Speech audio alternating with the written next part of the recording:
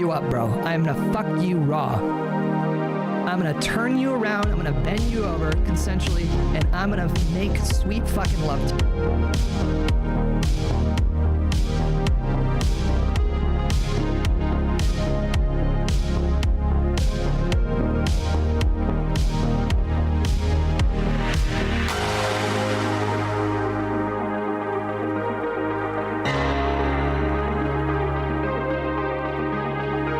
When we were at Whipple today, we just were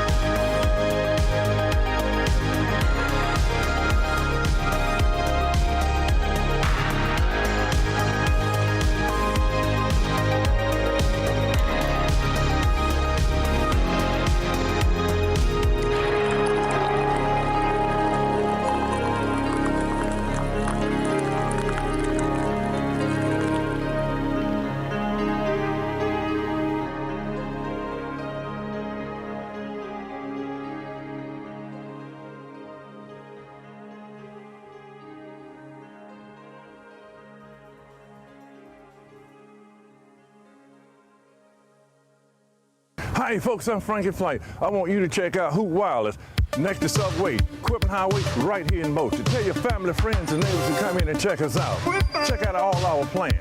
That's and much more Hoot Wireless. Hoot Wireless. Lady Jock, come in and check out Julio. He'll hook you up right here. Hoot Wireless. Hoot Wireless. Hoot Wireless. Come and check us out. We got everything you need as far as wireless goes. Hoot Wireless. Don't forget to check out Hoot Wireless next to Subway, Quitman Highway, right here in Motion. Hoot Wireless.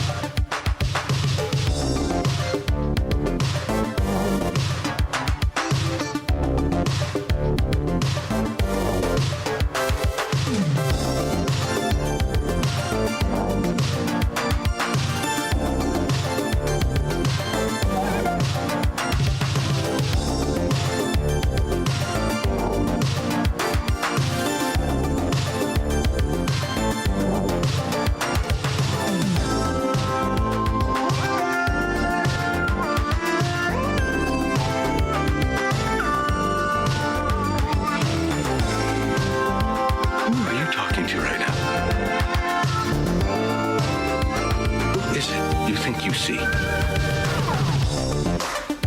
I am not in danger, Skylar. I am the danger. Done with this meal. I hate all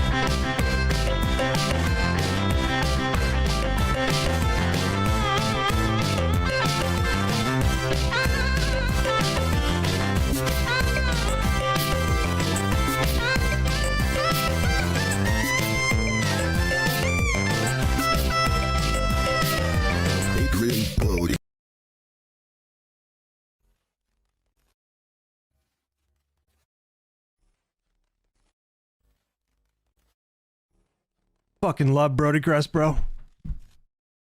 Fucking love that song.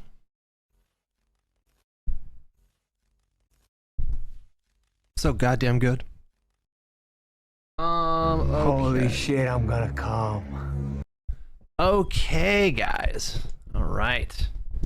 Let me just, there we go. Okay. All right. Okay. Welcome to the stream today, guys. Good morning, everybody. How are we all doing?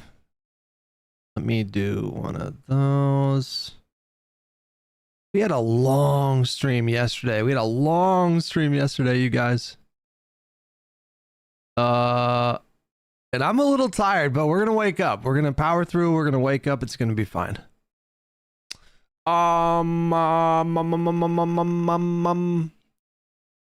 The Legacy Engage, Ian, Dixon, Real Furious, Styles, Rover, Grover, Rain, King, Keep It On, Nags, Games, Owlish, Jay, Stan, West Wendigo, Sham, Lopsided Pixel, Jaji, Narrow, Hippie, Knock, Major Allsham, Kieran, Wuda, Fu, Shadow, Moses, Gallstone, Rikoshu, Snorlax, Swannybird, Caramel, Harmon, Canuck, Smodge. Good morning. Hello. Let's just jump right into it. We have I don't even know, man. Politics is just popping the fuck off in January, and I don't even know where to begin. Some people were saying Destiny had a really funny interview last night, or rather a debate. Pete Buttigieg put out a video. Pod Save America interviewed Tim Walz. The Trump administration is admitting that CBP broke protocol in Minneapolis when they murdered Alex Preddy. Where do we even begin? Guys, the Sean tweets, my God. What is it so hard to take some fucking pride in your work, you guys? Is it that hard to do a cursory amount of research? Is it that hard to just literally just not make things up? That's fucking crazy. Imagine, engaging in political debate and you just make stuff up. Who does that? Who the fuck does that? I don't understand. Making up claims? Hello? Jesus Christ.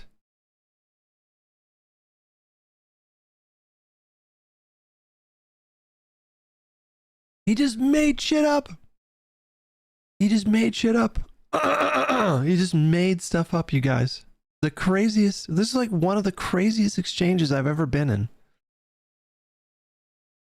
Swannybird with $5. Those special election results last night were crazy. Imagine being a Republican running for election in Minnesota right now. I didn't catch any of the special election news last night. I missed that. Turns out a lot of people do. Let me show you this thread, you guys. It's amazing. It's fucking incredible that people do this. They just make stuff up. We overperformed by like 20 points. Nice. Okay, I did see that. It was like a Kamala plus 72 seat in 2024, and then the person won last night with a share of like 90% of the vote or something like that.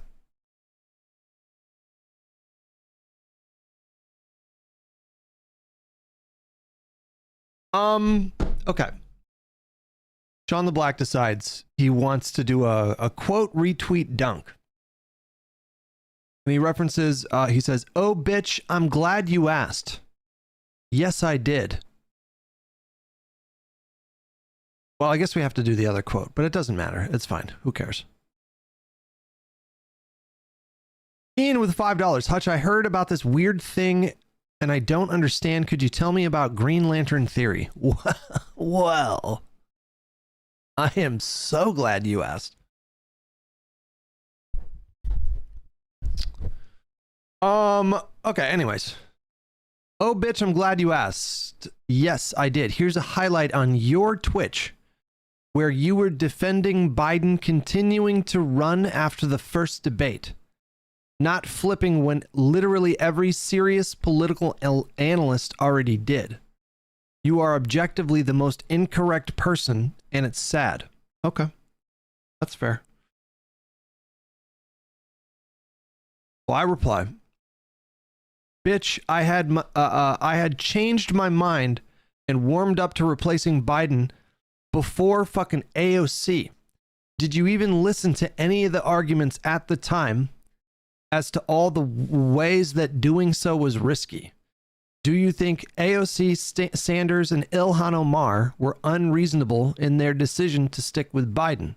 I don't remember, or I don't know if you guys remember, but these three, the progressive wing of Congress and the Democratic Party, they were pushing for Biden to stay in the race.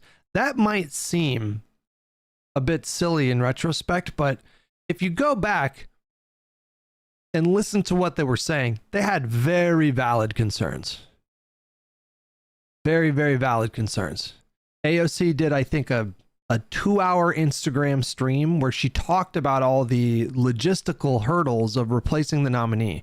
She had concerns about the legality of transferring all the donor campaign money over to Kamala. She had doubts about Kamala's ability to garner support from unions and other Democratic Party aligned groups. She went into a lot of detail about it, and the stuff that she was saying at the time was accurate. It was very risky. You also have to remember that Kamala, before Biden dropped out, do you guys remember Kamala was polling less than Biden? And it was obvious that if Biden dropped out, she was going to be the nominee. Now, of course, nobody knew that Biden was going to drop out and endorse her. Nobody knew that, but everybody understood, everybody understood that Kamala was going to be the successor.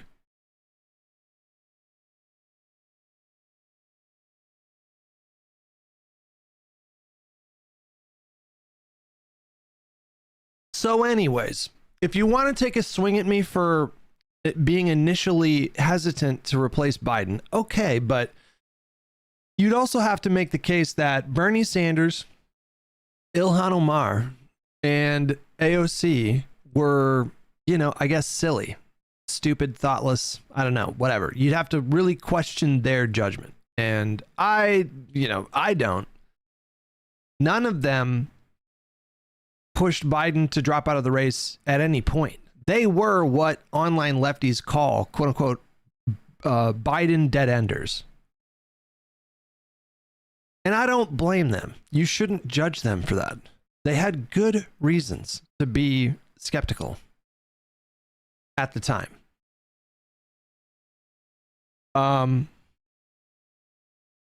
Fuck. Where's the rest of it? Okay. What the fuck? How come I can't see the rest of it now? Wait a second. Hold on.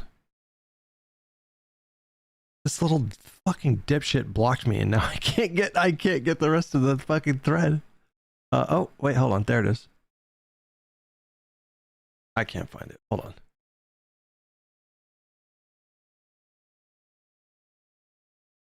on. Okay, so I say, do you think AOC, Sanders, and Ilhan Omar were unreasonable in their decision to stick with Biden? He says, yes. Yes, they were. But at the very least, they most definitely made deals for concession from him while doing it. You, on the other hand, are a cuck with bad political instincts who constantly backs the wrong horse. And this is yet another example. So we have to pause on this for a sec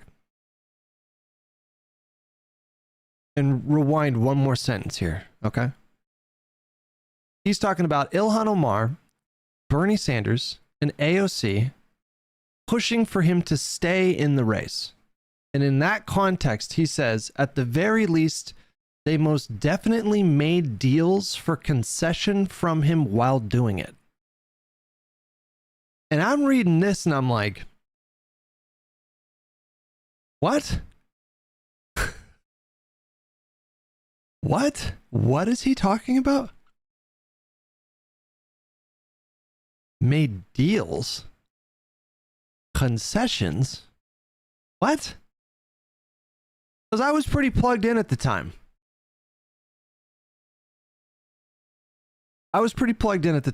And I have no memory of any of this. Concessions? Deals? What? So I get a little curious. Sean, quote, they most definitely made deals for concessions from him while doing it. What in the blue fuck are you talking about? What concessions? For what? Could you even articulate what their concerns were without Googling? List some. Tell me why you think they were unfounded.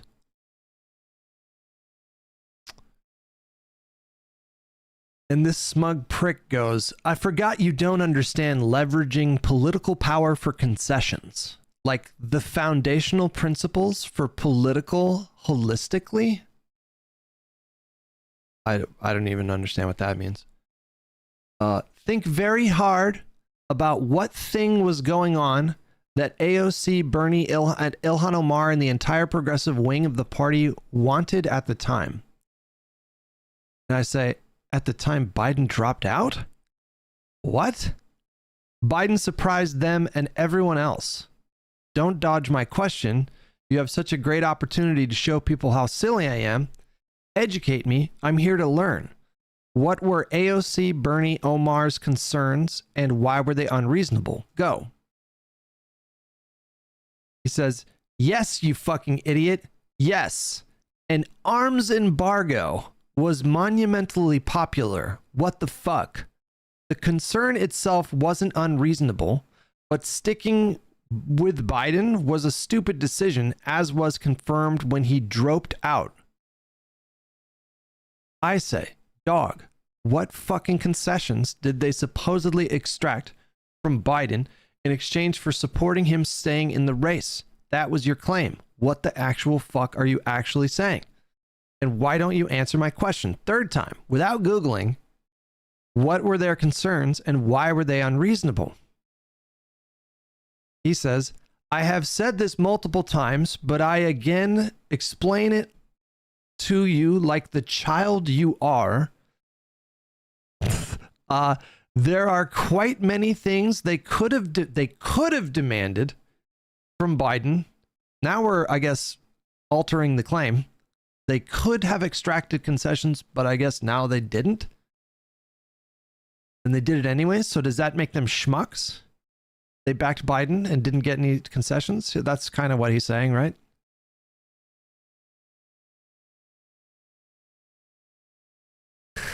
I've said this multiple times, but I again explain it to you like the child you are. There are quite many things they could have demanded from Biden in order to pledge their support, but one that was on the minds of all their votes was a pledge to end arms to Israel.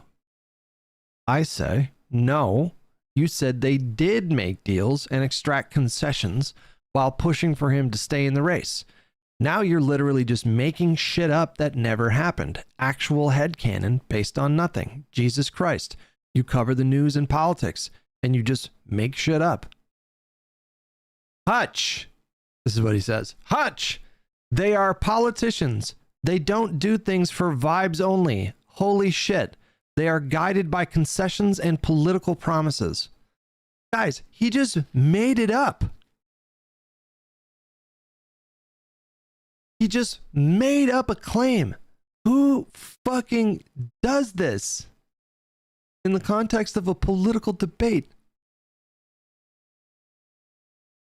He made it up to avoid condemning them too harshly for still backing Biden after the debate because he aligns with them politically. So he just made up this thing. Oh, well, you know, obviously they were extracting concessions. And his leftist, his online feeble, idiotic leftist brain can't even conceive of the idea that they pushed for Biden to stay in the race because they actually did think that he had the best chance of winning. and not for any kind of like concessions on Israel. He just doesn't process the idea of them taking actions in service of like the Democratic Party. Like he can't even conceptualize that they were motivated by a desire to win, for the Democratic Party to win. And he invents this headcanon. Well, you know, I think they made a mistake backing Biden after the debate, but at least they were extracting concessions. What? I don't understand how people operate this way. I really don't. Imagine covering the news and politics every day for a living and just making stuff up. Just making stuff up in the context of a debate. That's insane to me. What the fuck? I can't believe that people do this. Take some fucking pride in your work. For the love of God, take some fucking pride in your work. You don't have to just like make stuff up. Echo Soldier with 9 months. Hello from the Netherlands. You bald freak. I love you. I love repping my LA hat overseas. Cheers, buddy. Thank you. I am bald like Hutch with $5. Can you please review your subreddit before we get into politics? Yeah. Okay. Yeah. Hutch poll. Oh shit. Look at that. We got some posts going. How many members do we got so far? Where does it say? Weekly contributions, 53 weekly visitors. What the fuck? When bald man gets caught with ice cream to avoid streaming. What the fuck?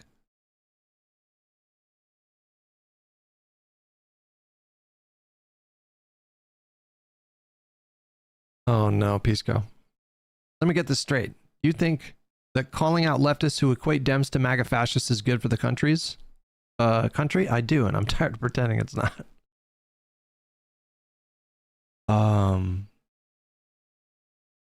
Seems like the rumors are true. People were asking me if I'm growing my hair out again. I'm not. I do like a clean shave of my head like once every like week and a half. I got a little fuzz going on.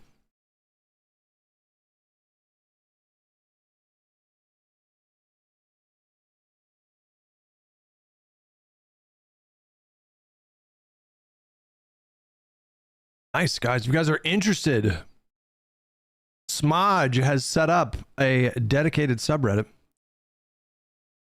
A lot of you guys missed the debates that I was having last night, bro. They got crazy, stupid, like some of the dumbest debates I have ever had. How many of you guys were here for the debates last night? Particularly the last debate last night. The last debate was the craziest. Just type yes or no, because I feel like I want to show that last debate to you guys.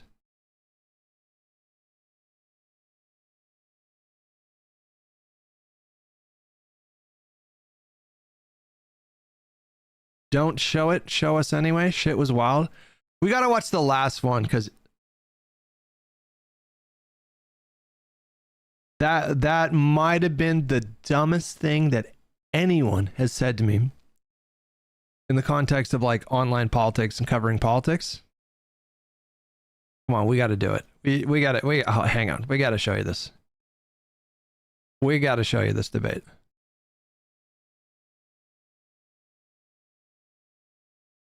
He really thought he was cooking too. That's the other thing. All right, let's watch this, man. It is so good. It is so good. We can pick on one more group after that if you want. Oh, it's up to you guys. I'm for whatever. Okay, welcome callers. What do we got? What are you, team Hutch or team Pisco, and why? I am team Hutch. Hey, Wick. Are you Team Hutch or Pisco? I'm definitely Team Pisco. Perfect. Wonderful. I got a good mix. Okay. So explain why you're Team Pisco, then I want to know why you're Team Hutch, and then we'll discuss. Go ahead.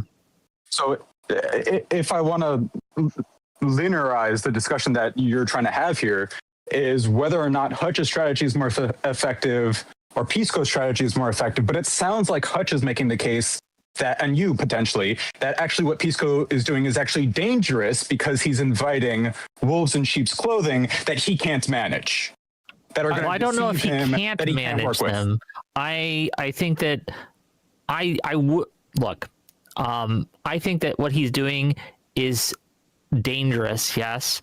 In that he's inviting people in that are going to leech off of people who would otherwise be Democratic.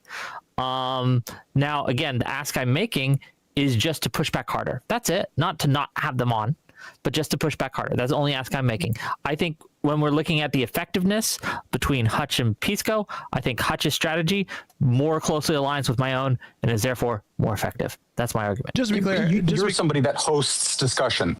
You don't do like reacts generally. So you do have different streams. Generally not. I don't do reacts usually. Hutch, did you have something to say? Well, I was going to say I wouldn't say that what Pisco is doing is dangerous. I wouldn't use that strong of language. Dispel, are we familiar with this person? Have we engaged with this person? Apparently they're a streamer. The Discord is. Or were they in my Discord? Were they in my community? Dispel is a smart guy. I think he plays a character. I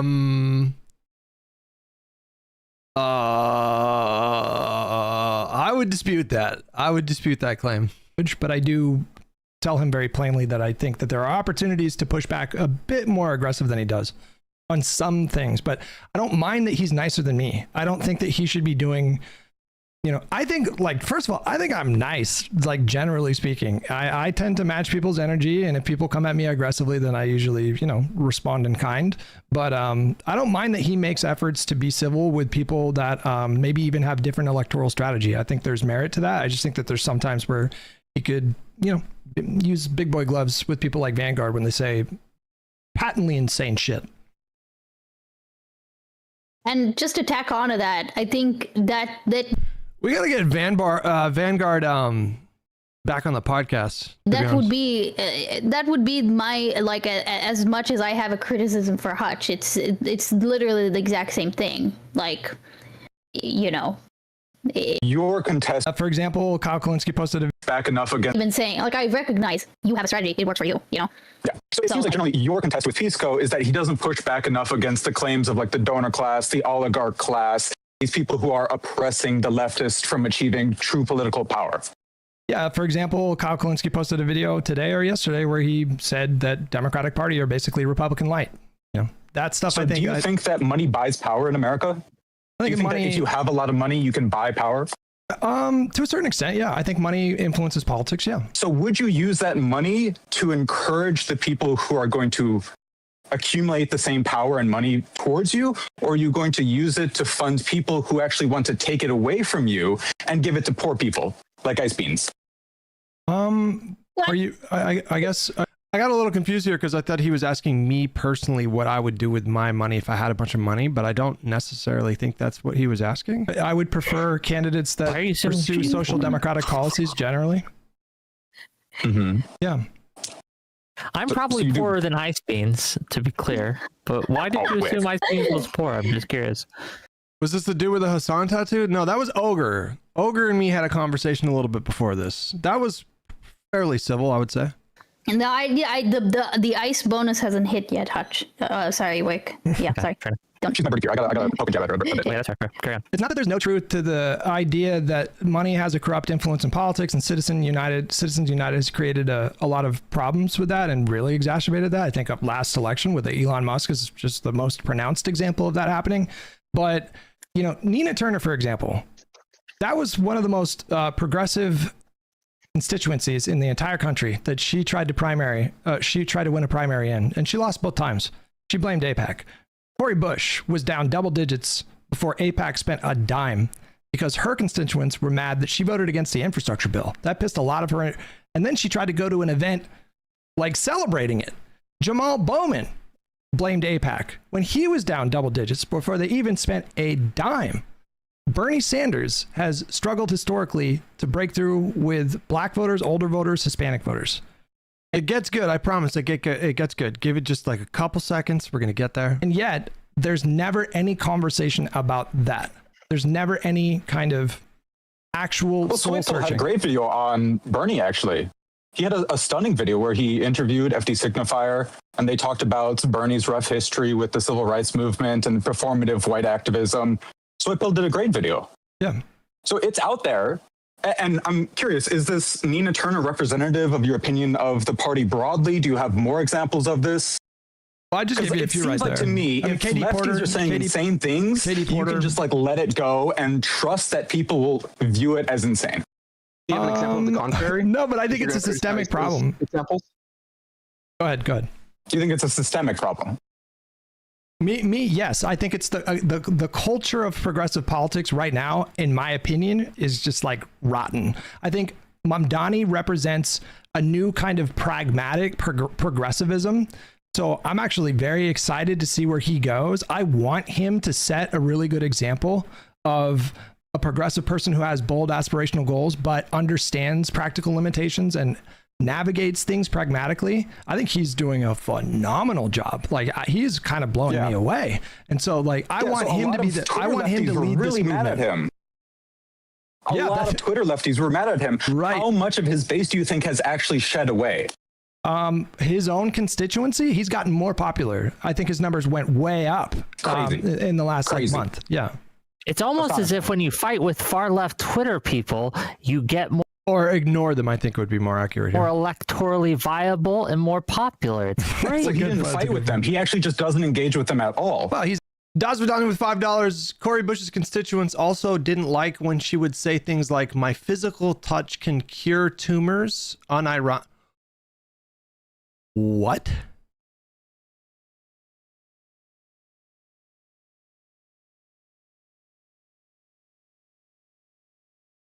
Huh?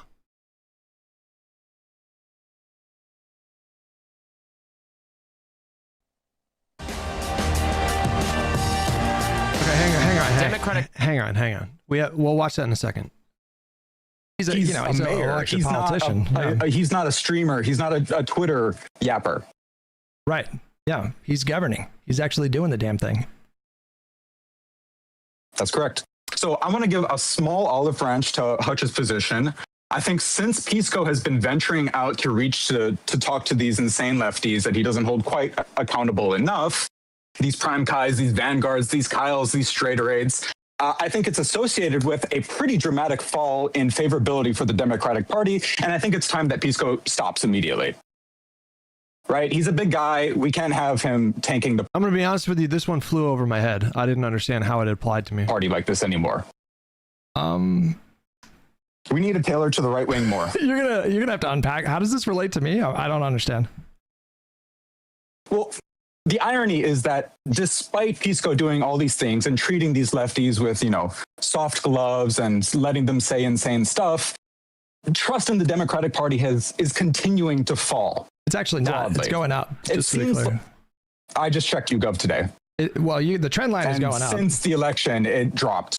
Well, since the election, it dropped. I think I was wrong about this. I heard somebody make the claim, and then I didn't fact check it, so that's my bad. But I don't think it's necessarily true that the trend line is going up for the party right now. Maybe for individual races. Radically. I mean, if you go back and you look in 2014, Republican voters polled their party lower than Democrats did after 2024. It's actually kind of normal for a party to drop in favorability quite a bit after they lose political power. I mean, they're losers, right? So like, oh,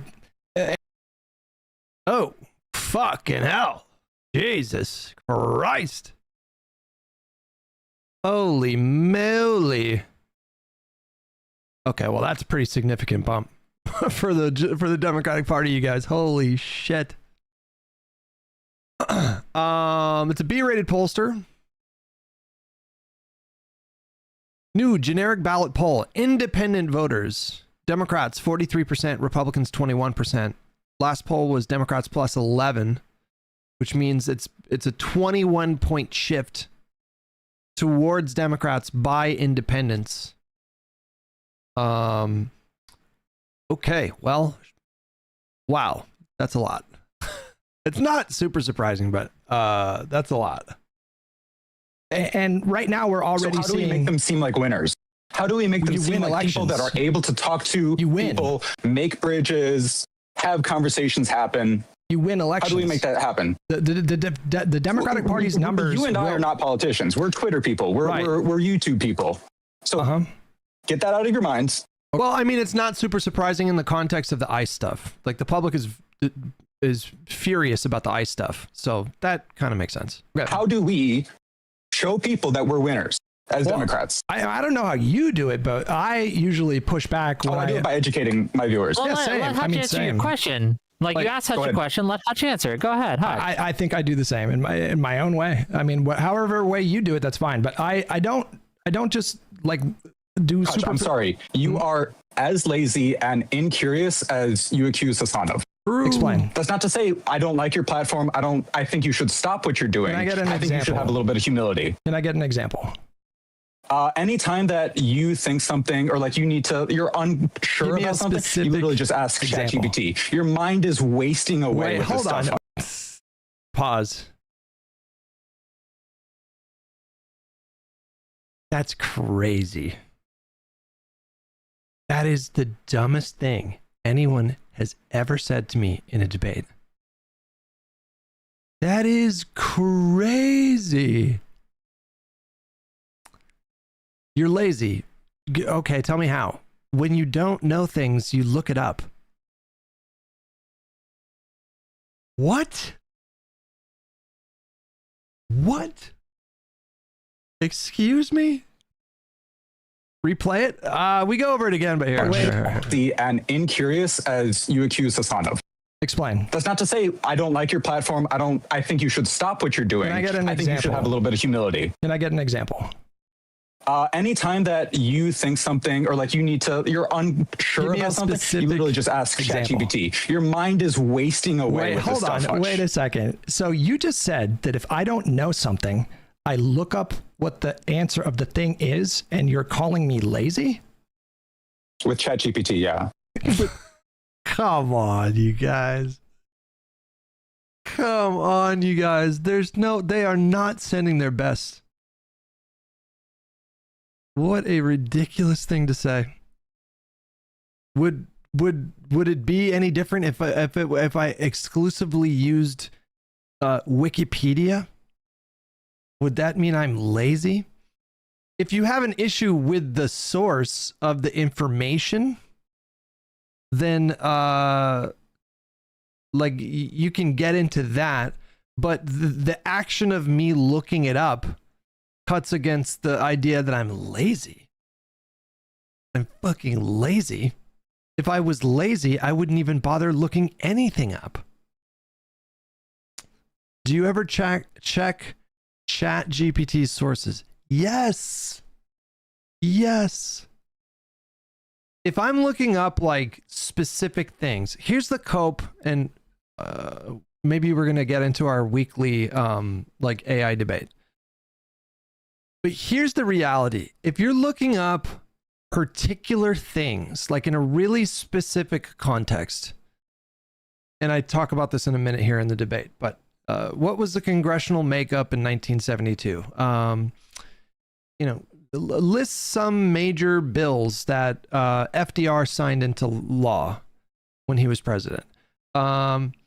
What was the popular vote tally in the 2008 election? When you ask it like really specific things like that, it's very good and reliable. And we can test it right now if you guys want to. You guys want to test it? We can test it. I'll bet you if you guys give me 10 out of 10 questions to ask, like specific things, it's going to get 100% of that right. Where I think ChatGPT starts to struggle is when you get into the really comprehensive answers. It does hallucinate sometimes. That's true. It does hallucinate sometimes. But if I ask ChatGPT something specific about like an election result from years ago, I do click on the source every fucking time. Okay.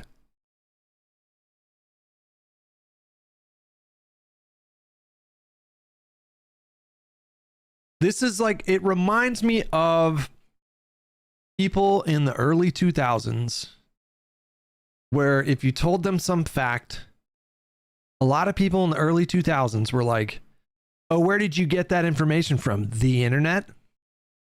Or in the mid 2000s or early 2010s, people would say stuff like, oh, where'd you get that information from? Wikipedia? That's what this sounds like. But the idea of me being lazy and incurious, and his reasoning is that I look things up, is the dumbest fucking thing I've ever heard in my life. Also with a Google search engine. Look, Hutch, I stopped watching your stream for a reason. Bro. You just called me lazy and your reasoning was that I look things up. Lazy and incurious. You just said I look things up when I don't know things. Am I incurious? Like am I incurious or am I curious? With like winners and losers and Democrats, right? You're not accurately representing what I'm saying. What have I gotten wrong? Just real quick, I just need to call this out because it's important. Hold on. Whatever reason, it's important I push back against me. Wrong? Hold on, stop, please. I don't know why people keep talking over me all the time on my own show, but whatever it is. Like, but this whole thing, like, I think it's important to push back. Like, how dare you not know things just out like from the womb, Hutch? What are we doing? How dare you get on stream not knowing things? That is the most irresponsible thing that I have ever heard. And when you don't know something and someone brings up something you don't know, you fucking look up the answer. That's cheating. Okay. ChatGPT is a useful tool. So ChatGPT, if you ask ChatGPT, for example, like, you know, what was the congressional makeup in well, now I'm just repeating myself. 1972. It's generally pretty good at that stuff. And you click on the sources, or, you know, or tell me what the poll said about this issue at this time. And then you click on the sources. If that's your biggest complaint about me, I also use search engines. Wikipedia, is that lazy? I find that preposterous. The idea you try to make the case that I'm lazy, and the way it gets even worse too, bro. Where he goes in just a second, it gets even worse. Tried to make the case was by saying that I look things up when I don't know the answer to something. Bad Company with $10. Seems to me these people think you argue with lefties because they follow Hassan. Reality is you argue with these people because they shit on the party. I don't understand how they don't get it.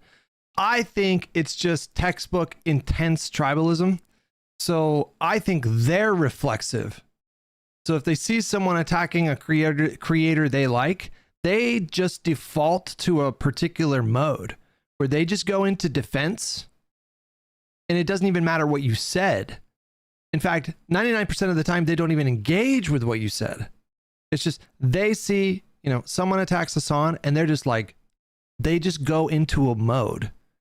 And then you get the kind of canned responses of, you're just jealous, you're a Zionist, you're a Destiny Arbiter. Or they find old clips of yours that are like wildly out of context, or they just make stuff up. You got paid to do propaganda for Israel. Like they hit their talking points because they're just very reflexive about it, and they cannot comprehend the idea that someone could be having like a substantive disagreement with this creator that they like. They just can't fucking comprehend that, which is why you never see them actually like engage in the substance. They just never do that. Well,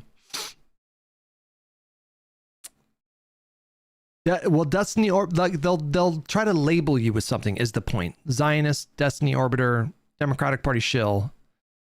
They'll just try to find labels because in their minds they think that that's a justification to just dismiss what you have to say. I think it's also like a unconscious defense mechanism because quite frankly, when you have conversations with these people, fucking none of them are capable of having the conversation that you're trying to have. Like none of them know enough about the subject that you're talking about to actually dive into the subject.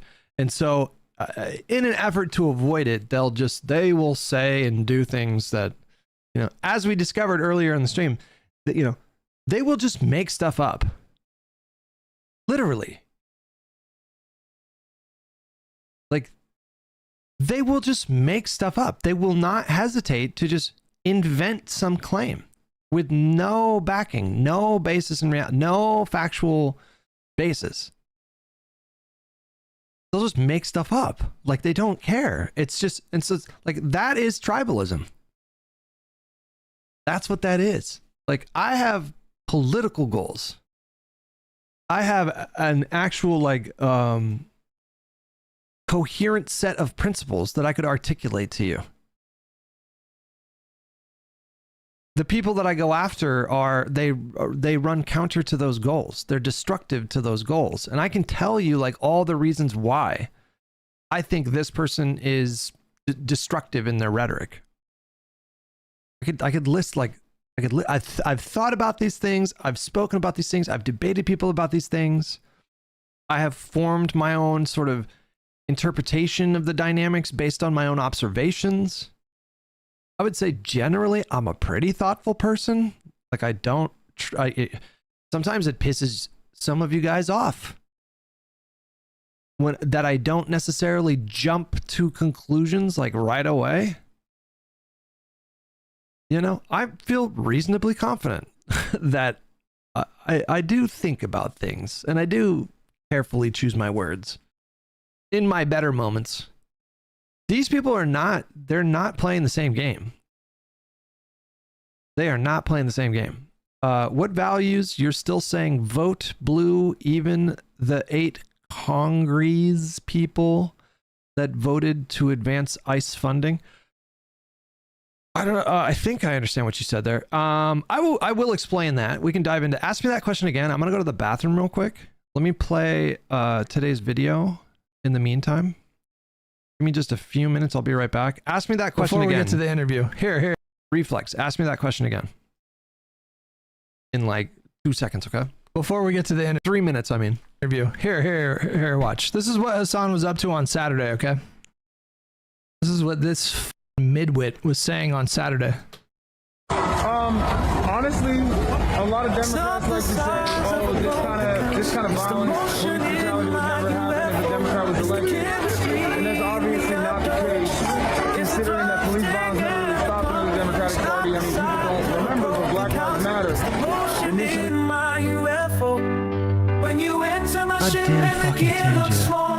No. It started at Ferguson, and that was under Barack Obama. There's a couple things to say right away in the first 21 seconds of this video.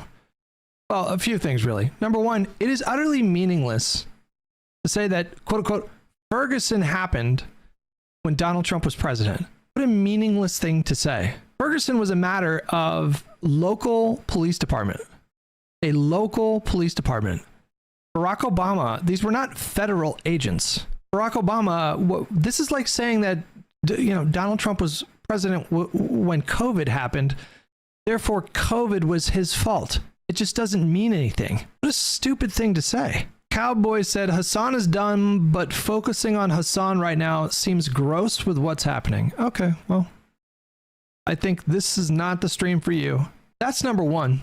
What a meaningless thing to say. Ferguson happened when Barack Obama was president? Excuse me?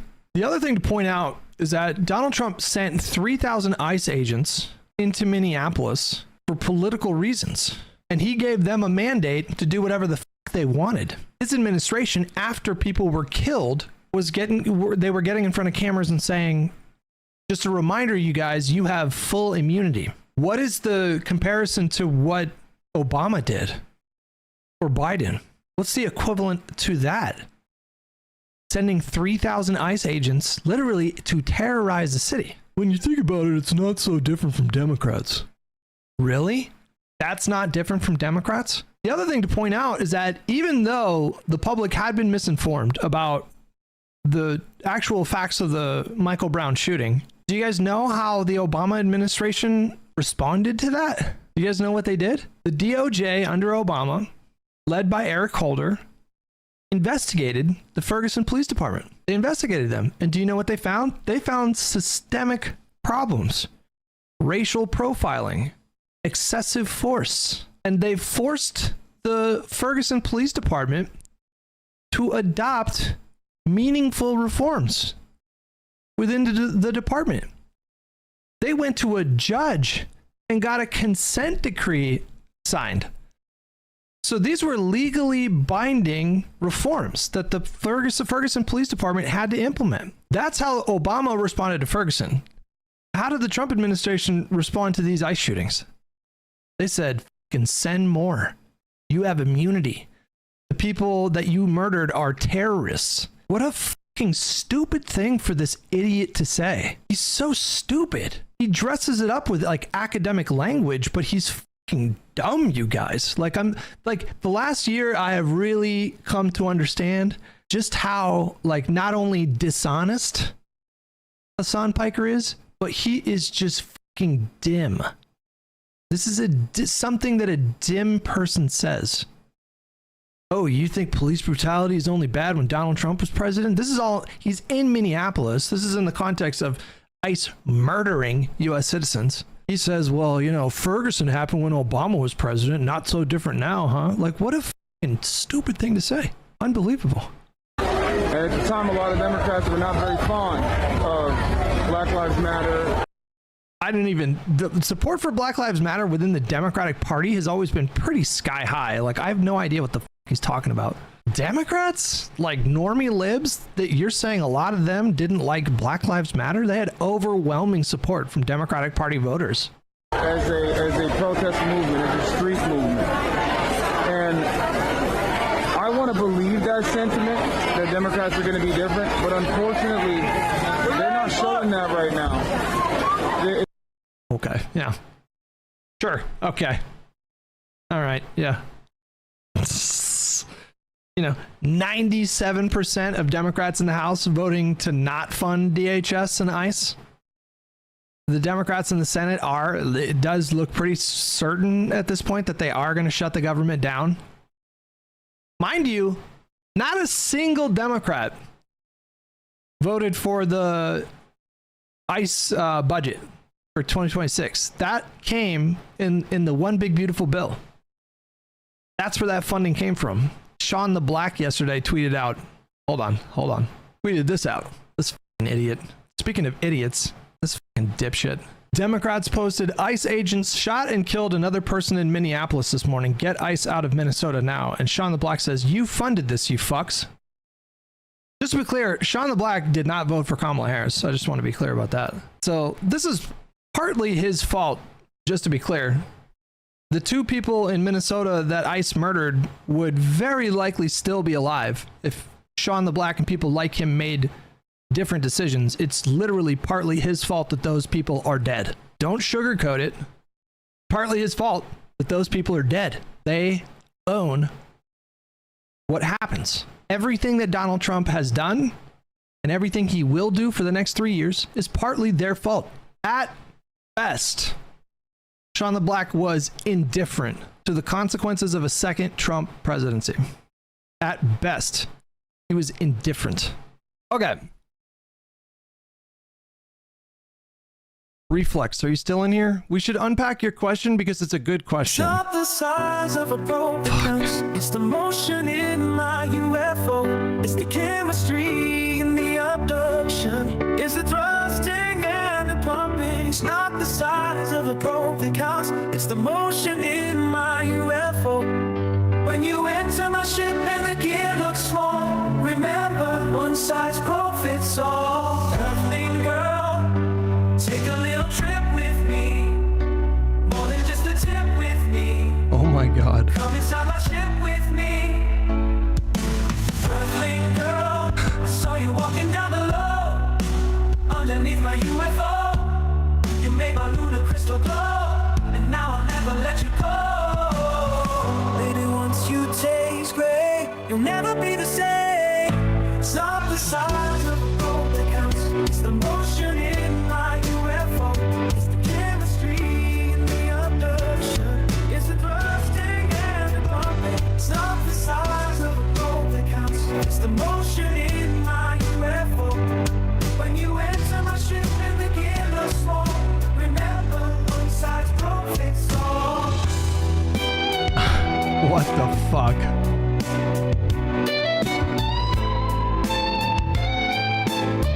Can I say something? Can I say something without people getting mad? Darling, when you enter my ship and the gear looks small, just remember one size won't fit all. Can I say something without people getting mad? That kind of slapped a little bit, didn't it? It wasn't bad. Did music just objectively get so much worse after the 70s?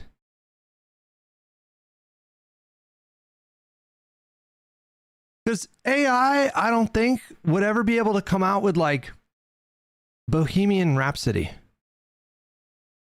Wait, hang on. That was in the 80s. Could AI have come out with like Freebird? You know? Could AI have come out with like Stairway to Heaven? Or Sgt. Pepper's Lonely Hearts Club Band? Dark Side of the Moon? Fleetwood Mac Rumors? You know, I just...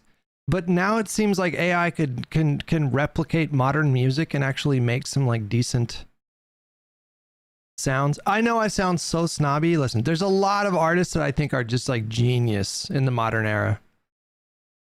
My Mount Rushmore of albums. Okay, you guys ready? Radiohead. Oh God, I have to pick one. Fuck. I mean, it's got to be OK Computer, but fuck, man, I don't know. It kind of has to be OK Computer, but like Kid A, you know, In Rainbows.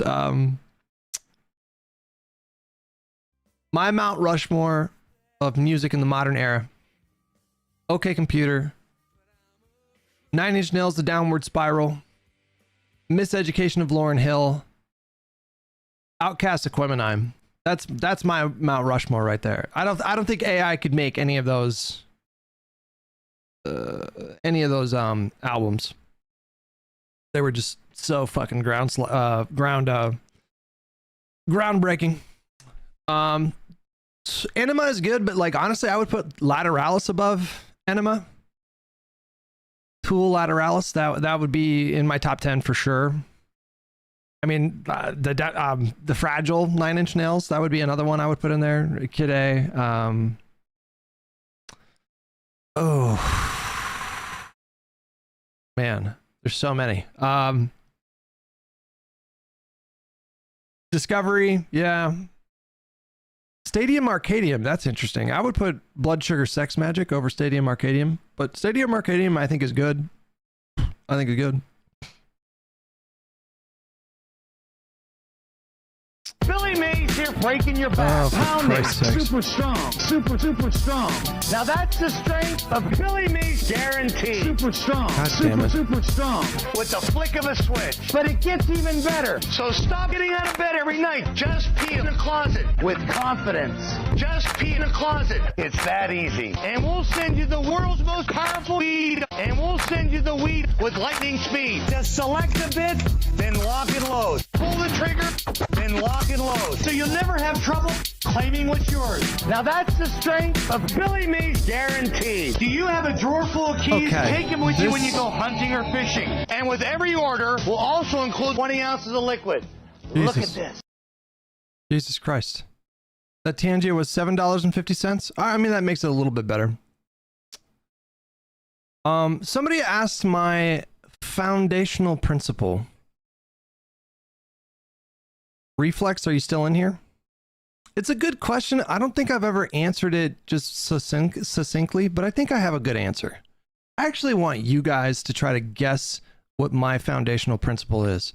Beyond specific political contexts, this principle, I think, applies to everything in life. Come at all costs. Close. Cal, yeah. I mean, Cal, you could, I mean, if you could condense it into one word. Usual suspect, yeah, you know, yeah. My principle is when we make decisions, or when making decisions, one should let me think about this. Hold on.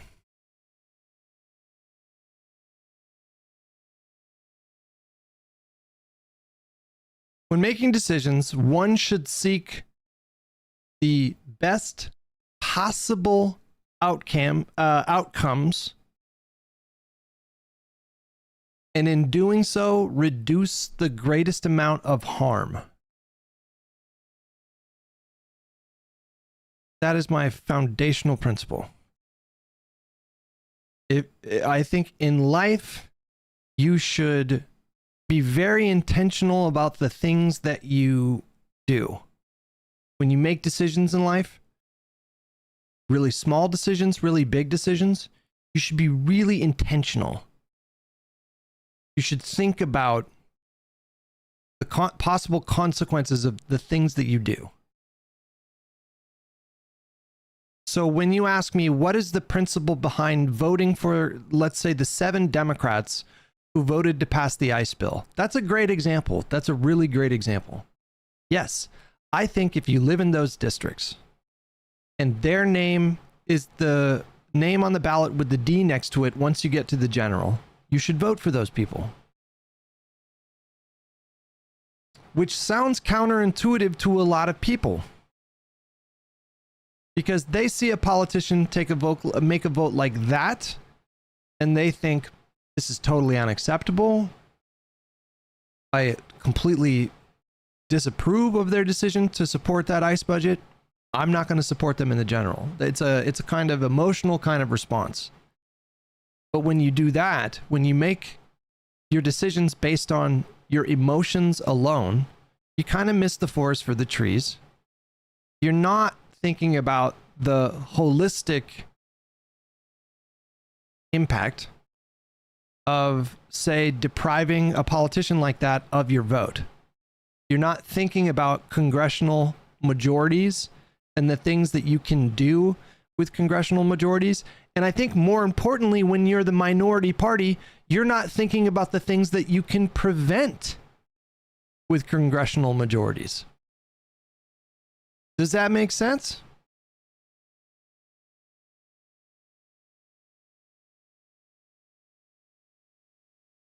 I think there's not enough people thinking about the impact of having a congressional majority versus being in the minority. Not enough people think about that.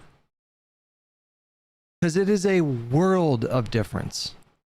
And anytime you say, well, what's the point of voting for Joe Manchin when he is basically just a Republican? There's 2 enormous flaws with this particular example. And it's an example that I've heard from people about 1 billion times. There's 2 fatal flaws with this logic. The first one is, it's just factually not true that Joe Manchin basically voted like a Republican. That is just factually not true. You can look at his voting record. He was voting with Democrats the vast majority of the time. I think Kyrsten Sinema had a worse record than him on that front, but I could be wrong. So that's just not true. And second of all, the point of voting for Joe Manchin, even if the first thing was true, let's say Joe Manchin voted with Republicans 80% of the time.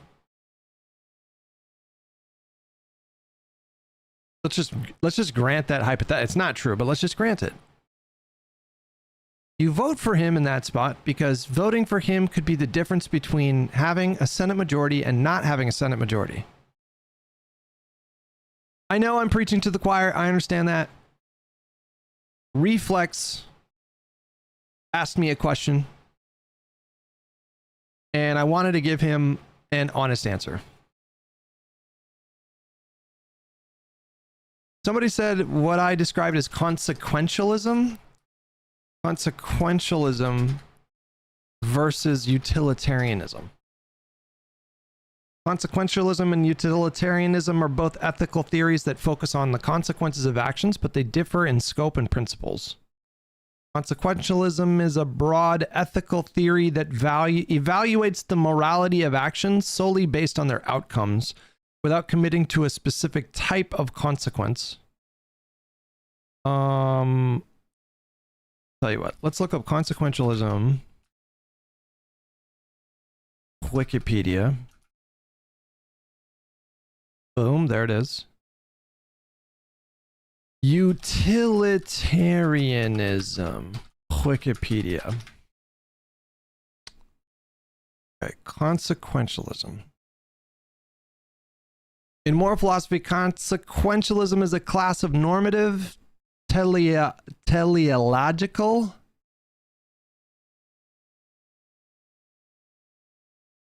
is a branch of causality giving the reason or an explanation for something as a function of its end, its purpose, or its goal, as opposed to as a function of its efficient cause. That's a little over my head, you guys.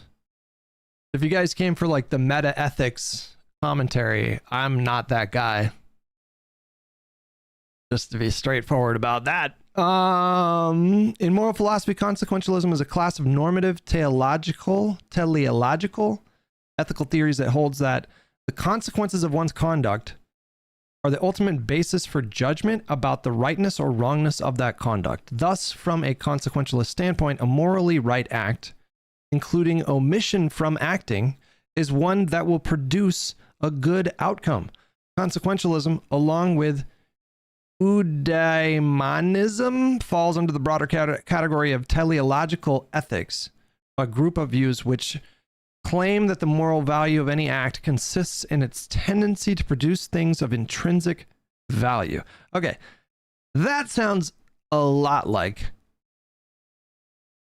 how I try to approach my life. Was not familiar with that term before. But that sounds really close to how I think about things. I try to think about things in terms of cause and effect, actions, consequences.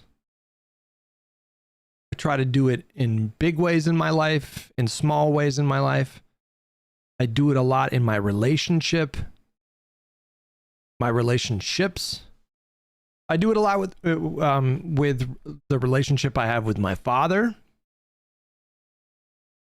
We have some pretty intense philosophical disagreements, very broadly, about life, social norms, political theory, and so in my interactions with him, as I've gotten older, and I was not always this way with him, but now that I'm a 42-year-old man, the way that I interact with my father is very intentional. I will select my words pretty carefully in an effort to make sure that he and I are having a good time, enjoying each other's company, and in my relationship with Esme. This is something that you learn, guys, in a long-term relationship. This is something that you learn, okay? Maybe in your 20s, and this was just the case for me, you just say the stuff that pops into your head. Maybe some of you guys that are in your 20s are more evolved than me, than I was at that age. But when I was in my 20s, when something popped into my head, a good deal of the time, I would just fucking say that shit. Okay.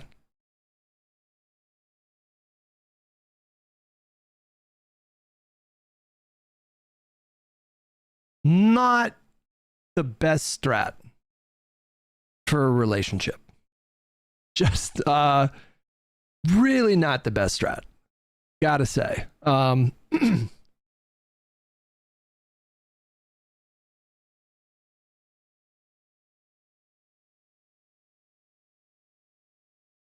Yeah, not everyone is like you when you were in your 20s. Just to be clear, I'm sure that most people in their 20s were more evolved than I was. It took me many, many, many years to learn lessons that people probably learned at a much younger age. But I would be in relationships, like, for example, I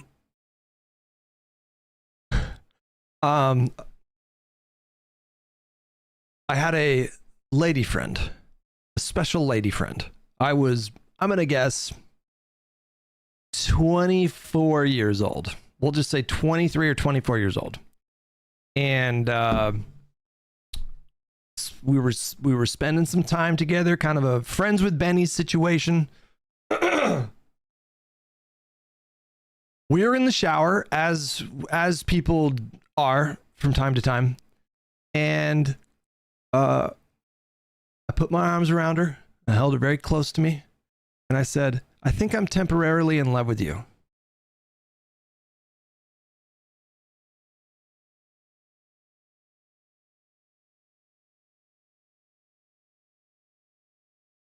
And I meant that shit.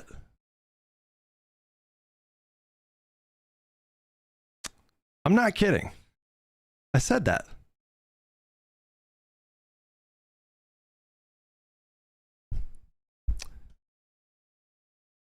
That did not last much longer.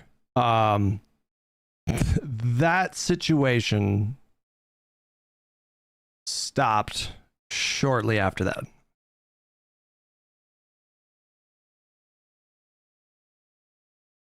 I just would say shit, man. I don't know. I would just say shit. Stuff would pop into my brain and I would just say it. You know, I didn't think about it. I would just said it. So, anyways, I think it's a good way to live your life to consider the consequences of your actions and your statements before you do and say them. It took me a lot of painful lessons to like learn these lessons, but at this point in my life, I don't say stupid shit like, I think I'm temporarily in love with you. I don't say that shit. Okay. Das Vidani with $2 ice beans in your chat. Which chat? Twitch or YouTube? Women, am I right? Can we analyze being bald from a consequentialist lens? Yeah, I think you can analyze anything, right? Like, I make a decision to, and then there's no hair on my head. You still say dumb shit all the time, let's be honest. I think even my long-term viewers would agree that I wild out way less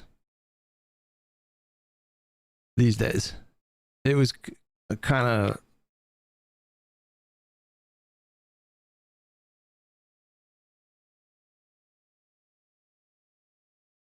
I think I was worse years ago. I think I was worse. I think I just fucking Andrew Wilson on Joe Rogan, get the fuck door. No fucking way. Are you kidding me, bro? Oh, I wish we could watch Joe Rogan on YouTube, but you can't. No way.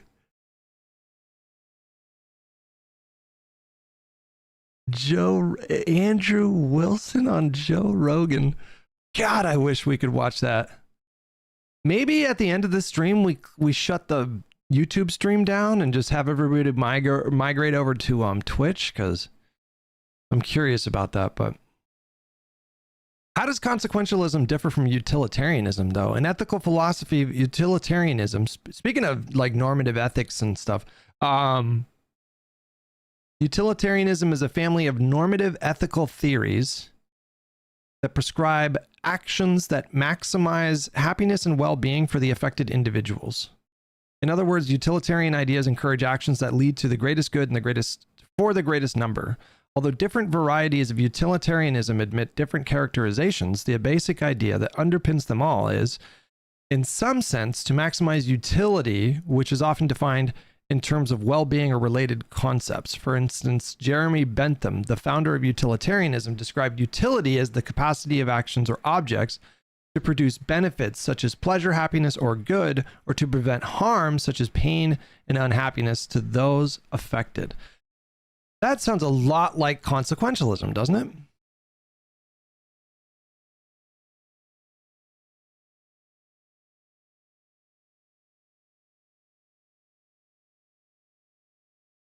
Consequentialism is a broad ethical theory that evaluates the morality of actions solely based on their outcomes without committing to a specific type of consequence. Utilitarianism, specific form of consequentialism. Oh, it's a specific form of consequentialism. Emphasizes maximizing overall happiness or utility, valuing actions that increase pleasure and reduce suffering. Interesting. Okay. Yeah, anyways, that's how I endeavor to live my life. I'm not always great. I don't always do the best job. How would you choose which consequences are the most worthy of consideration? While voting for Manchin-like candidate is positive for shorter-term majority calculations, it could also serve to normalize political behavior that's contrary to the interests of the party or their constituents. That would be bad for the long-term viability of the party.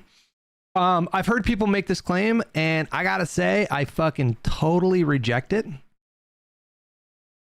This idea that voting for someone like Joe Manchin, maybe getting congressional majorities is good in the short term, but in the long term, he's going to turn off a lot of people, and that's going to pull people away from the Democratic Party. I just completely reject this. I also, apart from just like normative ethics and stuff, like my normative ethical foundations or like axioms, I also just really principally fuck with democracy.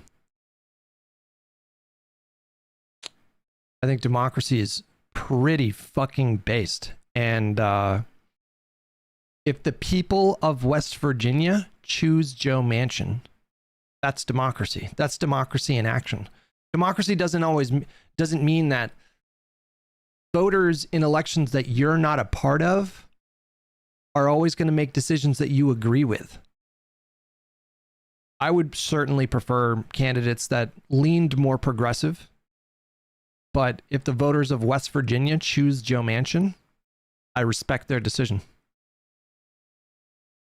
And I think we should always be the control of the Congress is so important.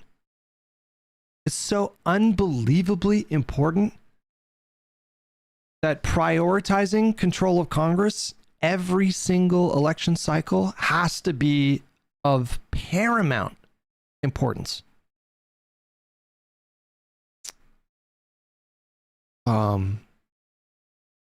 Icebean said, what would you say then is the measured consequence for those 7 Dems? Because I don't think it's unfair to say that they did not vote in the best interest of the people and Democrats.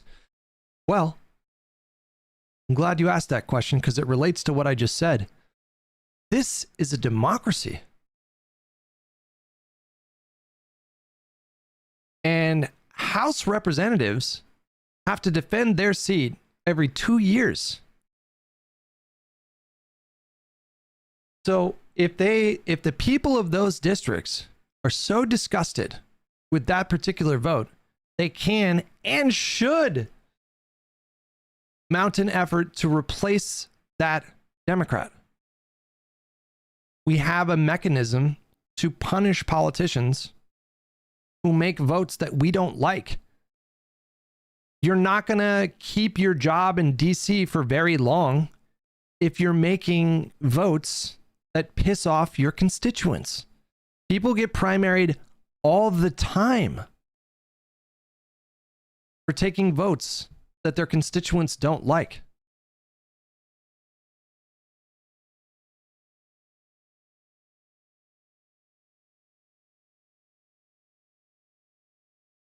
People have these reflexive kind of knee-jerk reactions when Democrats do take votes that they don't like.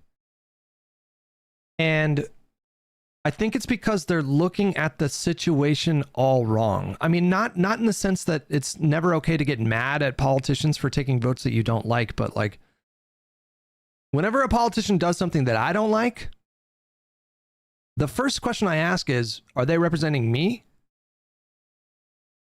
If the answer is yes, then I have the option of supporting a primary challenger, and it directly relates to me.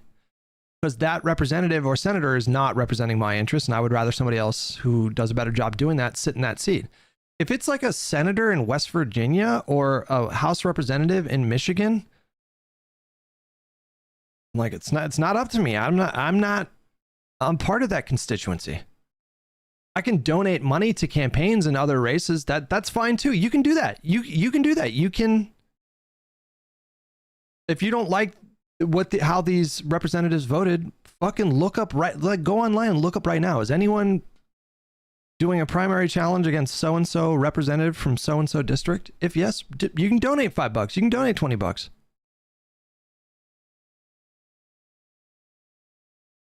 It's because democracy is fucking based. For thousands of years, human beings were subject to the will of tyrants, monarchs, warlords. And then like a few hundred years ago, well, technically the Greeks invented democracy like 1,000 years ago, but like modern liberal democracy is a relatively new system.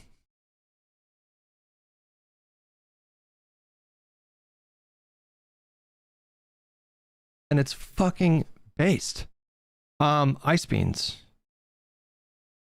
VIP. Okay. Fine. I'm not gonna lie to you. I don't know how to do that. Do I just /VIP?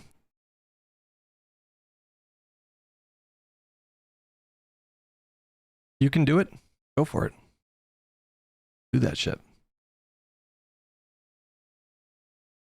Vadim has been training and sleeping at 5 times Earth's gravity. Good luck on Monday, pal. I think that got put. I think it got pushed. I think that appearance got pushed.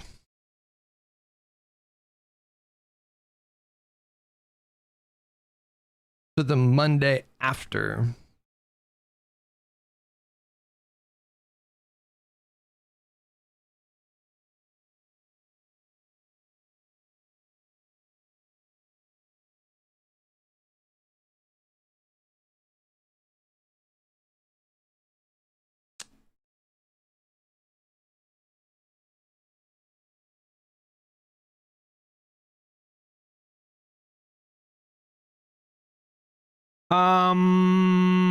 Okay, guys. Let's can I just say I think it's so shitty to shit on Tim Walz in this spot.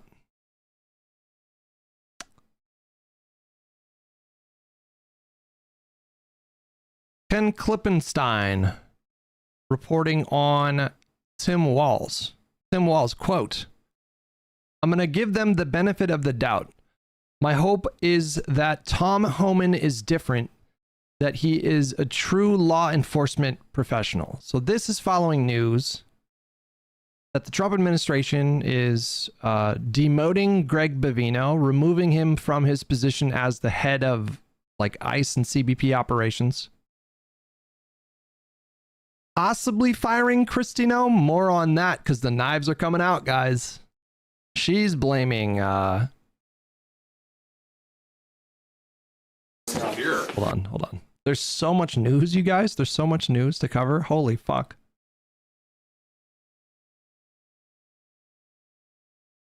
And the reports are that Trump had a phone call with Tim Walz. This is, of course, following weeks of intense political pressure and mounting civil unrest over these ICE murders. Donald Trump is saying stuff like, we're going to do de-escalation. We're talking about de-escalation. So clearly the administration knows that this is a massive liability, which means Trump is looking for a head to roll And Kristi Noem seems to be fighting back against the idea that she took all of these actions on her own. Now she's saying she was just following orders from Stephen Miller. There's some Axios reporting there. Regardless, this quote from Walls, in a vacuum, you might look at it and go, what the fuck? I'm going to give them the benefit of the doubt. My hope is Tom Homan is different. What a cuck. What a fucking cuckold. In a vacuum. But then you think about, imagine being Tim Walz for the last 3 weeks, 4 weeks. When was Renee Good murdered? Tim Walz, in my opinion, is currently facing, I think, probably the most difficult political challenge of any governor at any point in either of Trump's terms. You have federal agents that have killed 2 Minneapolis residents, and your job as governor is to serve your constituents, to do everything in your power to create the best outcomes for your constituents. That's your job. Your job is to not get epic dunks on Twitter. Your job is to not look the best on camera. Your job is to, you're in Walls' shoes right now, stop Minnesotans from dying. Like, do what you can to stop the political violence, or stop political violence from spreading. His job right now is to prevent widespread rioting. His job right now is to support Minnesotans, to use the tools at his disposal to conduct investigations and oversight. Enfen, what's up, buddy? That is his job. His job is to not look like a fighter to tanky dipshits.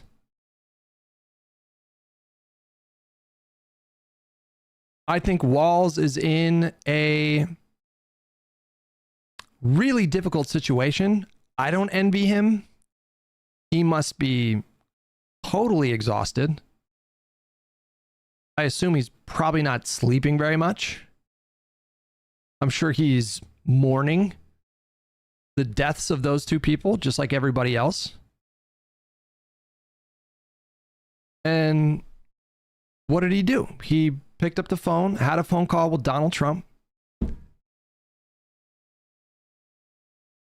And now it's announced that Tom Homan is going to take over the operations of like CBP and ICE in Minnesota. And so he had a phone call with Tom Homan, I'm assuming. And he's giving what is obviously a really political answer here, a really political kind of, this is a very diplomatic kind of answer, but he's obviously doing so with his constituents top of mind.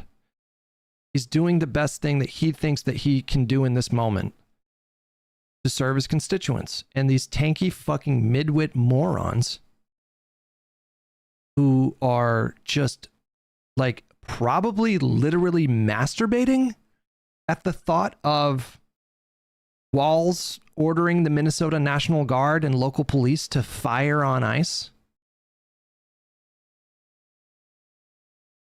And they turn around and are criticizing Walls, calling him a cuck.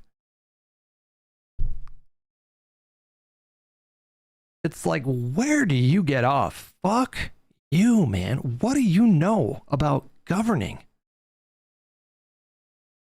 It really pissed me off when I saw this. Fuck you, man. This, like, Walls is, I think, in my opinion, Walls is doing a great job. He's handling this, I think, just about as best as you can handle this. Or as good as you can handle this. FBI executing search warrant at Georgia election office related to 2020 vote. Law enforcement official says. What the fuck? What?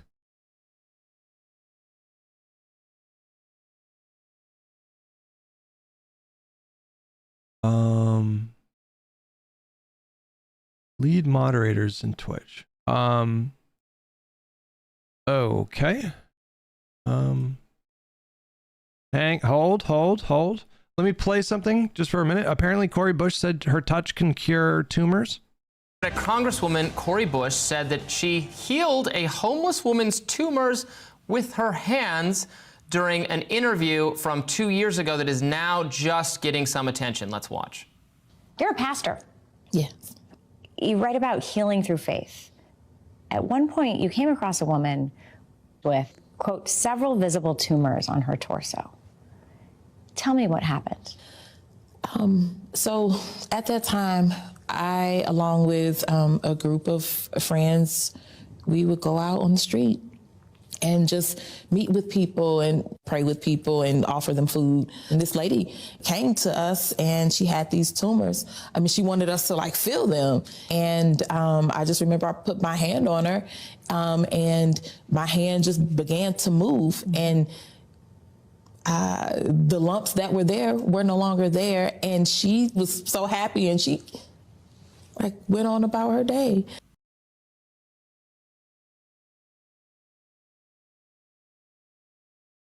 This was from a year ago? June 2024. She lost her seat in 2024. This is like, seems closer to 2 years ago. What the Conservative political commentator Matt Walsh of the Daily Okay, all right, I get the gist of it. I didn't know that. It's not surprising coming from her because that woman is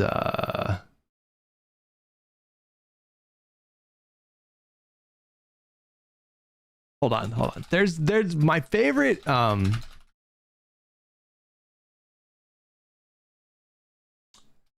my favorite clip of her is her celebrating the infrastructure bill at a live event, like a live press briefing from a Biden administration official.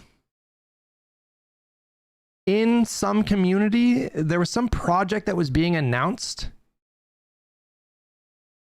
And she showed up to celebrate the new project when she had voted against the infrastructure bill. And somebody asked her, oh fuck, I can't find it. Is there a Jamie in the chat that can help me find this? Back to the Georgia election stuff, please. Cori Bush is out of power. It doesn't matter. She's running to primary again. She's trying to go for that seat again. We'll see if that actually happens, but Josh Hawley spoke to reporters on Capitol Hill this morning about the shooting. Here. I'm wondering the way that the administration move this right over here out of the doorway. The way the administration responded in the aftermath of the Alex Preti shooting. Can you defend how they came out and label this as domestic terrorism before there was an investigation? Well, I found the president's comments, it was either yesterday or the day before, where he said that he wanted there to be a full investigation. I thought that was exactly right and appropriate. He's called for, this is my paraphrase, turning down the temperature. I think he sent Tom Homan there to have it effectively a change in leadership. I think all that's good. But what about the Secretary and Stephen Miller and their initial comments right after this? Well, oh man, guys, it's bad, bro. They're all lining up. They're all lining up to toss Noam under the bus. Do you guys see it? The politicians, the pundits, they're all offering her up. They're doing their part to get the word out to their viewers and their followers. Everybody, we're blaming Noam. That's what we're going with. Guys, yes, the situation is fucked. We have to respond to it. We're blaming Noam. Everybody get on the same page. That woman is a dead man walking right now. I did miss a lot of super chats. Sorry about that. Let me get to these. McMitty with $5. I don't, I know the lead moderator thing. I'm not seeing this fucking, you're saying that there's a tool to change the lead moderator. What the fuck? It says so you go to creator dashboard, click on the community option. That's what community roles manager. Major all sham. Oh, okay. Hang on. We're gonna wait. Major all sham. Editor, moderator, lead moderator. Boom. Got it. McMitty with $5. Today I learned Fetterman only won against his Republican contender with 51%, and we recently lost the other Dem in Pennsylvania. The other Dem senator in Pennsylvania? When did that happen? 2024? Cavalcadle with 5 Canadian. If Andrew refused to debate Pisco before, he's definitely never debating him again now. True. Issue with $2. I've lost respect for you since learning you showered with women. That's fucking gross. Ugh. Ew. I'm gonna watch Shaun the Black now. A better person and soul. Dazadani $2. Ice Beans in your chat. Ian with $5. If you like 80s rock, my girlfriend's song Runaway by Tori V and the Karma could scratch that itch. I'm pretty sure she has a new song releasing tomorrow. Nice. I definitely fuck with a lot of 80s music. Tears for Fears. Oh my God. Fucking unbelievable. Like vintage 80s Phil Collins. Fucking peak. Depeche Mode. Let me take my pants off. Let's just get to it. Sinead O'Connor had some fucking boppers. I did not like the hair bands, the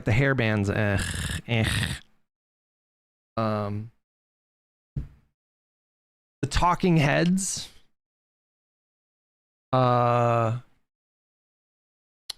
ELO, Electric Light Orchestra. There's a lot of like great 80s music.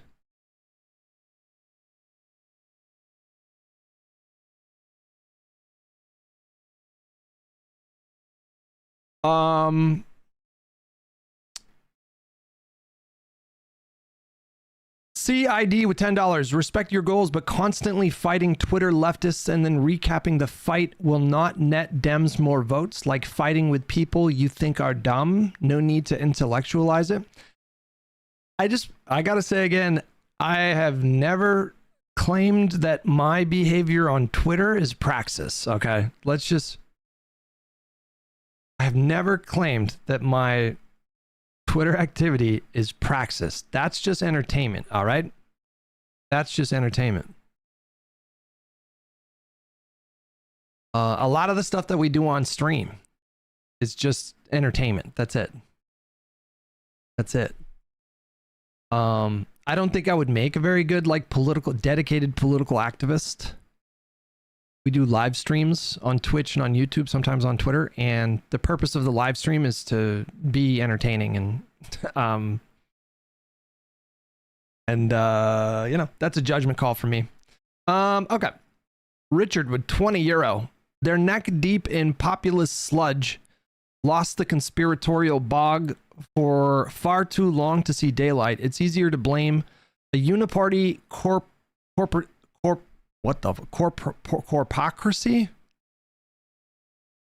than read policy, unless you're a tanky reading theory, i.e. total dog shit. I'm so sorry that took me 44 minutes. Richard, are you still in the chat? Richard, thank you so much for €20. Bad Company with $10. Seems to me these people think you argue with lefties because they follow Hassan. I think I already got that one. Echo Soldier with 9 months. Echo, are you still in here? I'm sorry that took me way too long. And now I am caught up. All right. Listen, I mean, a lot of people, I will just say as a former prosecutor, there's often in the immediate aftermath of an event like this, people have views before they've seen the evidence, before they know all the sides. And we don't yet have all the facts, but there's going to be a lot of process now around this. There's going to be, I'm sure, multiple investigations, probably court proceedings.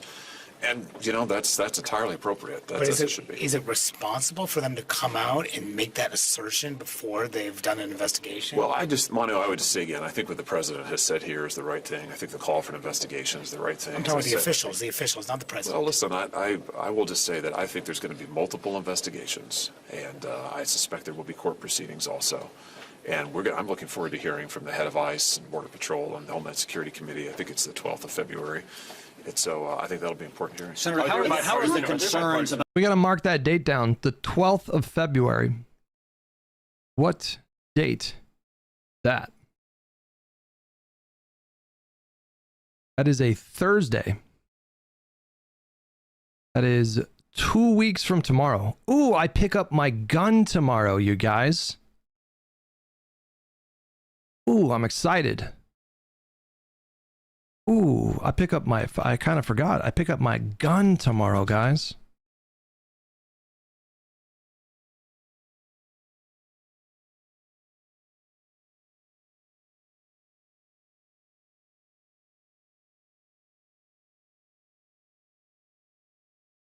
It's a pretty gun. It's a pretty gun. It really sticks. Look at this little guy. All the more.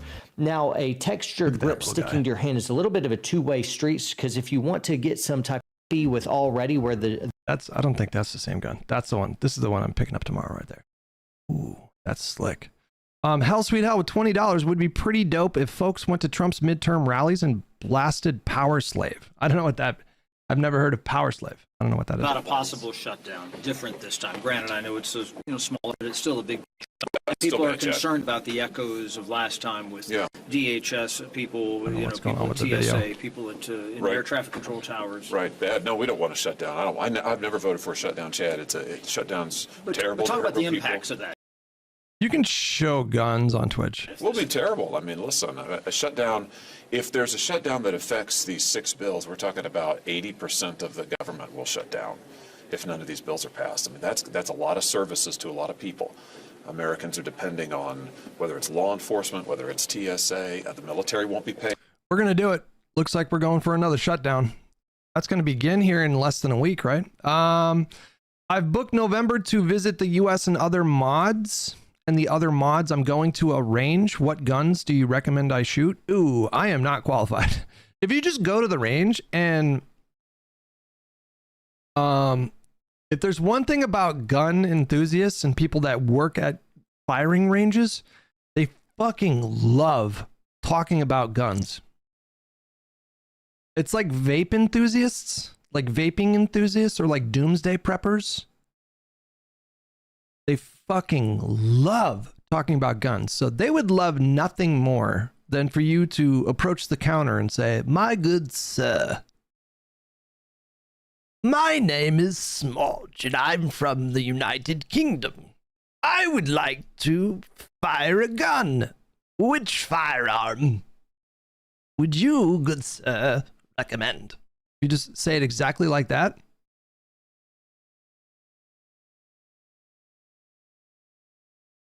There's a scene in the movie War of the Roses. Did you guys see that movie? It's so good. Or no, hang on. I think it's just called The Roses, and it's based on a story, War of the Roses. And it has that one British actress who is so good in everything she's in. And Benedict Cumberbatch. And they're this like British couple that immigrated from, Britain, and then there's a scene where they go to a firing range and it's so fucking funny. War of the Roses was also a real thing, not just a story. There's a scene where these British immigrants go to a firing range, and I don't want to spoil anything, but it is so fucking funny. If none of these bills are passed. So listen, we just can't allow that to happen. Are there reforms that you could get on board with to ICE, to the Homeland Security bill? Well, listen, we're going to have a hearing in the Homeland Security Committee. This video is cursed. I don't know what's going on with this video. Here soon, talking to ICE and Customs and Border Patrol, and I'm sure that'll be at the top of the agenda. But would you really willing to change this package in order to avoid a government shutdown? Okay, he's already said enough on that. Stephen Miller, you guys. Stephen Miller is now saying that CBP possibly broke protocol when they killed Alex Preddy. Did Do you guys see how bad this is for the administration? Do you understand how bad it needs to be for Stephen Miller to say that? The blame game inside the Trump administration, while the president says things in Minneapolis are going to, quote, de-escalate a bit. Homeland Security Secretary Kristi Noem and Stephen Miller, the president's powerful advisor, are taking heat over the deadly shooting of Alex Preddy and their statements after it. Miller described Preddy as a would-be assassin. Noem described him as a domestic terrorist. The videos clearly refuted those claims, and now Noem is facing growing bipartisan calls to resign, and Miller, in a rare retreat, is acknowledging agents may have breached. Oh man, you guys, the knives are out for her, you guys. Couldn't have happened to a better person. Protocol that he set, or the White House set, before the shooting. With us now, CNN's Betsy Klein and Jeff Zeleny. And first, I just want to hold up a flow chart, friend, of my understanding of the blame game here. There you can see, Homeland Security Secretary Kristi Noem is blaming Stephen Miller. Stephen Miller seems to be blaming Customs and Border Protection. Betsy, you're at the White House. Do I have that flow chart correct?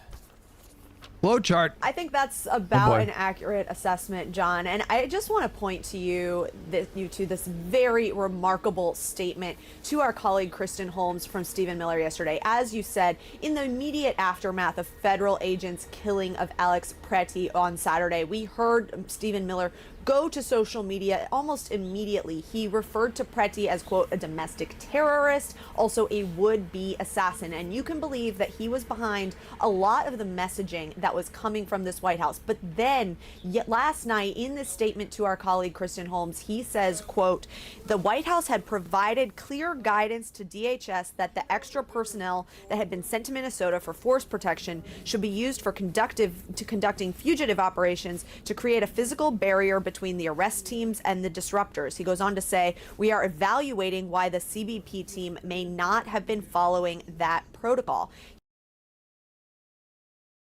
Do you understand how bad the situation needs to be for them to do this?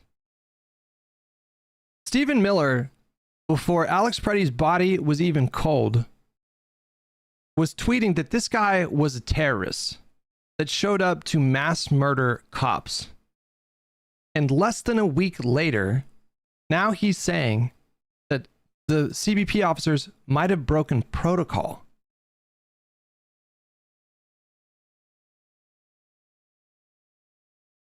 This administration is imploding. They are hemorrhaging support from the public. They are so bad, so unfathomably bad, incompetent, corrupt, authoritarian, that for the first time ever in America, a majority of Americans, including a majority of independent voters, want to abolish ICE. What? Would you have guessed shortly after the election in 2024, when we saw the exit polls, all of the robust data sets about where voters were at on the issues, would you have guessed in December of 2024 that a year later Americans would be calling to abolish ICE? Majority of Americans? That is stunning. That is a stunning shift. He also Murky Pie with 3 months. Thank you so much, buddy. Hopefully we get a blue wave and impeach these fuckos. Keep up the quality stream, bald man. I don't think we're gonna get a Kristi Noem impeachment, because I think she's gonna be fired in the next month, maybe even the next week.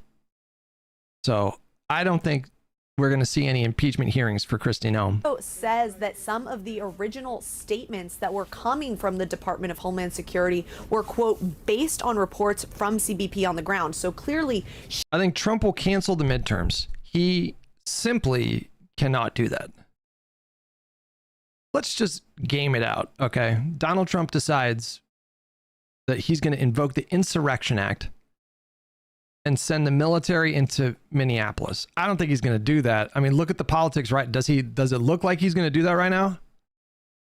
They're scrambling. He's up there talking to journalists saying, we're going to do, there's going to be de-escalation. We're going to do de-escalation.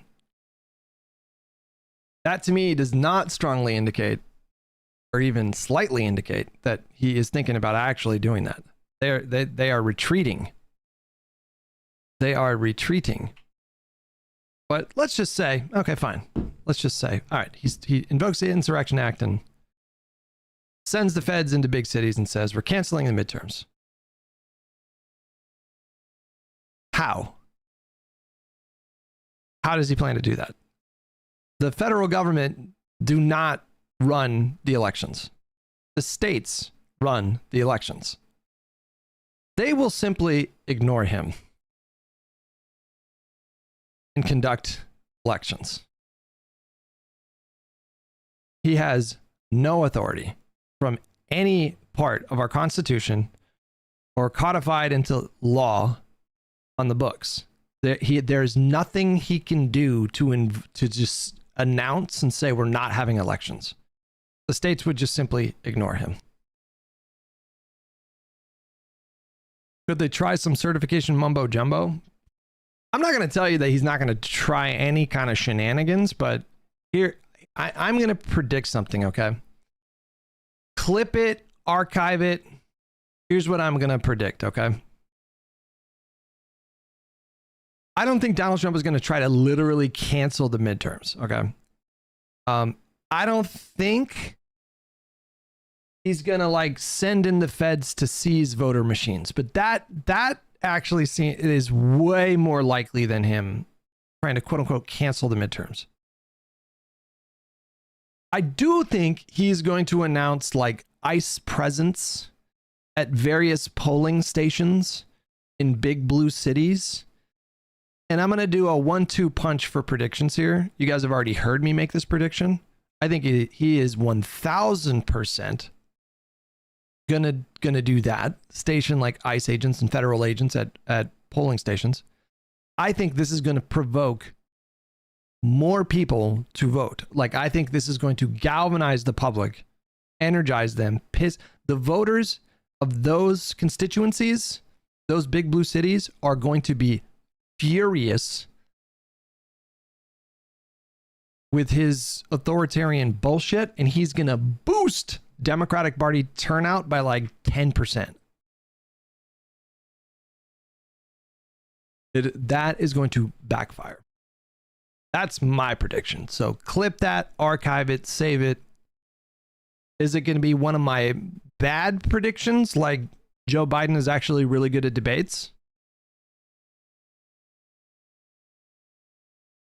Or is it going to be one of my good predictions, like the Democratic Party is probably going to start winning elections again. And as they start winning elections again, their numbers are going to go up.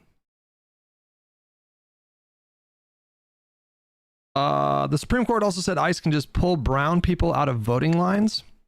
I don't know if, wait, hang on. I'm almost certain that the states have laws on the books in terms of like, look, I don't know. All bets are off with this administration. We'll see what they do. But those are my predictions. Shifting blame there and notably not. When are the midterms? November, in 10 months, about 10 months from now. Disputing that he was involved in those. What if Republican states decide not to hold elections? I don't even think that's going to happen. I don't think it's going to be just blue states that ignore Trump. If he says, we're not doing elections, canceling the midterms. I don't even think red states are going to go along with that. I think they're going to be like, okay, well, we're going to just do elections. Statements. But not apologizing for them either, correct, Betsy? Absolutely right. Okay, and that's important because he said those things. He's blaming now CBP for giving him the information that led to those statements, but he is not apologizing. Jeff, bigger picture here, when you take a step back, this is very unusual from this Trump administration, or any Trump administration for that matter. They have really conducted now about 3 retreats in the last week by my count. First on Greenland, first the idea no military action, definitely going to own it. Now, maybe not so much. The president had to backtrack on saying NATO troops weren't on the front lines in Afghanistan, and now clearly backing off a little bit in Minneapolis. That's a lot different than we've seen before from this administration, Jeff. John, it absolutely is. It's not only unusual, it just hasn't happened, particularly on immigration. Look, this was intended to be a strength for President Trump. It always has been. It's one of the things that helped get him elected in the first place back in 2016 and certainly reelected in 2024. Now immigration is viewed by Republicans as a weakness for this administration. That FBI is currently searching Fulton County election offices per CNN. Again, good luck. Kash Patel, good luck. Let's see what you come up with. Are you going to try to do another grand jury indictment against election officials in Georgia for fake, phony, made-up voter fraud? Good luck. That's not really working out for them so far. It's just basically been an embarrassment after embarrassment after embarrassment every time they try to do this. So good luck with that. We'll see how that works out. Explains the flow chart that you were pointing out earlier. Stephen Miller isn't doing this simply because he's suddenly had a change of heart. He's doing this because even a few Republicans, a small but growing number of Republicans, are beginning to confront and I'm at the Fulton County Elections Office where FBI officials are confirmed they're conducting court-authorized activity, but declined further comment for now. Trump has repeatedly threatened to open an investigation into 2020 defeat in Georgia. FBI raids Fulton County Election Office. challenge and question this administration. It is all coming, of course, as the very admission in Minnesota is being reviewed. And it's a funding review from ICE, of course. It could lead to a government shutdown at the end of the week. We shall see. But Stephen Miller knows the president is unhappy about this. That's why he is sort of backpedaling here. But the bigger picture, it's not just optics here. Is policy actually going to change? And that is very much unclear. That is true. If they had a warrant, then a judge must have had to have signed off on that. And I guess we'll just we'll watch that space and keep an eye on that, because I'm sure there'll be some reporting in the next couple of hours, kind of diving into more details, I would assume. One huge difference from this administration versus the first Trump administration, he's very reluctant to fire anyone. In the first administration, people were being fired all the time, week by week. That has not happened. So I do not expect any firings here, but this is a dramatic change of a position here. And keep your eye on Stephen Miller. He's viewed as a liability in some circles here. He's very close to the president. I don't expect him to go anywhere. But that statement that Betsy was reading is extraordinary, because we have never seen a retreat like that from him. Yeah, and Betsy, just, I'll hold up the flowchart once again, since Jeff just celebrated it here. Where's the president in this flowchart? Who exactly does the president blame among these three choices? Well, I think the president's message here is that he's trying to de-escalate. He is trying to, we've seen him even talk to Governor Tim Walz and Mayor Jacob Fry in the aftermath. And the president now is essentially saying that those calls are cordial and constructive. But when we ask if this is a substantive or a symbolic change, the White House is still actively blaming Democrats. We heard from Caroline Leavitt saying that this is a deliberate and hostile resistance by Democrat officials, blaming the Preti killing on Democrats. But the question is going to be, what is the change on the ground in Minneapolis here? And President Trump is appearing to indicate that there might be some more substantive changes. We'll just have to wait and see what happens. Yeah, based on how Tom Homan has described the conversations with Tim Walz and the mayor there, and they both have described it, there is a bit of substantive difference there, merely in the dialogue. And very quickly, Jeff, while I still have you here, Republicans on Capitol Hill, how far do you think they're willing to take their criticism? Well, we will see. I mean, it's a growing number, but it's still a very small number of people. But I think the Senate Majority Leader John Thune was interesting yesterday. He called this an inflection point. So everyone is calling for an investigation and more oversight into ICE. Again, that is not something we saw after the Renee Good shooting. So this is a different moment. There is no doubt about it. But again, to Betsy's point, will policies change on the ground? Again, what was a strength for the administration is now a political weakness. A lot of fingers being pointed over the Trump administration's false claim that Alex Preddy, the man fatally shot in Minneapolis, was out to massacre federal agents, an accusation just not supported by the video we've all seen. Multiple sources suggested to Axios that the language came from the president's hardline advisor, Stephen Miller, with one source saying, quote, Miller gun and knew what the narrative would be. Preddy came to massacre cops. Miller, for his part, said, quote, any early comments made were based on information sent to the White House through Customs and Border Protection. With us now is Mark Caputo, the senior politics reporter for Axios, who really broke this story yesterday. Mark, as always, I'm really excited to talk to you since you were out so far in front of this story. I put together a little flow chart based on your reporting here of who is being blamed and how inside the White House and inside the administration. Homeland Security Secretary Kristi Noem is blaming Stephen Miller. Stephen Miller appears to be blaming Customs and Border Protection. Let's see how Fox News is coping with all of this. We watched one yesterday, and the strat today, seemed to be, Tom just toss Kristi Noem to the wolves. Holman will be in Minneapolis. His first order of business, he's going to meet with Mayor Jacob Frey as President Trump looks to ease tensions between the state and the White House. The president spoke with both Frey and Governor Walz yesterday and posted about it. Fox News contributor Guy Benson joins us now. Guy. Dude Hickok, the old guy that shoots guns, posted the video yesterday. Is it time to consider anarchy? Wait, is he lib-pilled now? So much has changed in 24 hours. Tom Homan in, What Bavino the fuck? out to his original post, but they say not fired. What do you think? Well, it seems like a demotion at the very least, and my guess is President Trump, and there were some sources whispering about this over the weekend, he was watching how everything went down in this terrible, deadly incident, the response, the statements that were made by high-ranking officials, and the backlash against the untruthfulness of some of those statements. Yeah, you're right. No, I don't know why I defaulted to lib there, but is he like turning against the administration? You guys were saying that he was like MAGA coded. I didn't even know that. Or at least the debatable nature of what they were saying. And he said, enough of this. This is, among other things, a political and PR battle, and a way to lose it is to not have credibility with the public. And so he decided to send in Tom Homan, who's a very experienced guy. He understands the job through and through. He wants to take it very seriously and do it the right way. And I think that Trump going out of his way to note that Homan hadn't been involved in Minneapolis or Minnesota was sort of a blank slate moment to say, hey, this needs fresh eyes, fresh leadership. And by the way, he's ICE now in Ann Arbor near University of Michigan campus after several hundred did a vigil on campus for Preddy, waiting at local bus stops for students. Hutch, things going to get wild out here. Jesus. Reporting directly to me. That was a shakeup, and I think a needed one. Right, and I think it's leadership, too. I'm going to take action. Kristi Noem, focus on FEMA and other things. With Minneapolis, we're going to put some fresh eyes in there that have credibility on both sides.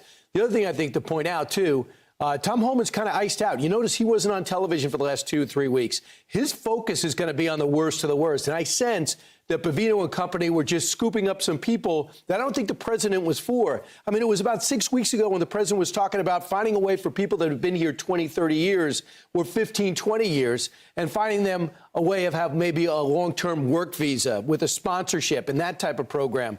That didn't coalesce with what we were seeing.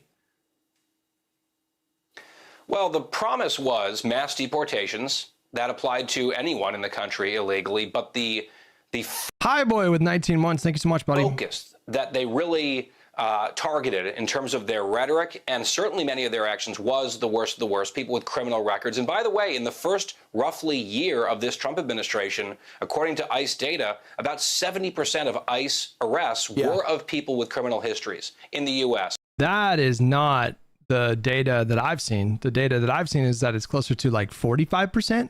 have criminal records and the rest do not. So that's a very good batting average. I think the thing spun out of control in Minneapolis, largely due to the left, by the way, and these roving, rogue bands of agitators that are almost like these militias running around, stalking. Access revoked with the primer. Thank you, buddy. These officers, deliberately interfering in operations, which is a crime. I think these are criminal enterprises in many cases, not just so-called peaceful protests, of course, stoked and egged on the whole way by a lot of these politicians. And I think Trump was right to finally get on the phone with the mayor and the governor. If they want things to change on the ground, they also have to give something. And hopefully Homan can. What is the logic of that? People are dying. You know, U.S. civilians are being shot dead. The administration is admitting that CBP, quote unquote, like might have broken protocol, but they're still treating this as like a moment of leverage. The idea that Minnesota and Walls have to give something in order to get something, like fuck off. Pull your shit out of the state. What are you doing? Broker that. Hey, Guy, I never heard the governor or the mayor say, hey, I want peaceful protests. What I saw outside that hotel is not peaceful. Hey, I want. Have you really not seen about 50,000 clips of Walls encouraging people to make their voices heard but be peaceful? Like very much stressing to be peaceful. Peaceful protest, but I just heard you bit off the finger of one of the agents. That's not what I'm talking about. They have not called out anything. They've made ridiculous statements like this is about love and sticking up for your neighbor. I looked at Mike Schellenberger last night and says I would say that almost nobody on the street knows any illegal immigrant. They're out there organized, some of which getting paid. And we see here some of the transmissions, taking down license plate, moving like not like a militia, as a militia. Meanwhile, it leads us all towards a government shutdown. So they're talking about to deprive ICE of money. They're not going to fund the DHS, which means no FEMA, which means a government shutdown, means no one gets paid, including the military. Do you think Democrats are going to follow through on their threat? Yeah, I think they are. I think we're pretty obviously headed towards a shutdown here. Am I wrong about that? Because I feel like I've seen multiple senators that are less amenable to shutdowns come out with statements saying that they can't vote for a budget if it includes the current funding for ICE without any kind of reforms. Cortez Mastro, I think. Right? I think she came out and said it. King from Maine, I think he came out and said it. Those are two right there of the Democrats who voted to reopen the government. Has Tim Kaine come out with a statement yet? I think there's 5 other Democratic senators that voted to open the government the last time. They're talking about separating out ICMP. Do you mean CBP? DHS, CBP, ICE provisions and voting on the rest of the bill.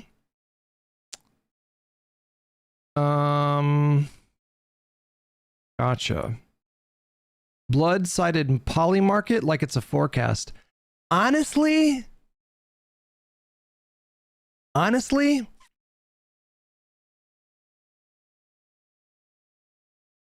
don't like it. I don't understand it necessarily. I don't like it. I don't even know if I could tell you why I don't like it, but I definitely don't like it. But honestly, poly market has been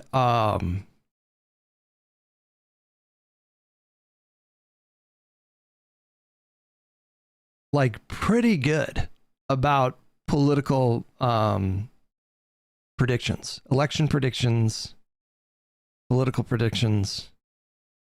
I can't make sense of it. That seems crazy to me. Gamblers are fucking degenerates. It is one of the most degenerate addictions that somebody can have. I say that as a gambling addict. I was totally degenerate when I was a gambler. And so it doesn't make sense to me that a collective of millions of degenerate gamblers have actually done a decent job of predicting political outcomes. Now that said, they're not always correct. And right now they're giving Newsom, I think like 75% chance odds of winning the Democratic Party ticket. I think that is way too bullish. I think that is way too bullish. Okay, I was just fucking lying there.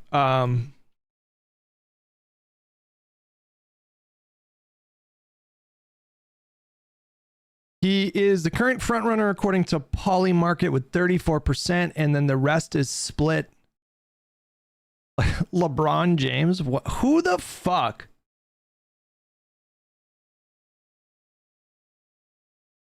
Wait. Am I reading this right? So like when it says volume, so this is like $1.6 million volume. Does that mean that there's $1.6 million in this pool of people that are betting on Ruben Gallego? Is that what that means?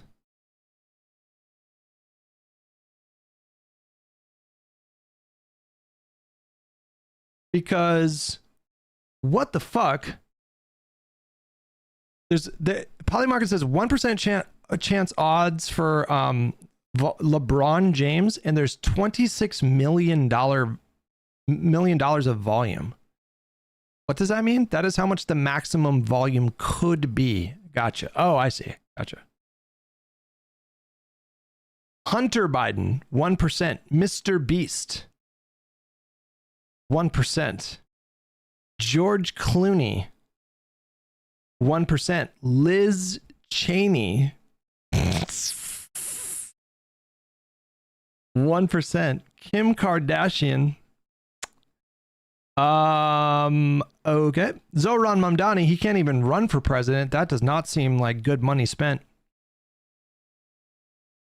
Dwayne The Rock Johnson, 1%.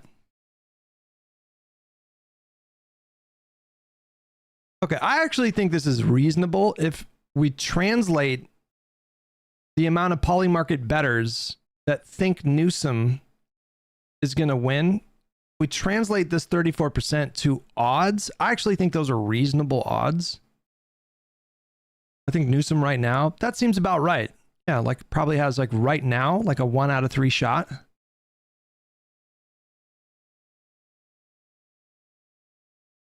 But everybody seems to be ignoring that Kamala Harris is consistently leading the pack. Everyone seems to be ignoring that. And I wonder why that is. I very rarely see her in the discussion of 2028 hopefuls. And she's obviously running again. Obviously.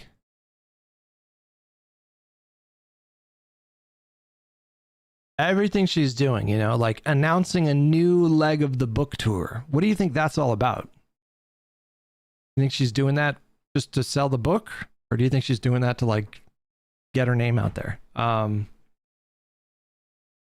then you listen to her rhetoric. Also, you just like consider her personality. Like she is a fucking bulldog killer. People don't realize that because she lost the last election, and that's like kind of the extent of what people know. But like if you look at her career and you listen to her rhetoric, she fucking loves the fight. She's a little like Newsom in that respect.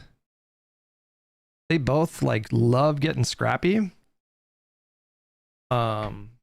Newsom's like a specific approach is different from hers, but they both like getting in scraps. She's nothing anymore. It's Jover. We didn't do it, Joe.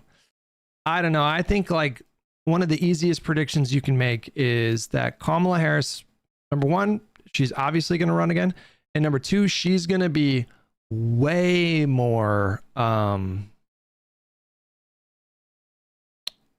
what's the word I'm looking for? Not angry. That's not what I'm thinking. Like, she's going to be way more aggressive. She played it pretty safe. You can hardly blame her. 107 days. And like, that's like, she had very good reasons to kind of play it a little bit safe. But she's going to be way more aggressive, you guys. Way more assertive. So I would not count her out. And I also would not count her out from winning the general. It's been a long time that, actually, I was going to say somebody lost an election and then went on to win an election, but it literally just happened with Trump. But for like Democrats, I don't know the last time that happened.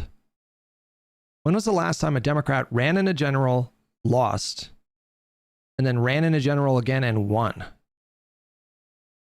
No, I'm not Nixon, not Republicans. When was the last time a Democrat did that?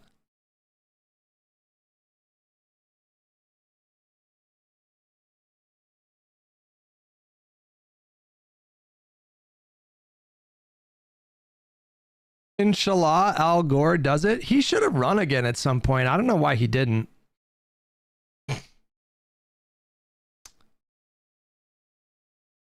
Biden? No. Biden lost primaries. Biden has never lost a general election that I'm aware of for both the Senate and the presidency. I think Biden was undefeated in political races. I don't think he ever lost a single political race. I mean, technically, I think we should call 2024 a loss, but on paper, he was politically undefeated, I believe. Grover Cleveland. Okay, well, I know nothing of him, Jon Snow. Guys, did you guys fucking watch Death by Lightning on Netflix? Do you guys understand how fucking good that series was? No one is talking about it. No one is talking about it. It dropped during the holidays. Little to no advertising.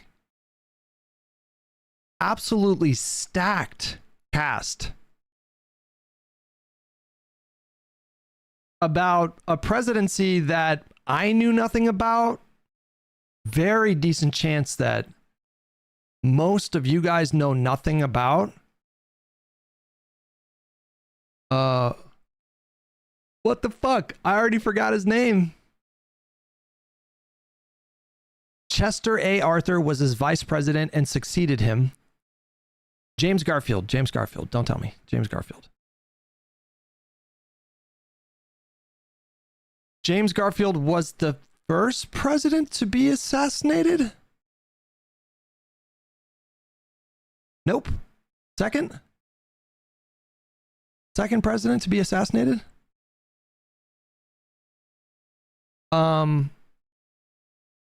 Fascinating story. Like, his presidency is what ended the era of power brokers in American politics, like because of his presidency, which only lasted like 3 or 4 months or something. Like, his nominees were all being held up by New York politicians who at the time were insanely corrupt. And the downfall of the New York politician that was like fucking up his entire agenda, who the vice president was working with secretly, like betraying the president, Chester A. Arthur, was like working with this New York politician to block all of James Garfield's appointments. That guy's undoing was his mistress came forward and it fucked him politically. And then Garfield was able to get his nominees confirmed. And then he was shot in the back by this guy who was played by the same actor who played Tom Wamsgand in Succession. Just a brilliant actor.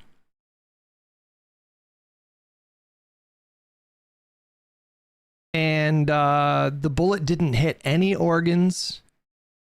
He would there was no exit wound, but if he would have just been allowed to, if his body would have just been allowed to heal, then he would have survived. But the doctor, the physician who was treating him, was not paying attention to recent scientific discoveries about sterilizing your instruments.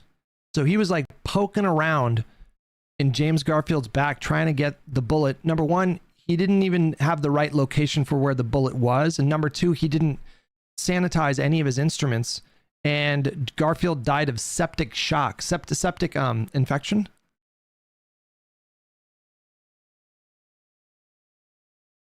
I didn't know any of this shit about that president. I knew not. Michael Shannon plays him in the series, and Michael Shannon is like one of the best. Michael Shannon for me is like top 10 actor. But anyways, guys, it's a 4-episode series on Netflix. Each episode is maybe 45 minutes. You could easily binge it in a night. Just treat it like a 3-hour movie. It is so good. What's it called? It's called Death by Lightning. It's called Death by Lightning. There's a line in the show where his wife is urging him to have more security for fear of assassination, and he says something like, "You're just as likely to be assassinated as death by lightning, so it's better to not think about either." This is where the name of the show comes from, and fuck, it's so good. Dude.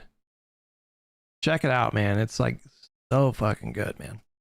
Well, I think it's important to see what actually plays out in Minneapolis. I hope that finally the governor and the mayor are going to say, fine, you can have access to our jails. We'll do these transfers in an orderly fashion, and then you can pull back from the street operations. Homan has offered that. I hope they take the offer. That might impact what happens in Washington, D.C. Look, my understanding, Brian, is that ICE itself is funded for like 3 more years. So if they were to shut things down over DHS, it would be purely performative to signal, especially to their base, we're... Can you retroactively adjust current budgets? Vishy, that's a question for you. Or when Congress appropriates funds, are those funds locked in? I actually don't know. Because I feel like Congress should be able to retroactively adjust things. mad about ICE, it would be their 2020. Yes, you can. Rescission. 26 version of 2020's defund the police. And in the process, they would be impacting, yes, FEMA and airport security and members of the traveling public. Do they want to shut down the Democrats, our government, again for the second time in 2 years, this time over ICE funding that they can't even stop?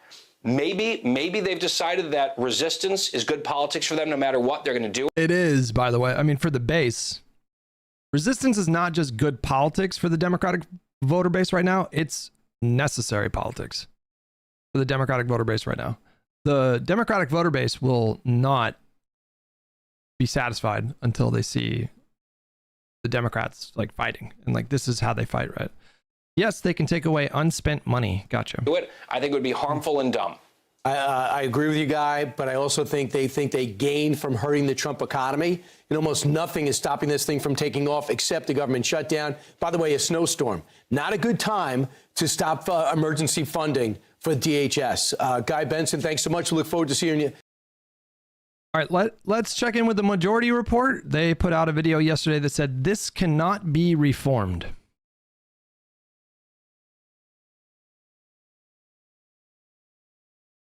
The ICE violence has been ongoing. Just another explicit act of authoritarianism, of violence, indicating that the mission of these federal immigration raids and invasions of cities are not a function of public safety whatsoever. I don't know if we're going to play the video of the shooting as we go on in the program. Maybe we will, but I imagine everyone has seen like the different angles. There's no forensic debate about anything. There really isn't.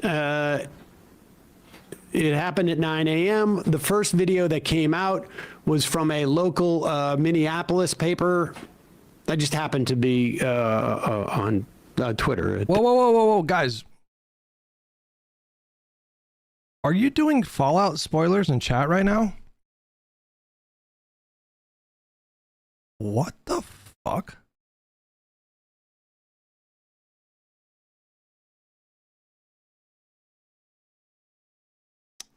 I'm asking. I'm asking. I'm not claiming. That's not a spoiler? Okay. All right. All right. Okay. Okay. At 9 a.m. So watch this thing unfold. The first video was from across the street where you couldn't get a clear notion of what had taken place. Within hours, DropSite acquired the video. We got a Rob Noor video queued up here. Interrogating a child predator defender. That should be fun. Swanee Bird with $10. Had he lived, Garfield would have been considered one of our most intelligent presidents ever. It was said he could simultaneously write a sentence in Greek in one hand and Latin in the other.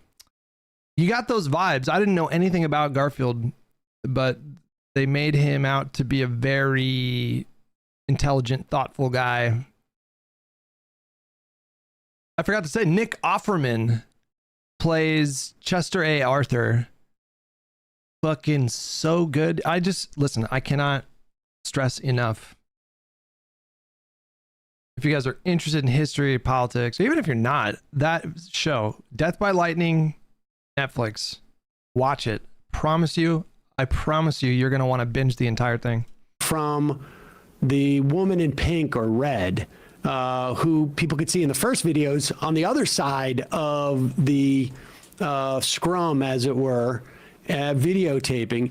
And then as it gets over the course of the day, very quickly, and this is important because Kristi Noem was out there lying, like full on lying. But by the time she got up in front of that podium to lie, there had been so many videotapes circulating, comparing the angles, that before she opened her mouth, the narrative was quite clear what happened. Preddy was in the neighborhood. They talk about him as if he was a protester. He was not protesting. This was not a protest. Yep. There was about a dozen people, I think, people in the community, like this is a residential street, who came out because of ICE. And he was one of, at least you could see at least a half a dozen people who were videotaping this. He was standing in the street to get a better view of sight of what ICE was doing. He was also sort of directing cars past him because they had also, like, nobody was clear what was going on, just like people driving. The ICE people, goons, have decided they don't like people videotaping them, came over to shove, the ICE guy shoved a woman who was videotaping and flattened her onto the ground. Shoved her with the full force of his strength. She had both her hands on the camera. It was not a question of a threat. There was no activity except for across the street. But Preddy was also filming. Like, right. when we're saying, like, just to bring back to the overarching theme, they are terrified of having accountability. They can't get ahead of the story. Like, there was the killing of that man. I'm blanking on his name. Keith Porter by ICE, and there's no video of it, so they can characterize it however they want. Exactly. But the reason they brutalized Preddy and the reason they brutalized the woman in that video was because they were filming them. So the ICE agent shoves the woman down onto the ground. Is this going to be one of those, like, rare occasions where I find myself agreeing with Majority Report for like 95%? Preddy goes. How long until the flowchart moment is coming? I can't tell you when it's going to happen in this video. I can't tell you how it's going to take form. But at some point in this video, it is very likely that Emma will launch into a flowchart rant about Democrats. Goes to the woman to try and help her up. The ICE agent then pepper sprays both of them in the face. And Preddy is attempting to protect the woman, and the ICE agent grabs his arm, starts to spin him. Other ICE agents see that this ICE agent has basically tackled now Preddy. So at one point you have like 5 or 6 guys on top of him. They have his arm secured. One of the ICE agents sees that he has a holstered weapon. He pulls the weapon. He says something to the effect of like, gun, or I got his gun. The only real question at this point, and certainly ICE has not made this allegation, is that as the guy pulls out, I think it was a SIG 30, was the handgun that Preddy was like. Wait for it. It's coming. I'm going to guess it happens at 6.5 minutes. Can I do a range?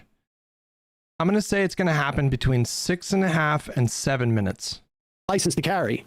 There's some people who speculated that that gun went off by accident.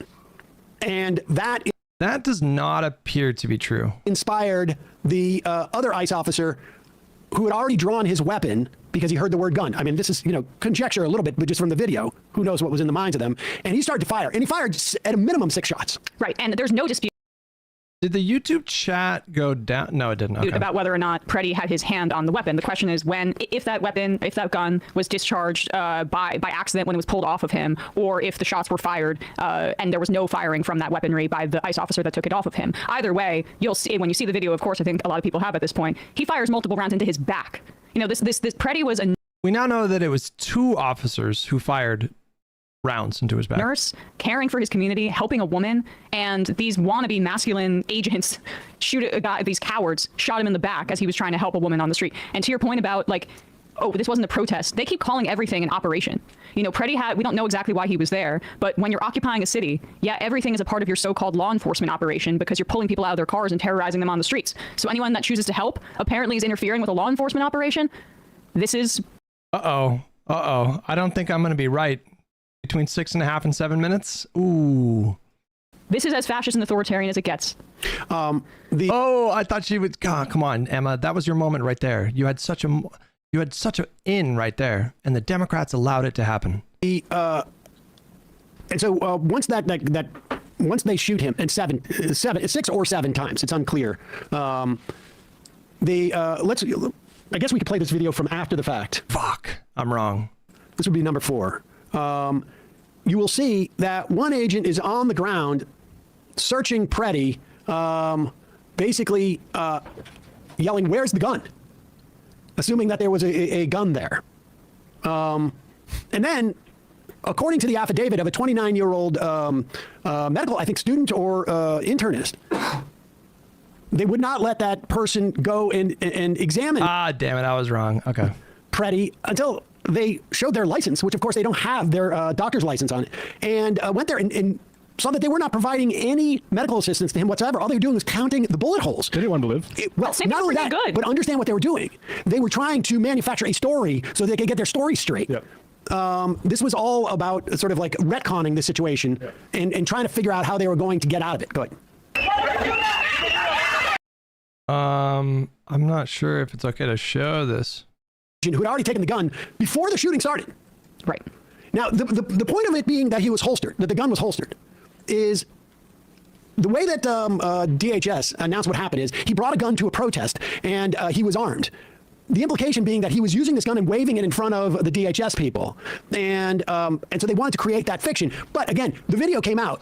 There were so many videos that came out. By the time they had announced that, everybody knew it was a lie. I was watching MS Now. They had a couple of the law enforcement, ex-law enforcement types on who said, it's unclear.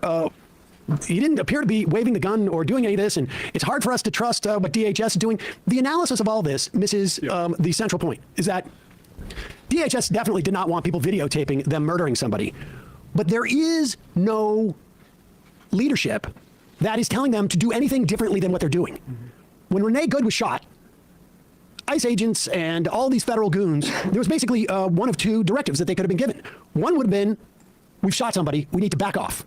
You need to avoid engaging with protests or with people videotaping to the extent that you can. Do really go out of your way to avoid engaging. Or the other one is double down, tell them that they should have learned a lesson, and do not change anything you're doing. In fact, get out there and make sure that people don't get in your face anymore. Yeah, be ready to cover it up faster. Are they gonna not do flowchart stuff? We got about 6 minutes left. And it's quite. Are they about to blow my fucking mind right now? Clear it's the second. Yeah. Like any talk of like, this is unprofessional, they don't seem to be trained. I mean, that's all true, but that's besides the point. The point is they are being sent out there to do exactly what they are doing. You can see footage of these guys as they are like masked like a gang, supposedly dealing with protesters. One guy shooting his gun and says, this is like Call of Duty. It's cool. Right. And then said boo-hoo to people who were crying after they saw Preddy being shot multiple times in the back. Greg Bovino said, Caitlin Collins of CNN had this statement, said that essentially the federal agents that were involved in the shooting, because in the killing, there were a bunch of them. They were beating them up like a gang, mass gang, that these agents are no longer in Minneapolis and have been reassigned to other locations for their safety, Bovino had said. Now, let's be clear, they're fleeing state authorities. Just like Jonathan Ross after he murdered... Okay, no, hang on. This has to be the moment.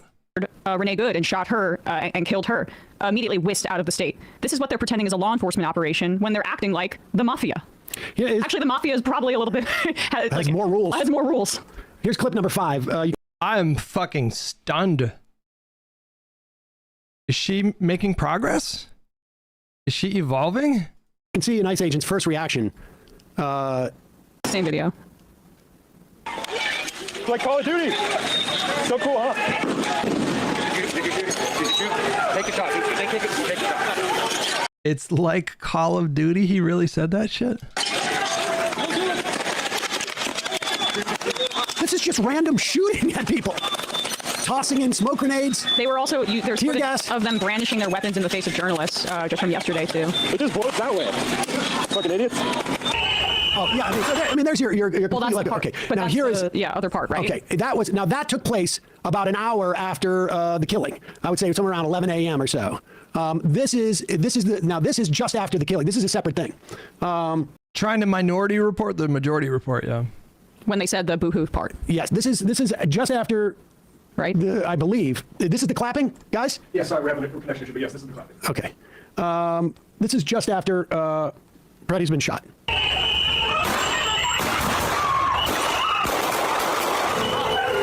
You can see that guy clapping there, like our job is done here. Is that what happened?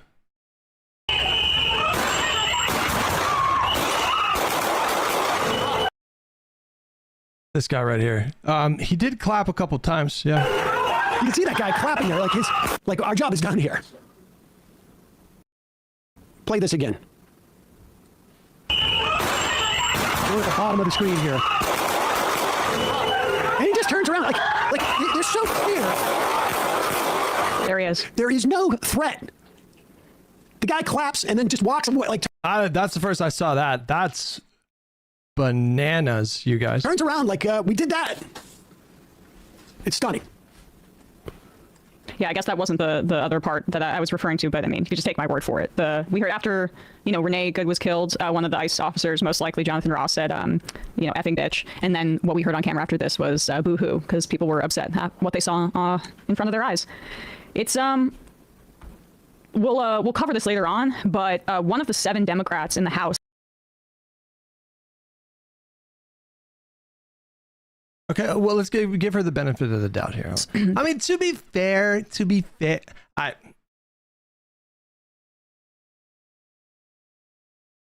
that voted to basically, advance this ICE DHS funding increase. I really thought, I was like, man, I can't believe it. We're going to make it through a whole 16-minute video without the flowchart stuff.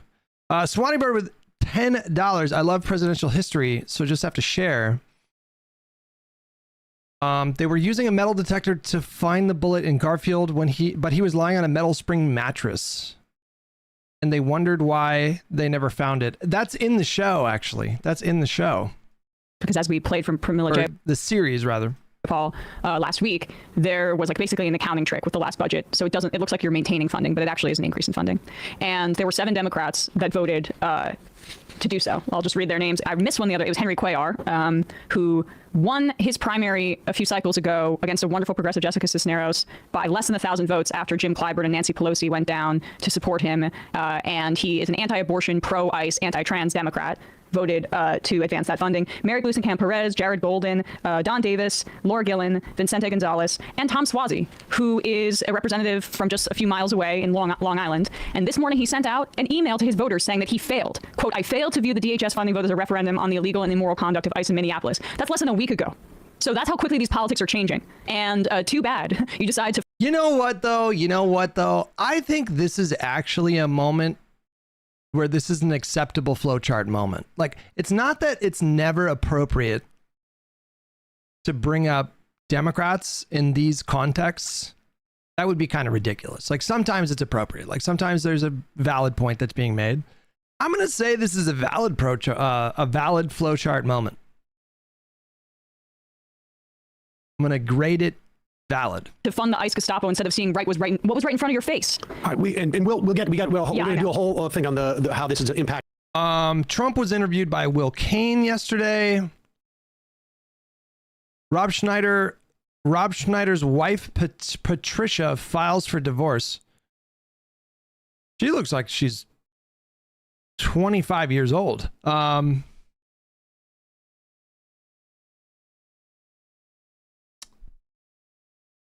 36 years old.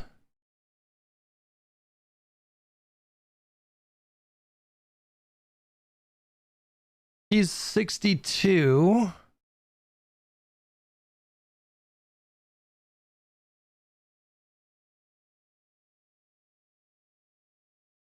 How long have they been married?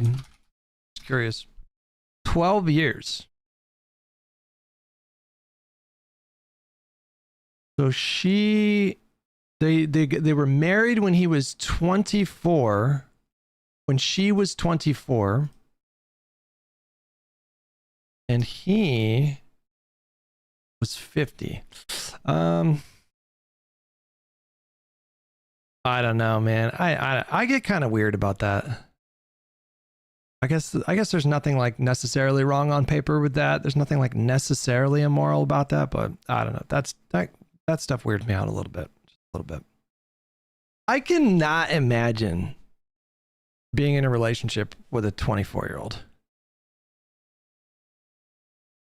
I don't suspect that I would feel. Everybody's different, whatever. Everybody's different. Maybe she's hella advanced. Maybe she's super advanced. But if I try to imagine me now dating a 24-year-old, I don't know. Yeah. Okay. Anyways. Yeah, like, what are your common interests, I guess? I mean, whatever. Welcome back to the Will Cain Show, live from Iowa, and now we're here. We're here with President Donald J. Trump. Mr. President, great to see you. Thank you very much. Thank you for doing this. Well, you know, you do have great ratings. Well, thank you. We check the ratings, but even if you had lousy ratings, I would do your show. You are terrific. You've been a terrific guy. I anticipate they should do very well today with this type of guest today here on the Will Cain Show. Welcome back to the campaign trail. Welcome back to Iowa. How does it feel? Well, I love Iowa. We've won it 3 times conclusively. There wasn't like any late night voting or anything. We just won it right at the beginning. The doors closed and they said Trump won.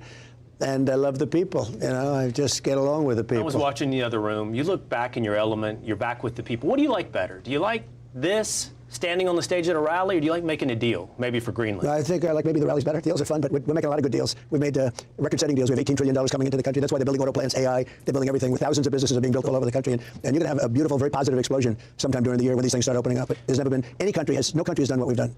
That explosion, that anticipated economic explosion, that's going to be important because you also need to anticipated economic explosion, you guys. Do something that someone has done very rarely. You acknowledged this a couple of days ago with Maria Bartiromo, and that is for the president in power to win the midterms. I think it's been only twice since 1938 that the sitting president, the president in power, has won the midterms. Are you concerned? Well, nobody can explain why. You know, even when we've had an amazing year, there's been a record-setting year in every way, and nobody can explain. Even presidents, whether it's Republican or Democrat, when they win, it doesn't make any difference. They seem to lose the midterm. So that's the only thing I worry about. I said, why? No, we understand why. It's when you're the party that is in power, you have a trifecta in government, you have to campaign on the administration. That's what that means. Local politicians are plugged into their districts and states, obviously, and are probably tangentially involved in local politics. But your job as the party that's in power is to defend the record of the administration. It's just you're running pure defense. You have to defend the record. You have to defend the policies. You have to defend the actual people. And the party out of power, they get to just play 100% offense. They can just attack. And in politics, it's somewhat easy or straightforward to find attack vectors. For an administration, a presidential administration, there's a lot of agencies. There's a lot of people that staff the administration. They're all wearing different hats and doing different things. And so it's not terribly hard to find things to attack. And then when you consider that this is the Trump administration, they're making it fucking easy. They are giving the Democratic Party just a complete fucking layup. Seemingly every day. And so that's why it's a lot harder to defend your record than to attack the record of the party that's in power. That is why we have this kind of constant back and forth. I think that we wouldn't necessarily have that back and forth if the broad electorate was more plugged in, engaged, and informed. But that's another factor here, is that the voters themselves are not particularly engaged with politics. They're not really keeping up on the day-to-day kind of things that occur. Not paying attention too much to what the Congress is doing. And for those people, it's a lot easier to make the case against the party in power for those people because they're just not terribly informed. Some psychological factor out there. What do you think that but is? I think it's like 2 in more than 50 years. Well, I don't know. Maybe they want to put up a guard fence. Maybe you just don't know. A guard fence? It doesn't make sense. Even if a president did well, they seem to lose the midterms. A guard fence? But hopefully we're going to change that around. We're doing great. We have the best polling numbers we've ever had. Fence? We have the best numbers in the country. Lowest crime. Coming out of Dem lunch, Senator Schatz says Dems have never been united as they are now, and adds, quote, "Nobody should mistake our willingness to negotiate for a lack of moral or political clarity. As we reported earlier, Schumer will unveil demands shortly." At 10:01 a.m., Senate Dems are expected to release their formal list of demands for DHS funding bill after their lunch meeting. So they just had their meeting, and I guess we're going to wait for their demands, which should be dropping any moment now, really. Numbers in the history of our country. You know, Minnesota's in the news a lot, but what they don't say is that Minnesota has low numbers because of the fact that we took thousands of hardened criminals out of Minnesota. So they had good crime numbers, believe it or not. And that's all working out. You know, we have Tom Homan there now. We put him in there. He's great. And they met with the governor, the mayor, everybody else, and we're going to de-escalate a little bit. But I will tell you, you look at the numbers, they're doing better than they've done in many years because we took thousands of criminals out of Minnesota. You look at Washington, D.C., it was a very dangerous place a year and a half ago. Now it's as safe as you can get. You can walk your family down the middle of the street, nothing's going to happen. You know, it's Right. we got rid of over 2,000 hardened criminals, many of them led in through the open border policy of Sleepy Joe Biden. It was not a good policy, Will. I want to come back to Minnesota in just one moment, but let's go to those guardrails. I'd imagine you do not feel like you need guardrails in this moment. You talk about the investment. No, I don't need guardrails. I don't want guardrails.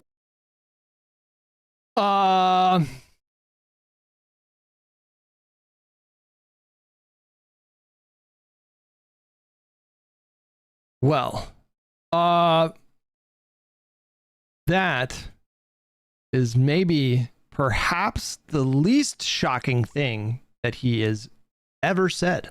Guardrails would hurt us because, you know, we're free enterprise people. The people in this room, the people of Iowa, are free enterprise. That's why. You can meme on me. That's fair. That's fine. But there's a difference between him saying, I don't want guardrails, and guardrails existing. Those are two separate things. Hey, chat. Hey, Hutch. I don't know if apparently is necessarily at this point. Dr. Propaganda with 2 months. Keep up the good fight. Thank you so much, buddy. We won it so big 3 times in a row. I would have to imagine that guardrails would be an understatement of what would happen should you lose the House or the Senate. There's been talk of impeachment. You've been through this before. Yeah.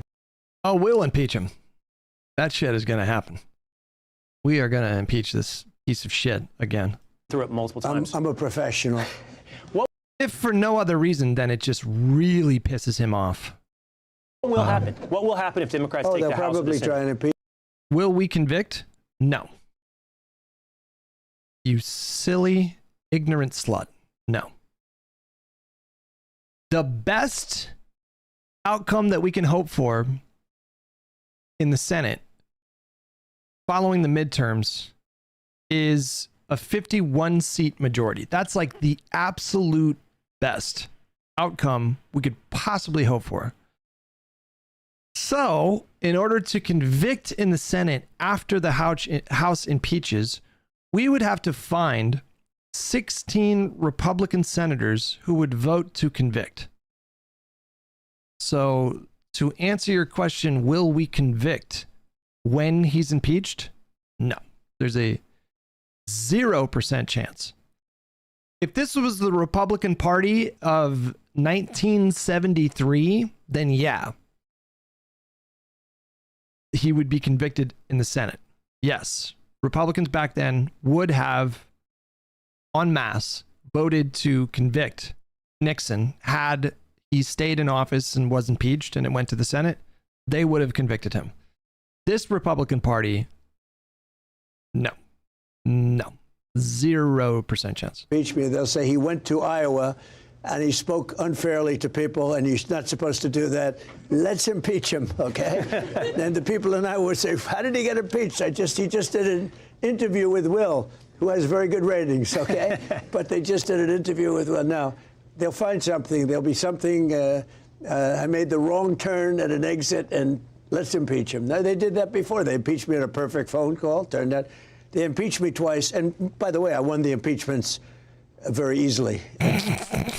Oh my God. That's one way to phrase it, I guess. Quickly. But they impeached her. I won the impeachments. Very nasty people. You know, they have bad policy, really bad, but they do 2 things. They stick together. Not stupid. Some are, because, you know, that's true with everything, right? But they stick together, but they have really bad policy. Men and women's sports, transgender for everybody. So many things are so bad. They're horrible to the farmers. And by the way, I just gave the farmers $12 billion because they were treated unfairly. We're taking in a fortune with tariffs. And I wrote them a little check about. How are the farmers treated unfairly in the context of them suffering because of your tariff policy? Weren't you the one being unfair to them by imposing these market constraints and extra costs? 2 weeks ago for $12 billion. Anybody in this room get any of it yet? Yes, yeah. And a lot of people. It's a lot of money. And you know. Did anybody in here get any of that tariff money and then people start clapping? I'd love to follow up. What do you mean? What are you talking about? What are you saying happened? Where did this money come from? Where did it go? What are you talking about? You know what? You deserved it. But we're taking in so much money from the tariffs that we can do that. I want to talk about the point of view from some of these farmers. That's true. He had to bail out the fucking farmers in both of his terms. These people in this room a little bit later, but now I want to take you up on your invitation to talk about Minnesota.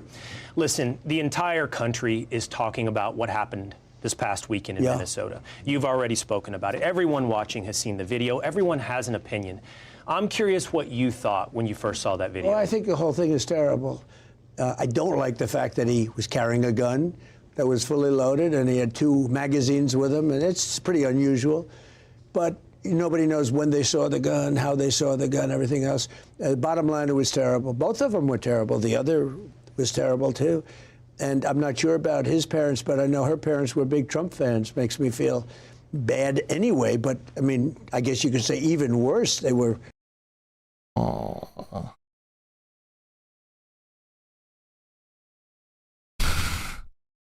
I didn't even know what to say. I just don't even.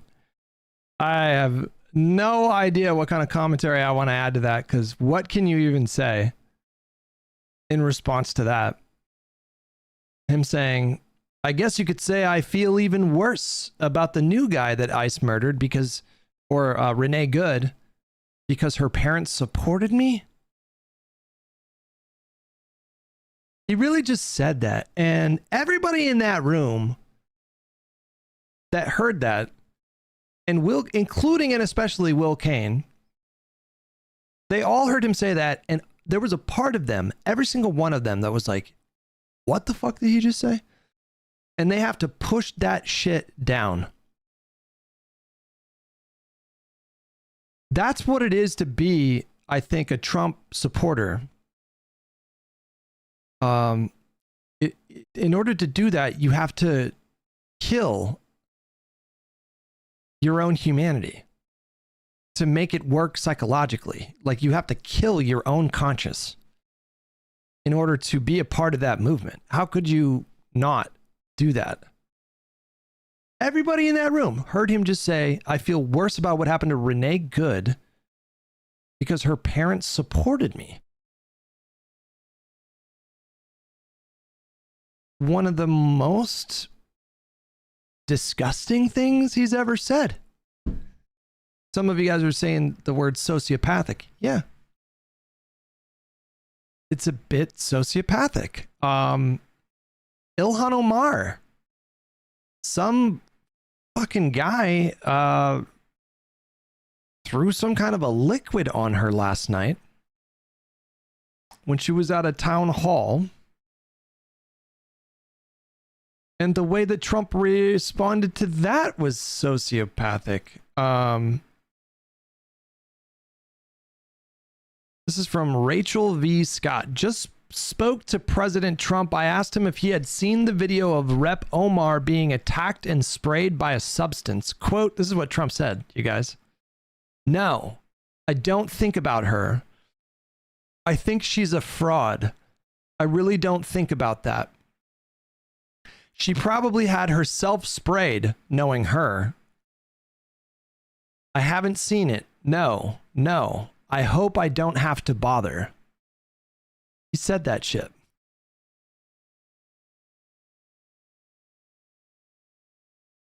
I think he literally is, I don't know, is a sociopath or narcissistic. I mean, it kind of reminds me of like when John McCain died. When John McCain died, he was so spiteful against John McCain that he did not have it in him to just say a couple nice words. He was still doing the whole like never liked him. He was a low low IQ. Like he was still he talked shit about John McCain after he died.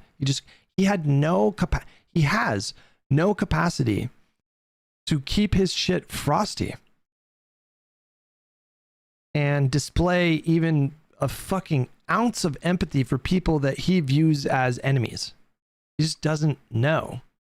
Tremendous Trump people, Trump fans, and you know the daughter was, she was, I don't know if you could say radicalized, maybe not. I don't know, but I hate to see it. I hate to see that. You bring up the term radicalized. What do you think is happening? You see these people in these videos, they feel very emboldened to step in and interfere with law enforcement. Yeah. I'm not talking about protest, holding signs. I'm talking about people physically interfering with immigration enforcement. Why? Why do they feel so emboldened? You have to go throughout the whole country. You know, we have done so much work throughout the whole country. We don't have any problem. The only one we have is Minnesota. We're in a lot of different places. New Orleans, we're in the governor of Louisiana called they have a big problem in New Orleans. And we went there. We've cut the crime by 67% in 4 weeks. It'll be down to practically nothing soon. Washington, D.C., we don't have problems. Like, you know, right. We've cut it down from a lot. It was very bad. It was terrible. People go to Washington to look at the Lincoln Monument, and they end up getting whacked or whatever, killed in some cases. Numerous killings. That's a beautiful, safe place now. Memphis, Tennessee, one of the worst in the whole country.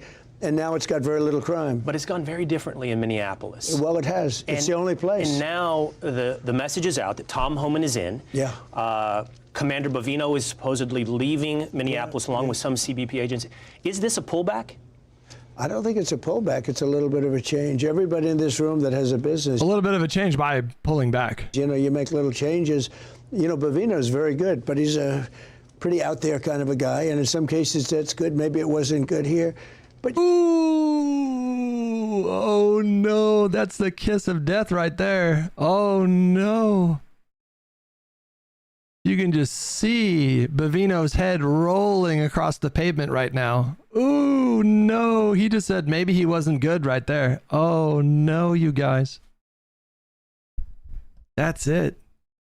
Guillotine came down, chop, chop. That's it. Head has rolled. You have to understand, when I watch some of the people that I've been watching over the last few weeks, these are paid in. He's a little out there, and maybe he didn't do a good job here. Ooh, that guy's career is done, friends. Directionists. He'll do a podcast. He'll be fine. Paid agitators. These people aren't normal, like OG, that, you know, they're incensed about anything. How do you get incensed when you go into a state and you're taking criminals out? You're taking monsters out, murderers. You know, we had 11,888 murderers let into our country by other countries, by Biden with his open border stupid policy. It's the dumbest thing I've ever heard. You talk about bad policy. Open borders where people were coming, so the whole world, the Congo, Venezuela, all over the world, they're letting people in from their prisons and they're feeding them into the United States. And they're murderers and they're drug dealers and they're everything else you can think of, every bad name you can think of. And they let them in by the millions. We closed the border. You know, we have nobody coming into our country anymore. Literally. It just shows how hard it is to clean up, even after you close it. It shows the price that we paid under Joe Biden. It's the hardest thing when you think of it. You know, inflation we've solved. It's done. We have it good, where prices are coming way down. They were just saying in Iowa, the fuel is $1.95. Did you hear that? Somebody said $1.85, but it was $3.50, $4.50 just a year ago, year and a half ago. You look at eggs, you look at groceries, it's all down.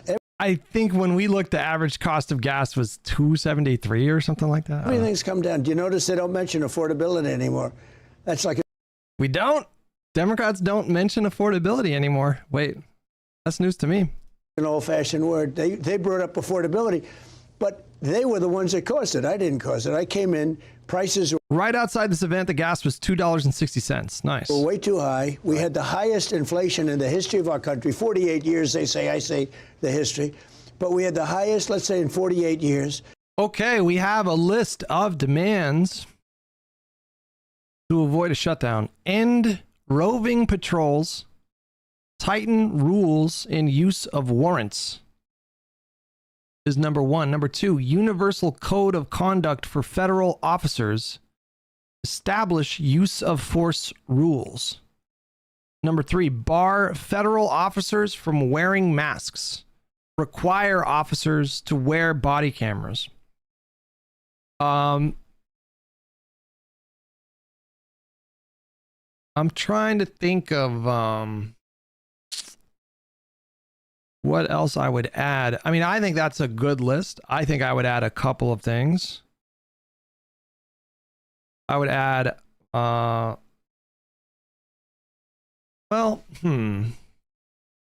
Universal Code of Conduct for Federal Officers establish use of force rules?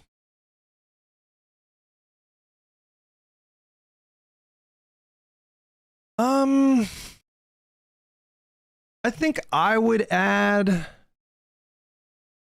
reestablish a longer training regimen.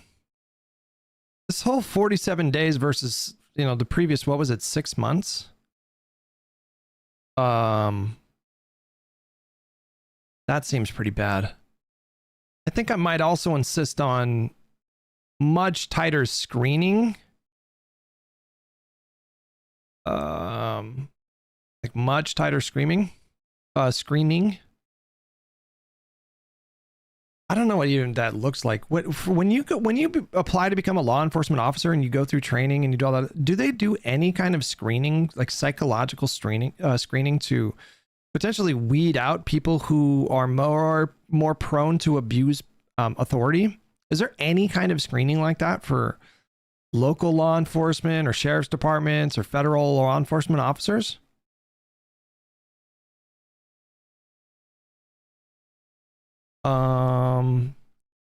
When training to become a law enforcement officer,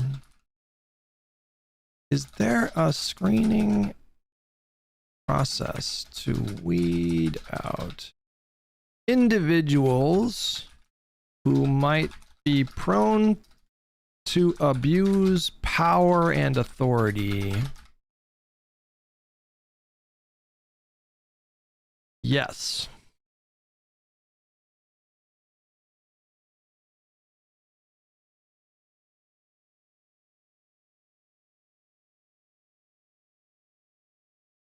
Modern law enforcement agencies in the U.S. use multiple screening layers specifically designed to identify candidates who may be prone to abusing power, acting dishonestly, or misusing authority. These processes can vary by state and agency, but most departments follow a similar structure that combines psychological evaluation, background investigation, and behavioral screening.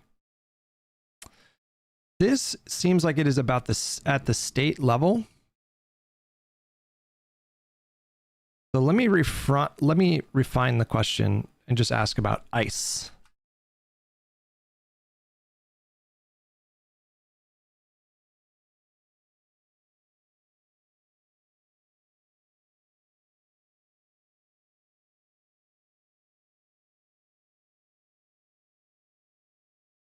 Well, on paper, ICE uses a multi-layered vetting system specifically designed to screen out applicants who may misuse authority. Well, we know this is fucking bullshit because there was a journalist for what article or what outlet? Was it Wired? Some journalist like a week or two ago wrote an article about how it took her, I think, 6 days to basically be offered a job at ICE and be given like an orientation date. Did you guys see that article? This journalist just decided, you know what? I'm going to apply for ICE.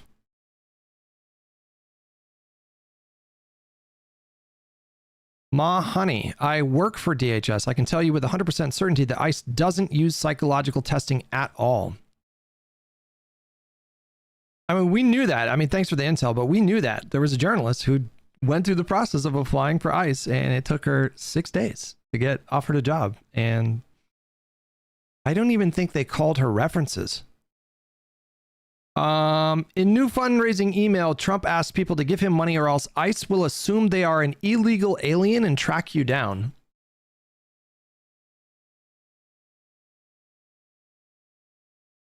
What the fuck? Are you a proud American citizen? Or does ICE need to come and track you down?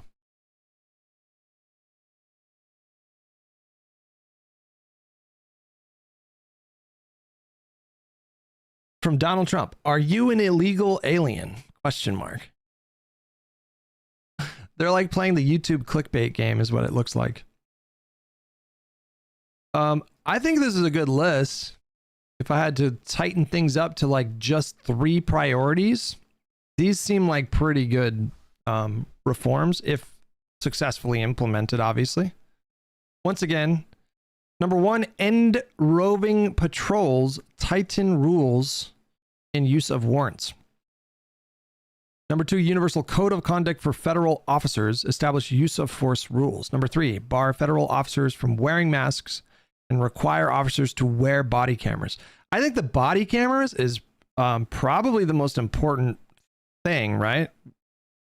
Would you guys agree with that? I think if you were to pick one thing, it would be mandated body cameras, probably, right? You think taking masks off is more important? I disagree. I think the body cameras is by far by far the most important, because Congress can subpoena those videos. The courts can compel the agency to release videos, et cetera, et cetera. I think body cams are probably the most important one on that list there. I would pick body cams over masks for sure.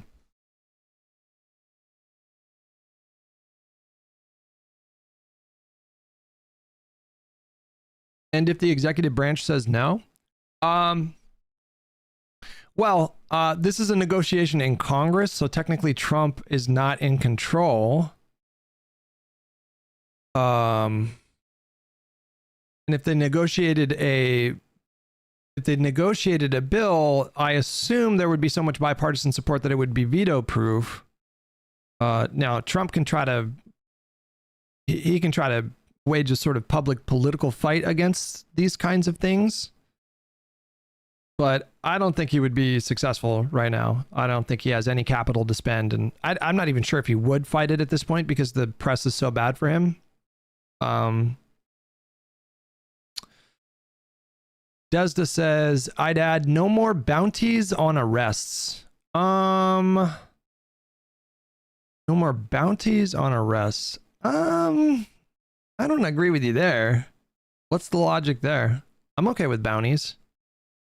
If somebody turns in this is just a practical benefit of a bounty, but if somebody takes up a $20,000 bounty to turn in a violent criminal, that's probably a good thing, right?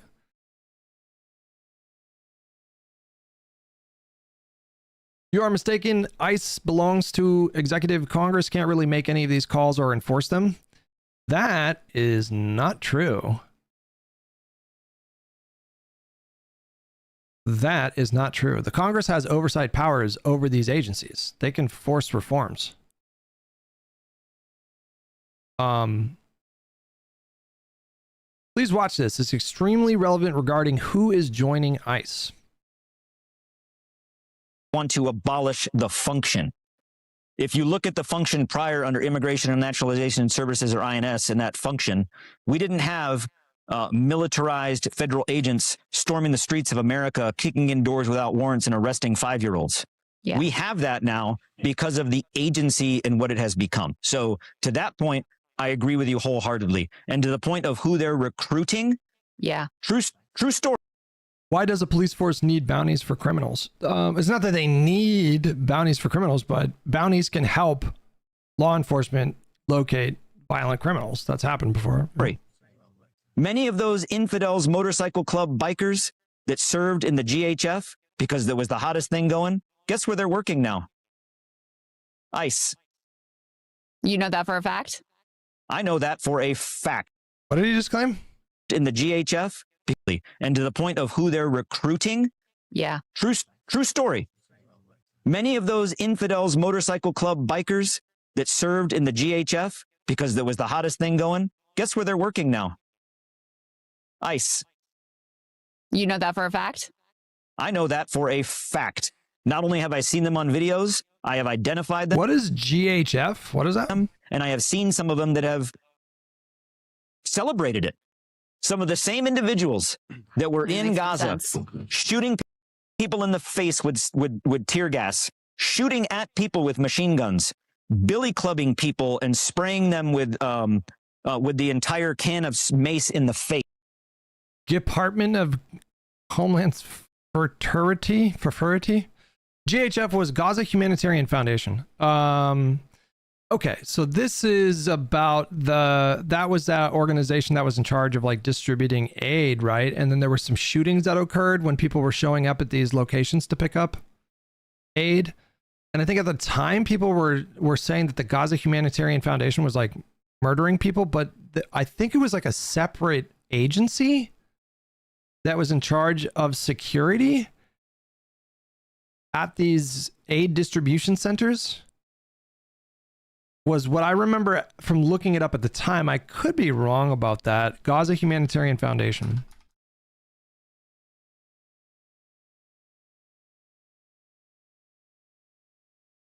Okay.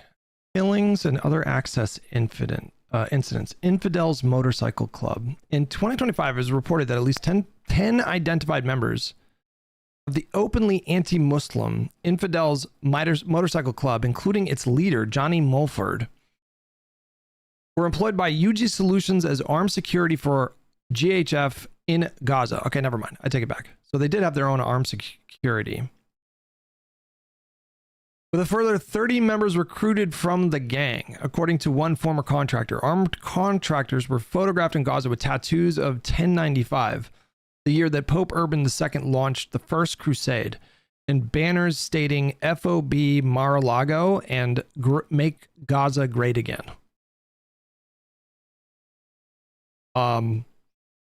Edward Ahmed Mitchell, deputy director of the Council of American Islamic Relations, said putting the Infidels Biker Club in charge of delivering humanitarian aid is like putting the KKK in charge of delivering humanitarian aid in Sudan. It makes no sense whatsoever. That doesn't sound great.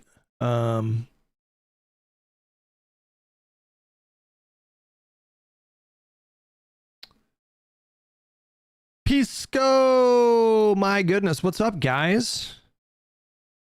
How you doing, Pisco?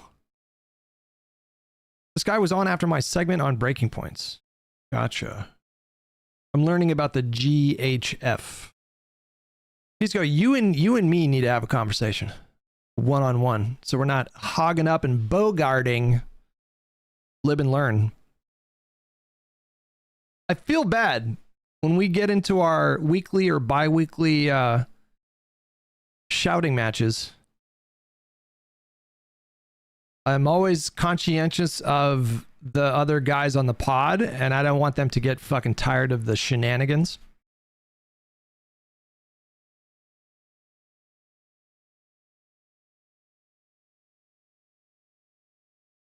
You know, it's hard. When there's 4 people on a podcast, you don't want to be the one that's just like talking the whole time. But we should get into it more about did you see the message that I sent to you in Discord, by the way? Too much living and not enough learning. That is so accurate. That is so accurate. Did you see the message that I sent? Okay, look at the Discord message. I sent you a video, and I will literally pay you $20 to react to that video on stream. It's an 1.5-hour video about Kyle Kulinski and Crystal Ball.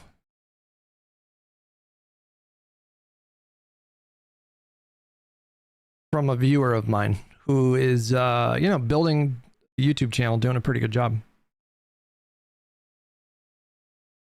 Occasional Doomer with $2. If Trump just doesn't do it like the Epstein bill, well, you cross that bridge when you get there, but one day at a time. Sorry, he's an Ice Beans viewer. Sorry. She claimed him.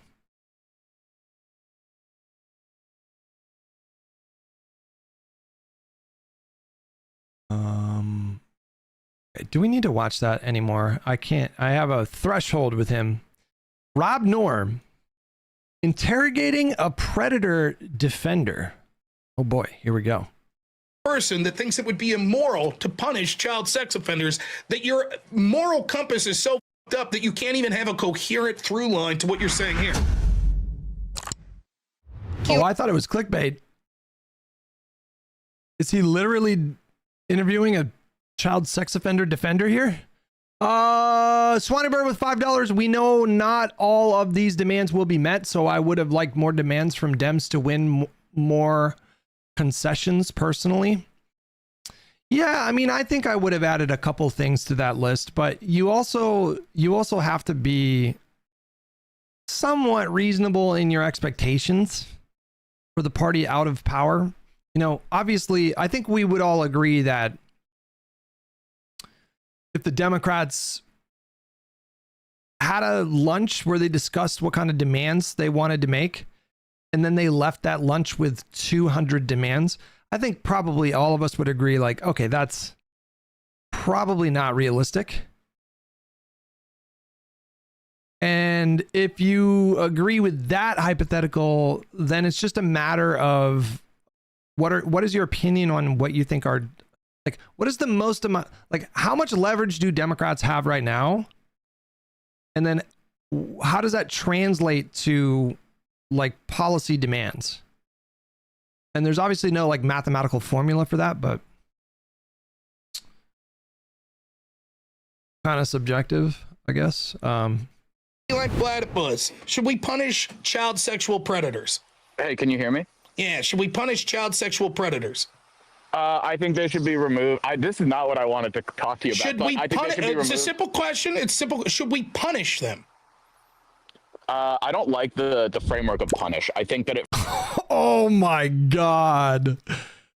No. Is that Cinemarxism? Is Cinemarxism on his alt?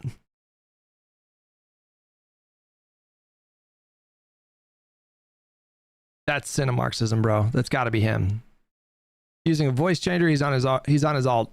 It focuses more on causing harm to the individual rather than like bettering the society. So removing them, some people would say that's a punishment, but you could also just torture them, right? I don't think torture would necessarily. We shouldn't punish them. We should rehabilitate them. I think that's what the focus should be. Yeah, I think the focus should be. Oh, I guess we'll bring our buddy Keyline back up. Hey, Keyline. What the fuck? He just like, is that the extent of their interaction? How you doing, man? Hey, all right. Yeah, no, I So mean, now that you got it off your chest, now I think it's great. So, ladies and gentlemen, this is Keyline Platypus, who thinks it's immoral to punish child sex offenders.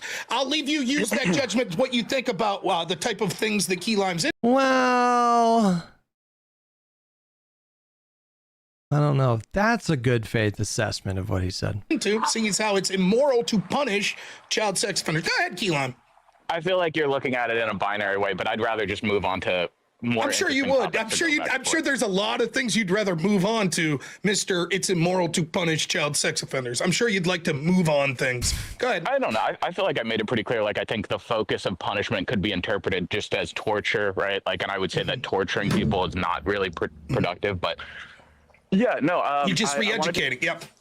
We get it. Yeah. I get it. Like, too hard. I think it's a random caller. I think child sex offenders. Got it. Just rehabilitate. Help them out. Yes. We get it. No punishment. Pretty good. Yeah, yes or no? Yes or no? Should we punish child sex? Well, if you had two options, okay, let's say there's a child sex offender, okay, and if you had two options, the first option would be to remove the predator from society and then force them into some sort of program where, let's say in this hypothetical, you could guarantee rehabilitation. And so that's the first option. And then the second option is to just like put him in jail and have him, make license plates, and that's kind of it. Like, which would you pick?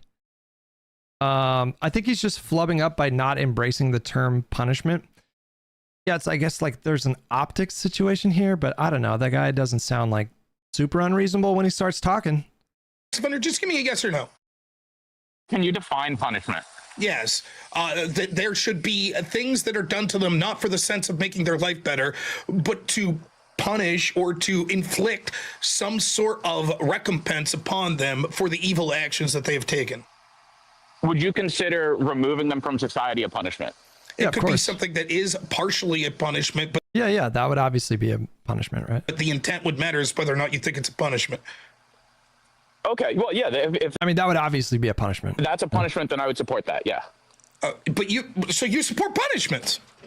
Yeah. So you support. I think a lot of people that's against everything that. you told me before. You told me before that prison. No, I don't think that is against everything he said before. If you just stop talking for 2 fucking seconds and just listen. We shoun't be punishing criminals. Instead, it should be all about rehabilitation. That's what you told me. Well, I think they should be removed until you could try to. But again, with like sex offenders in general, removed there's where? very little. Should they be removed in a place where their life is made worse, or should we remove them to some resort? I don't remember if I did advocate for the abolishment of prisons when we spoke before. It was well, no, you said they should exist, but only for rehabilitative purposes. There should be no equation in punishment. Well, yeah. I would say that. Okay, so then my question is, now you're saying to remove child sex offenders, right? To a resort? Which you would suggest would be punishment. To a resort? No. Where are you getting that? Where should they be removed to? Probably like jail, I would assume. Like jail or prison probably would be the two like logical things here. I would say at like a correctional facility. Yeah. So a place that their life is made worse, where there's restrictions put on them. Sure. Yeah. Well, I mean, restrictions do make their life worse. So yeah, I would say so. I would say there are certain places though where they would add. I mean, at this point, you would have to wonder what Rob is pushing for. Like, does he want them to like torture the people, or what does he think is the appropriate treatment here? Hutch, give them the Jimmy treatment. Oh, that scene was fucking brutal. That scene was violent. Maybe unnecessary restrictions for the sake of just punishing a person, and the outlook there would be that like when should they be left out? When should they be left out? Worse, it's kind of a deterrent, and I could see that argument, but I don't think that that's an effective. When should they be left out? When I would say when people can reasonably believe that they are not going to reoffend, which I don't think is that's what we already do, right? Kind of, right? On paper.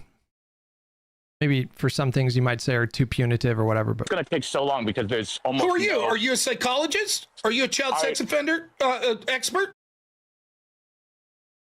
Does he have any idea how to have like a normal conversation? I actually don't agree with the retribution either. Yeah, I don't think. Yeah, but yeah. No, I'm not an expert. You're not. So then, who are you to say what would be reasonable in that? Well, are you an expert, Rob? Couldn't I ask you the same question? Would that not apply to him?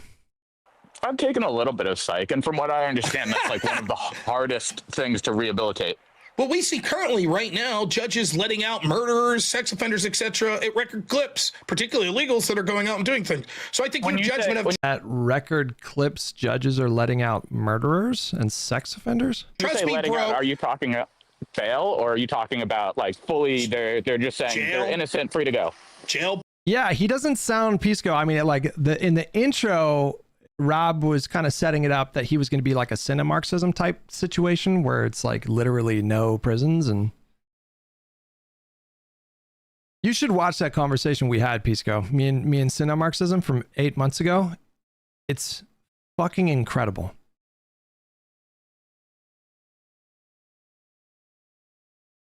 It is incredible. Cinemarxism is a prison abolitionist who, when I asked him, in your ideal society, what should happen if a woman is raped?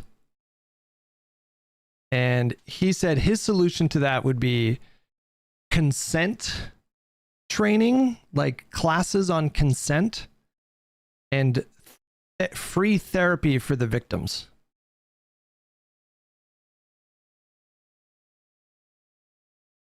You think I'm kidding?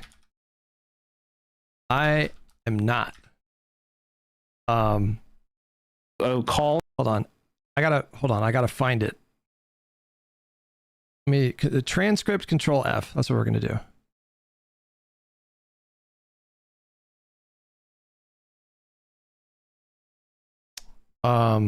Okay, here.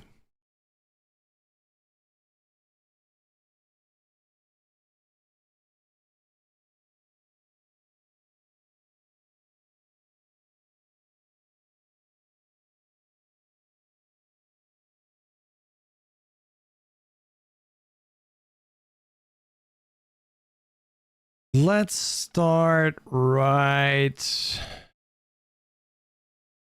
This is an oldie but a goodie, okay?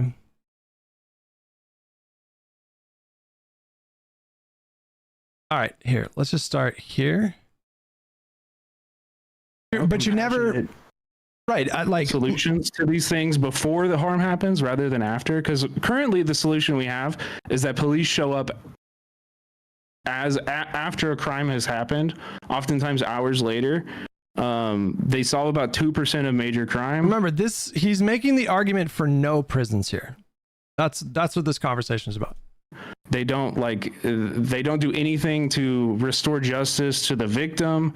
If they catch somebody, they lock them in a cage.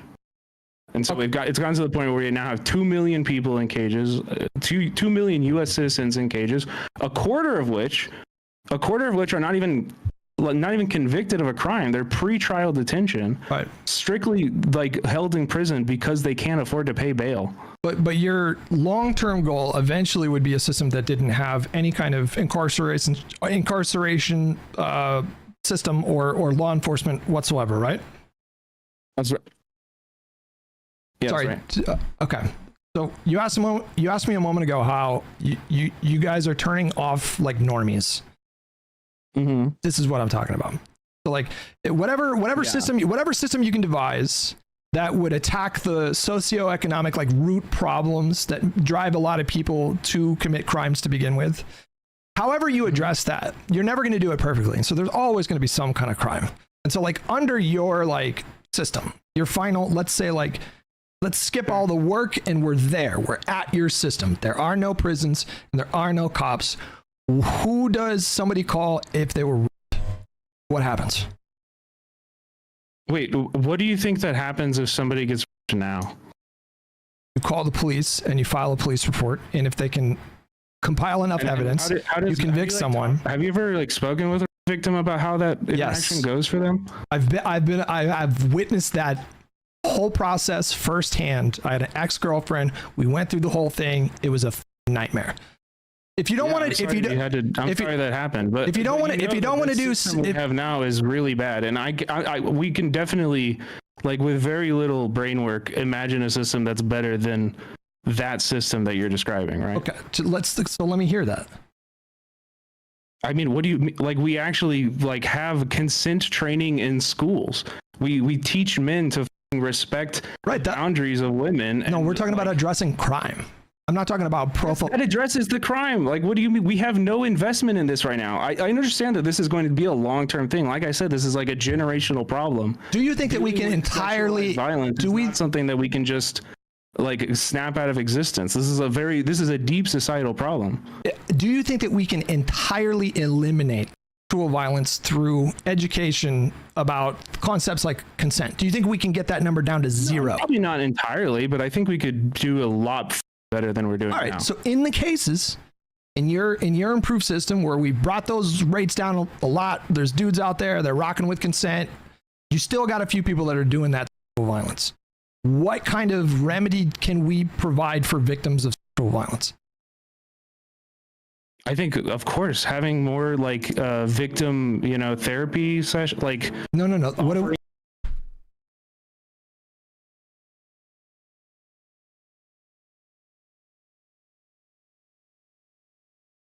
This is what I meant when I said on the pod this week that like these people don't actually think about like very straightforward questions when it comes to their proposed policies. They just say stuff. They just say it to satisfy maybe some like progressive bona fides. And it's obvious that they don't do any kind of thinking about it. Like he straight up just was like, well, yeah, you give the victims therapy, but you don't put people in jail for raping people. Victim services would be a huge part of that, of course. Let's say there was a sexual assault and it's caught on camera, right? Instead of this, can you actually justify how locking a person in a cage prevents from happening? Because that seems to be like the solution that you're offering here, right? You're asking me if removing someone from society, physically removing them from society, will prevent them from sexually assaulting someone in that society? If they're physically not like there. So so you think that the reason that people like commit rape is just because there's like something different with them, and the only solution is to remove them from society? I think that I didn't say that. Anyways, I don't know why. Yeah, that video is wild. I don't even think that's the wildest thing he said in our conversation. Anyways, this reminded me of that a little bit. Obviously, this caller is not doing that, but prison, etc. Some of them are no bail. Like, are they being let out on bail? Is that what you're talking about? Some bail, some parole, some probation.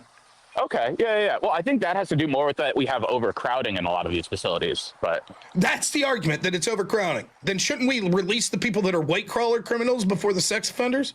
I would support that. Absolutely. I mean, I don't think people that are committing nonviolent crimes should be there in the first place. Okay, so what's your reasonable interpretation of when a child sex offender could be cured? Currently, there isn't one. So they would be incarcerated the rest of their life? Yeah. That's your argument? Yes. In prison? I mean,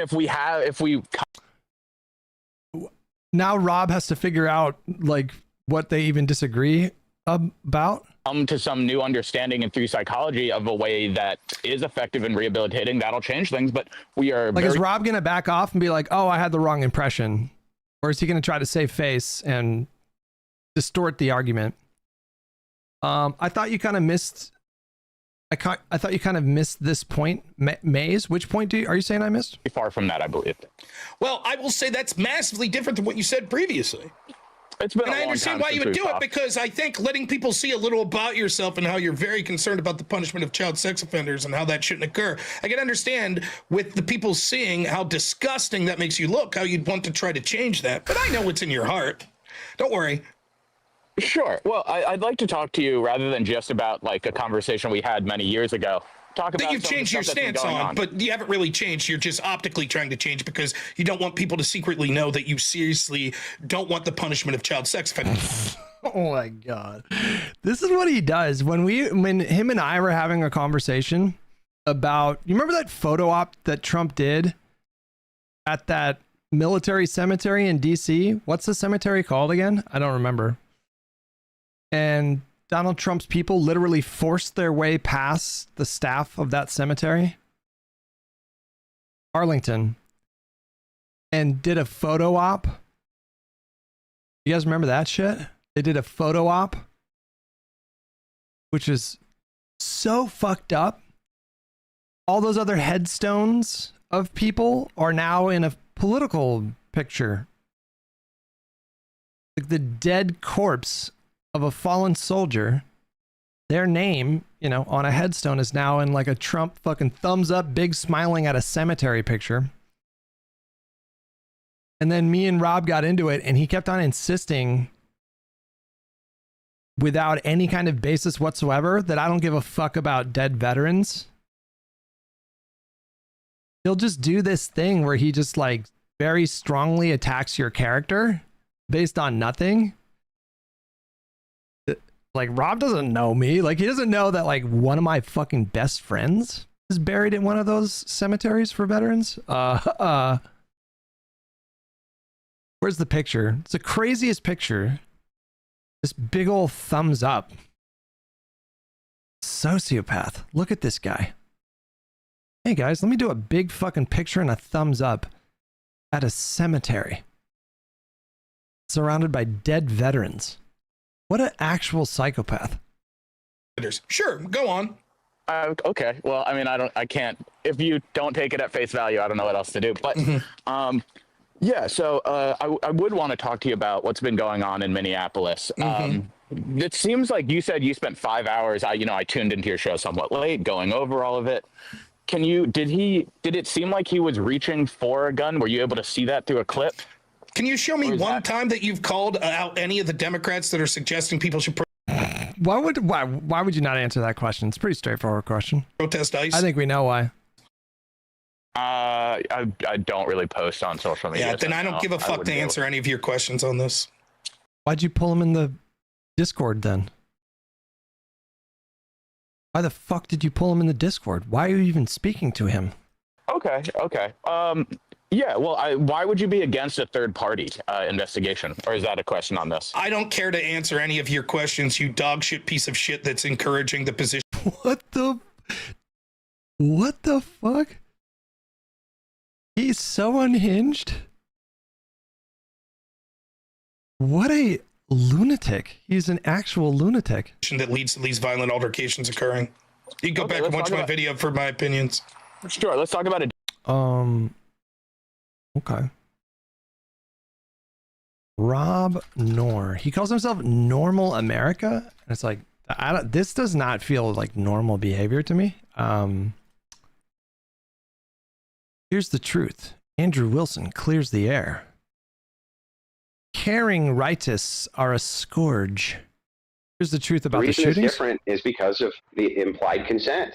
There's a distinction that needs to be made there, and you're not allowing the moral distinction to come into play. That there could be, it now becomes much more nebulous and very murky.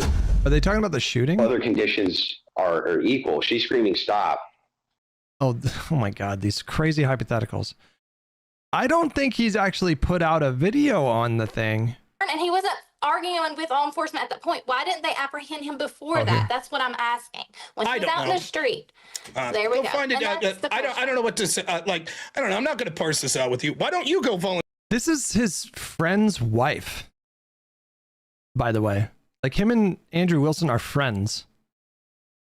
And this is his friend's wife, who's like a hardcore Christian conservative. And he speaks to her with such disdain and contempt. Volunteer for ICE and show them how it's done. No, that's not what I'm saying. You're what should they have done? Thrown him to the ground then on the street?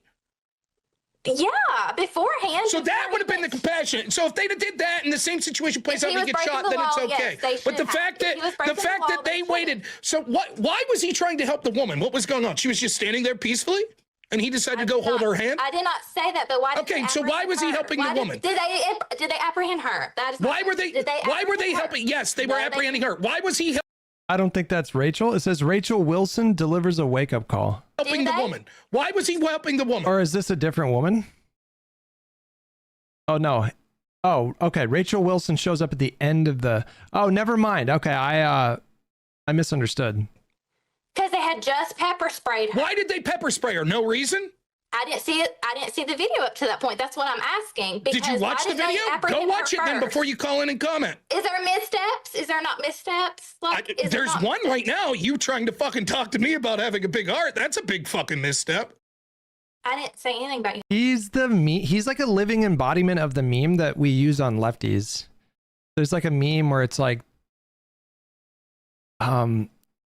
how I wake up knowing that all of my evils are ontologically evil or something like that. It's like that, but he's literally that. Like, everyone he speaks to, I guess his default is he just assumes that they're literally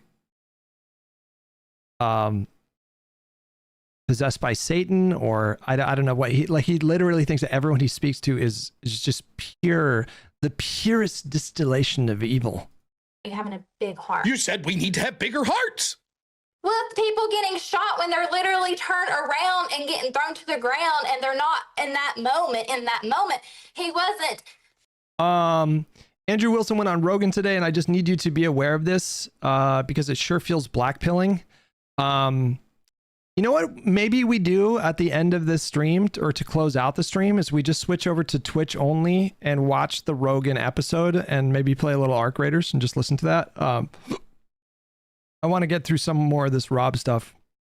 So you want this ICE officer? On the street? Yes, I agree. If he was on this the ICE street, officer, they should have grabbed him then. Why did they wait till he was literally going away from them? It's because you can't watch Rogan on YouTube. YouTube auto DMCA's Rogan stuff. It's fucking stupid. And not arguing with. That's what I don't understand. Why did they? Were they approaching him when he walked away, or did they sit there and say hello, sir, and then wait until he turned his back and then they went after him? Is that what happened?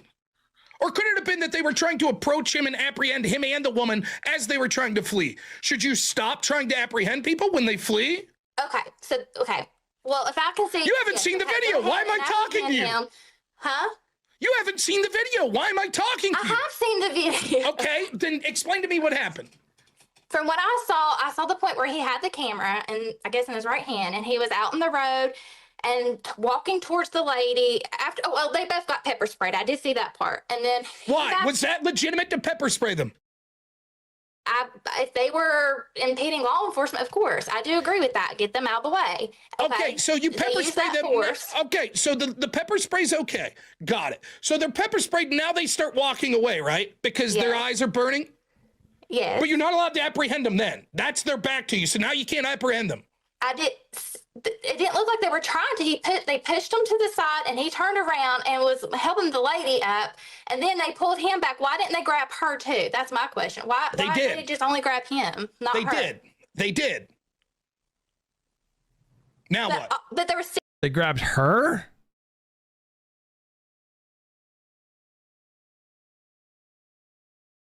I thought once they kind of tackled him to the ground, all of their attention was on him, right? Let me scroll back, find the video.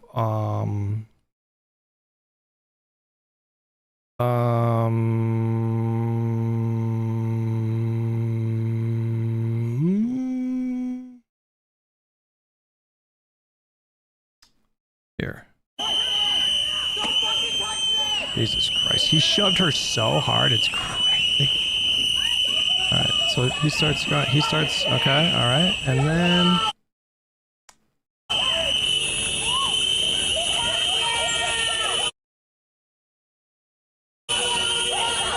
I don't know if they... It's hard to see.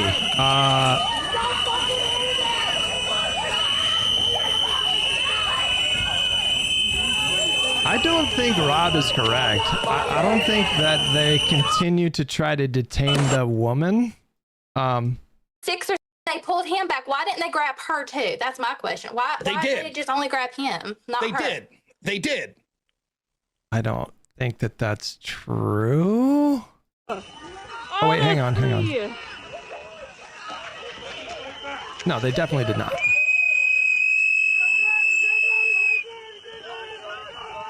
1,000% did not. The other woman helps the woman up. Honestly.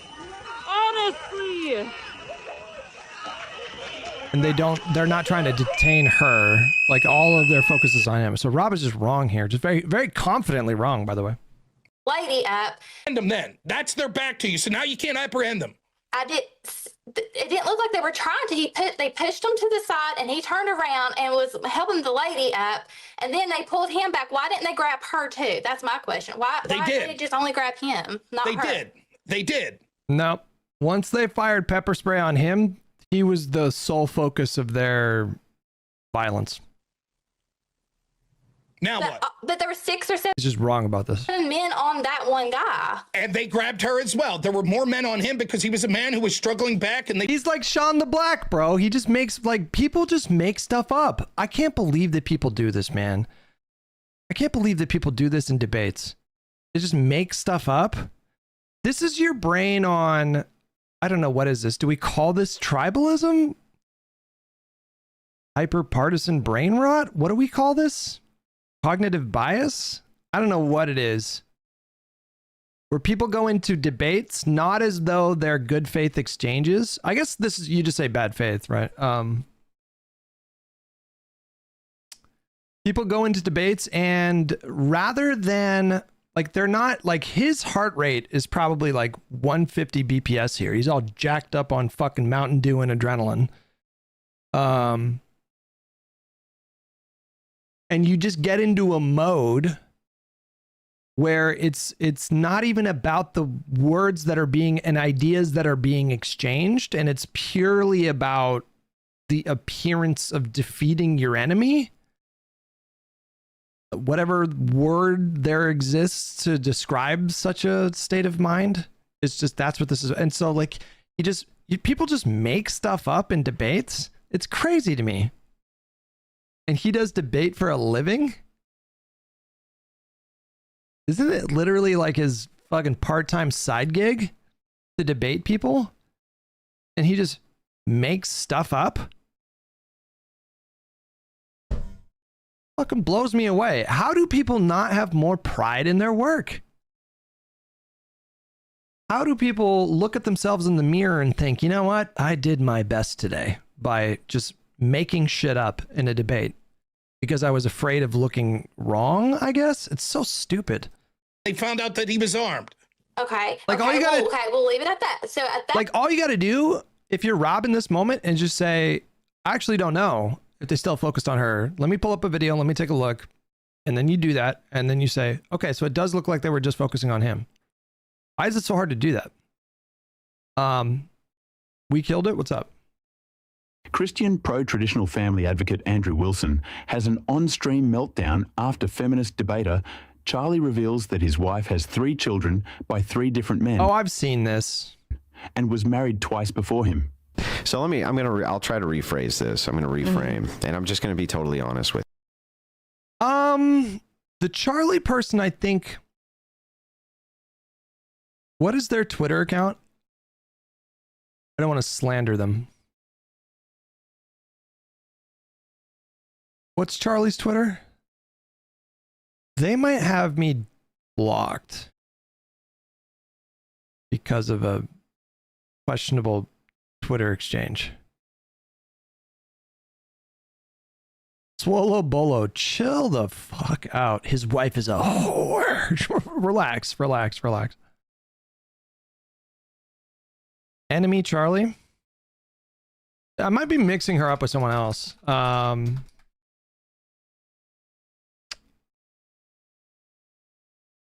No, she doesn't have me blocked. But I'm pretty sure, like, she retweets Ryan Grimm, Hassan, and Al Kalinsky, so I don't think we're the same kind of lefty, but whatever. With you. I will never be able to convince you of my worldview. You won't. I know. But the reason is not because I'm not a great orator, or I don't make good points, or I haven't said things which should be compelling to a person. But Charlie, I just think honestly you're too stupid to understand them. So Andrew, can I sell you on my worldview? Yes. Your wife has 3 baby daddies and has been married. Oh. Oh God. This clip is so good. Twice before. And you you lick sniz. Under your religion. What the fuck is sniz? You lick sniz. What does that mean? What is sniz? Puss? She licks pussy. Licking pussy is fucking awesome. Does he not lick pussy? Hang on a second. Does he give his wife head? Or is he like, what's his name? The DJ.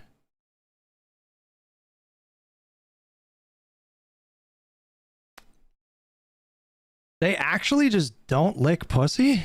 DJ Khaled? Didn't he say that it's beneath a king to lick his wife's vagina or something? I don't know. What did he say again? Fellas, is it gay to lick pussy? You lick sniz. What is that? You're a dyke. Don't talk about my wife. Okay. I don't know if we can watch this, guys. Jesus Christ. TOS. At that point, if he... All right, let's skip to the Andrew Wilson's wife showing up in the hall. A friend that wants to talk to you. Hey, Rachel, what's up? Oh, great. Hey, can you guys hear me okay? Yeah. Yes. All right, cool. Sorry, I'm not going to be mean, but I do need to help with a little dose of reality. And here's the reality. You and we don't get to tell men how to enforce the law. I can't believe these are real people. I can't believe this whole thing is not an act. How do people live their lives like this? This shit is fucking mind-blowing to me. I'm going to try that on Esme tonight. The next time that she disagrees with me on anything, I'm going to say, you don't get to argue with a man when they're deciding what restaurant we should order from tonight. You don't get to argue with a man. Oh, did I get everybody who, donated? And yeah, we're good. We don't get to tell them what the proper decorum and the proper actions, because you and I have never been in those situations and we won't ever be in them. We have no way of really understanding what it's like to have to use force to take down criminals, to arrest illegals, things of that nature. So we can sit there and get in our feels and get sensitive and go, well, where's our compassion? And we have to be more careful. But it's all beside the point. It's like men telling us what we ought to do in childbirth. They have no possible way of knowing, and they can't understand it. I agree. You're absolutely right with that. It's What? Huh? So I mean, This is just the reason why we're not supposed to be in politics. I have big opinions. I've got, Somebody tweeted out something yesterday, and I can't stop thinking about it. Oh gosh, can someone help me find the tweet? I'm going to try to describe it, and I want you guys to try to help me find this tweet. They wrote kind of like a long post, and it was about how they were predicting that at some point in the future, scientists or whomever are going to discover that for whatever reason, during this period of our history, like a really good percentage of the country were suffering from actual cognitive impairment, like some kind of like thing that was like literally lowering their IQ and their kind of cognitive functions. And it wasn't a satirical post. They weren't memeing. They were being serious. Like 30 years from now, we will have discovered that, 30% of the country had an IQ of lower than like 55. That's where I think I kind of agree. Like, there's something else going on, because I keep getting confronted with just like unfathomably stupid takes. I don't know how to explain these takes besides like, I'm talking to someone who legitimately cannot process the shit that I'm saying. And I'm not, do I sound like a super esoteric guy? Like, do I sound like someone who is like using academic language, and do I sound like someone who would be interviewed on the Ezra Klein podcast? So I'm not communicating in complex terms or above probably like an 8th grader's vocabulary, I would say. And yet I have conversations with people that are not connecting really basic dots. Your vocabulary is de minimis. Yes, you just used a big word like esoteric. I feel like people know what esoteric means. Like, how many of you guys know what esoteric means? Come on, you guys, everybody knows that word, right?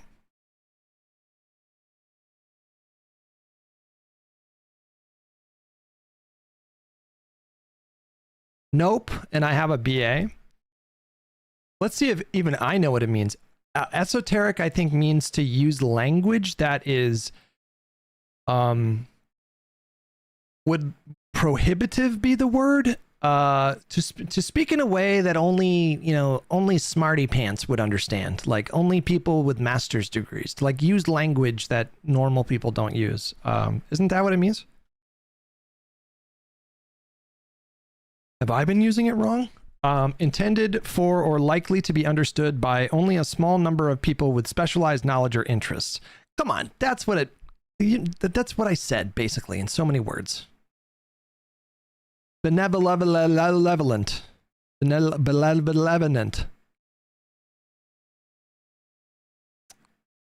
Basically, you use jargon that most normies wouldn't know. That's kind of my understanding of what esoteric meant. Okay. Hot take. In 50 years, we will have massive studies linking right-wing ideological inconsistency with literal physical mental disability. And no, this is not just me calling them R words in a nice way. I genuinely believe that a vast number of Americans don't have the mental faculties required for adult-level critical thought. Whether it is genetic, environmental, or something third, we'll know eventually. This goes past the classic philosophical argument that, quote, we are formed by our environment, end quote.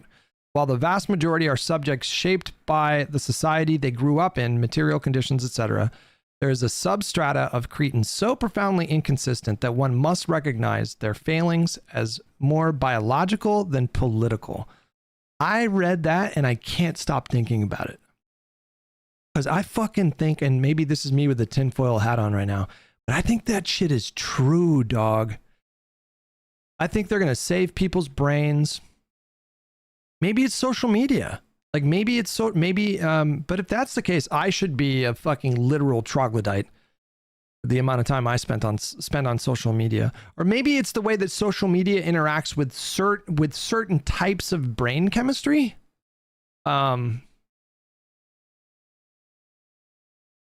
I mean, just to be clear, I just want to say there's a lot of this going around with the fucking lefties too. I just want to say that. That exchange that I had with Sean the Black last night was a perfect example of that. This guy went from claiming that AOC, Bernie, and Ilhan Omar extracted concessions from Joe Biden in exchange for them supporting him staying in the race after the debate. That was his initial claim. And then by the end of the thread, it changed to they could do those things. Politicians make concessions all the time. And then he seems to think that it's appropriate to just assume that that's what they did with zero basis in evidence whatsoever. That's fucking dumb, dude. That is. I didn't realize until that moment in our little exchange last night that, like, he is dumb. What a stupid thing to say.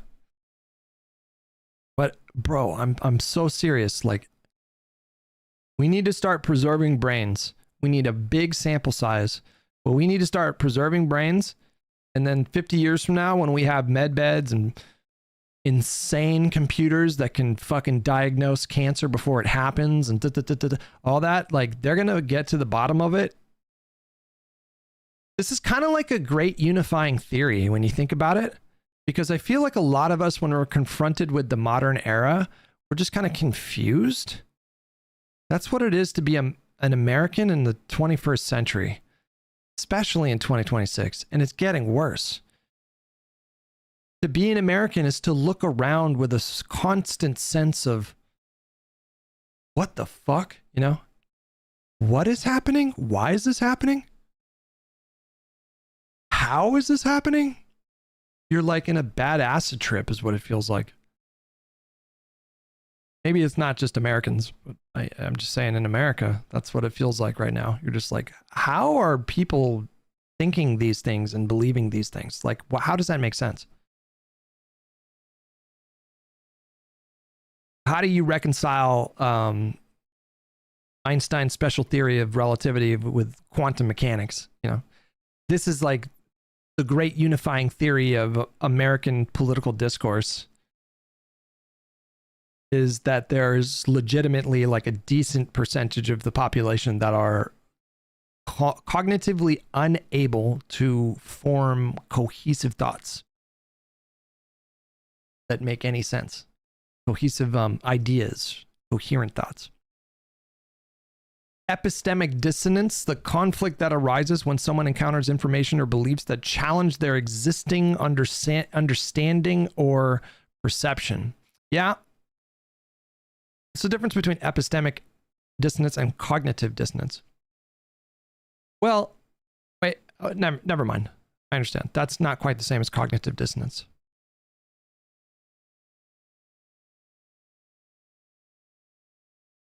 That eliminates a lot of the confusion if you're trying to figure out why the world is the way that it is. I don't have any evidence for there being a significant percentage of the country that are not working with a full box of crayons. I don't have any evidence for that. But if it were true, it would perfectly explain so many things that are utterly perplexing. It would perfectly explain, like, the MAGA movement, the rise of Trump, just the way people are. Some undiagnosed thing, they're not picking it up in MRI scans, they're not picking it up in ultrasounds. Like, something is going on under the hood that they just don't see yet, and future computers are going to be able to see it. And Hutch, I have evidence for that. What is your evidence?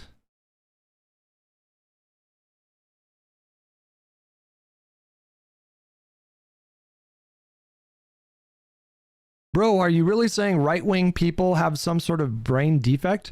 Not all right-wing people, just to be clear. And certainly, this also includes a lot of left-wing people. I am not restricting this to just one ideology or another. But if we're doing a per capita analysis, I think it's probably a bit more prevalent within like hardcore MAGA people.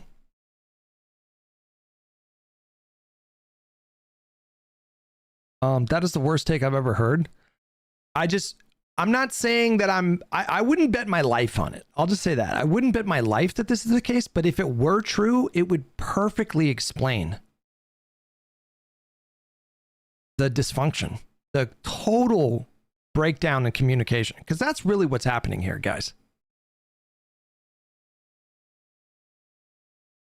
How many of you guys are in or have been in a long-term relationship, multiple years? Okay. Anybody that is in or has been in a long-term relationship, you understand the experience of there being a complete breakdown in communication. That is gonna happen in relationships sometimes. And what that means is one or both people in that relationship are going to be in a situation where they are both talking past each other. They are not hearing what the other person says for whatever reason. Emotions run really high in relationships. Your partners know your vulnerabilities, and so therefore they're capable of hurting you in a way that strangers probably cannot. And there are some times when you experience that hurt, you kind of go to a lizard brain kind of situation where you're not thinking from a rational and what's going on in your brain is accessing past trauma without you even understanding that that's what's happening in the moment. And instead of having an argument with your partner, you're having an argument with like your dad, if like 30 years ago. You know, your lizard brain takes you back to an emotional memory. We know that this is what happens with people. We know that that's what happens. They go back to a core emotional memory. And anyways, communication breakdowns are like brutal because it is impossible to have a productive conversation. When there's like a full communication breakdown, most of the time you need 2 hours later. Hey, hang on. If you don't like my rants, find another fucking stream. Okay? Who did that? Lights?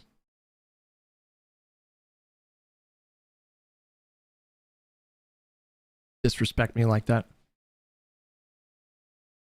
Communication breakdowns are brutal. Absolutely brutal, because you might be communicating to your partner or they might be communicating to you a really intense emotional need. And if the other person can't hear you and they don't satisfy that need, then you experience extreme psychic and emotional pain and rejection. Does that make sense? Anyways, we're going on a little bit of a tangent here, but when you're in that place, you cannot communicate. You cannot understand what the other person is saying.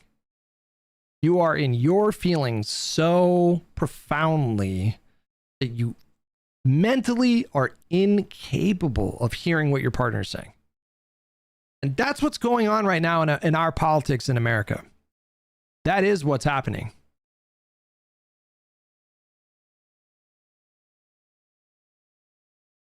Now, I'm going to make the fatal mistake that people make when they're having communication breakdowns with their partner in a relationship. I'm going to do that now, and I'm going to apply it to the current political discourse, because I am not the problem.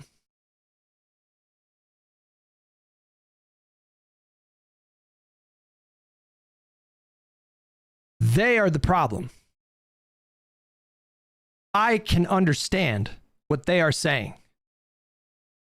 They cannot understand what I am saying.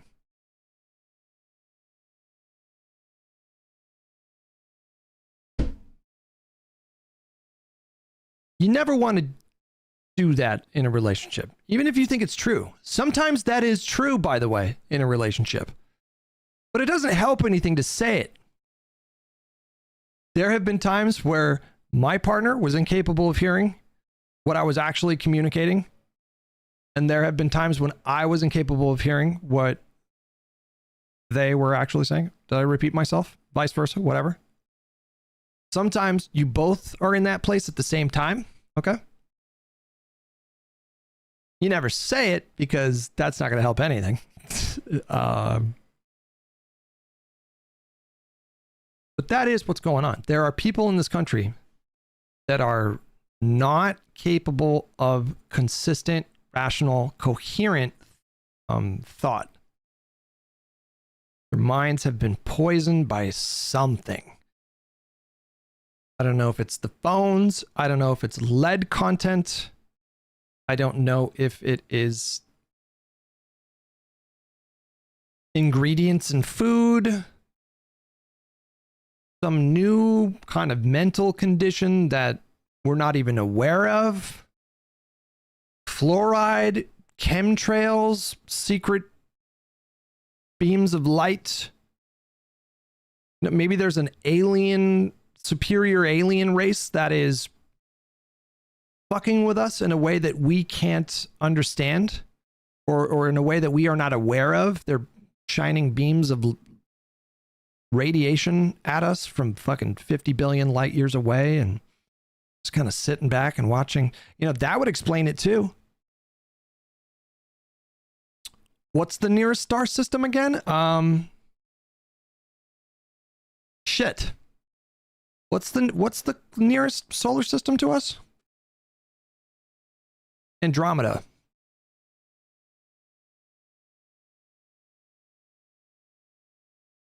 Maybe there's life in the Andromeda system that we're unaware of. Maybe they're advanced life and they're fucking literally firing radiation beams at us and just like sitting back and watching they're doing experiments on us. Like that would explain. Andromeda is a galaxy. Yeah. Hang on. What's the nearest star system? Proxima Centauri. That's the one. Or is it Alpha Centauri?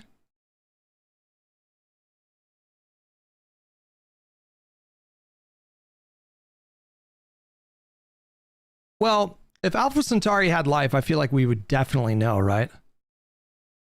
Like 1,000%, we would definitely know, right?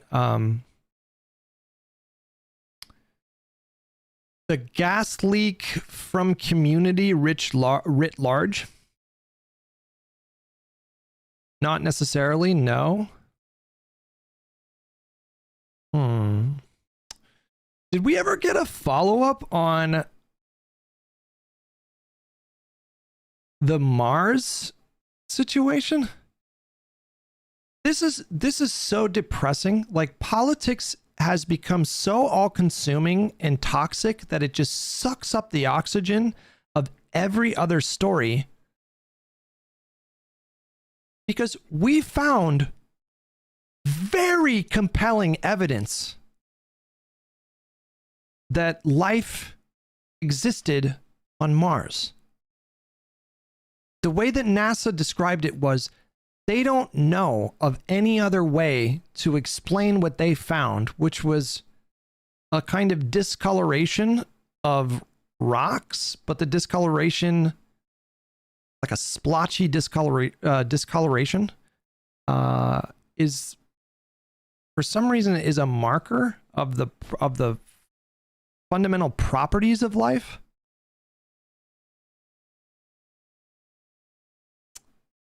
And NASA said, we don't know how to explain this except to say that this is, you know, evidence of life. And we don't, and that barely made a blip in the news cycle. I don't know, who knows? Maybe Charlie Kirk got shot that week or whatever. It's as what Dr. Tyson said. If we have the technology to terraform Mars, then we would have the tech to fix Earth currently. True. Bear with $5. If Alpha Centauri had intelligent life, we would probably know by now due to radio waves. Unintelligent life would still be unknown. Yeah, I guess that's what I meant. Sorry. Yes, I should have said intelligent life.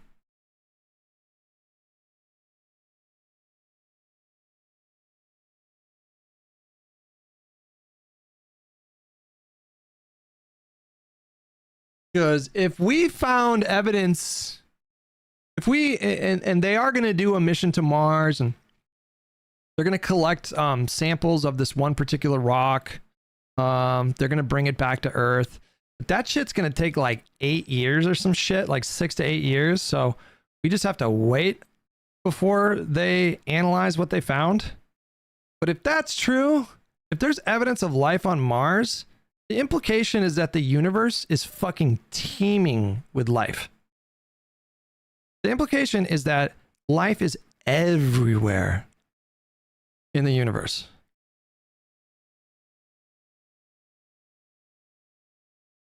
There was also an interesting thing that people were talking about recently where there's something different about our galaxy in that there's massive like empty space around our galaxy. Or is it our solar system? I think it's our solar system actually. Is our galaxy or solar system? That is very atypical for the rest of the universe. And that could mean that life is way more possible because there's less comets, asteroids, and then that might imply that we are alone in the, like literally alone in the universe. Or, yeah. Dark forest theory. We should be talking about all that shit, and instead we're talking about like we're watching a Rob Noor video with this fucking idiot.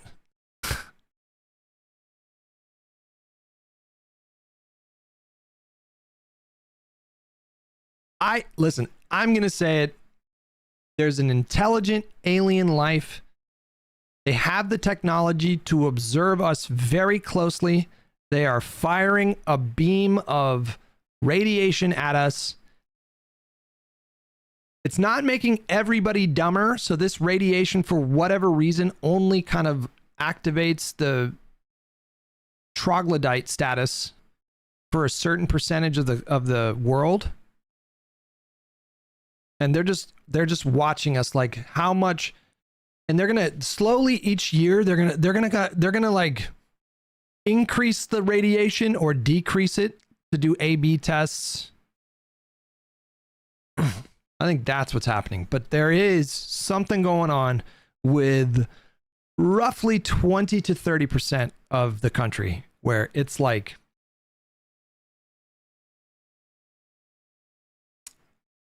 not quite a Forrest Gump situation, but close. Ask anybody. I got a big mouth. I got a lot of opinions. Listen, I listen to you all the time, and you're fucking bad. I agree with you guys. I watch Andrew. I watch Rob.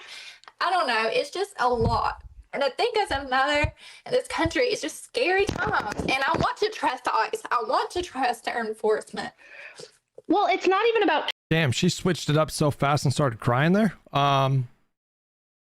Quantiver with $5. Petition for Hutch to showcase a scientific news story or video once a week. I enjoy these discussions. I fucking love talking about outer space and the universe. Like, what the fuck is going on with the James Webb telescope discoveries? What the fuck is going on? Because they think they are showing, they think they are seeing certain regions of the universe expanding at a different rate than the rest of the universe, which, if that is true, totally upends conventional wisdom about the Big Bang and the universe entirely. They're seeing galaxies form way sooner than makes sense in the context of the Big Bang, and they can't explain it. Like, what if conventional wisdom about the Big Bang is wrong? Like, that's actually kind of scary to me.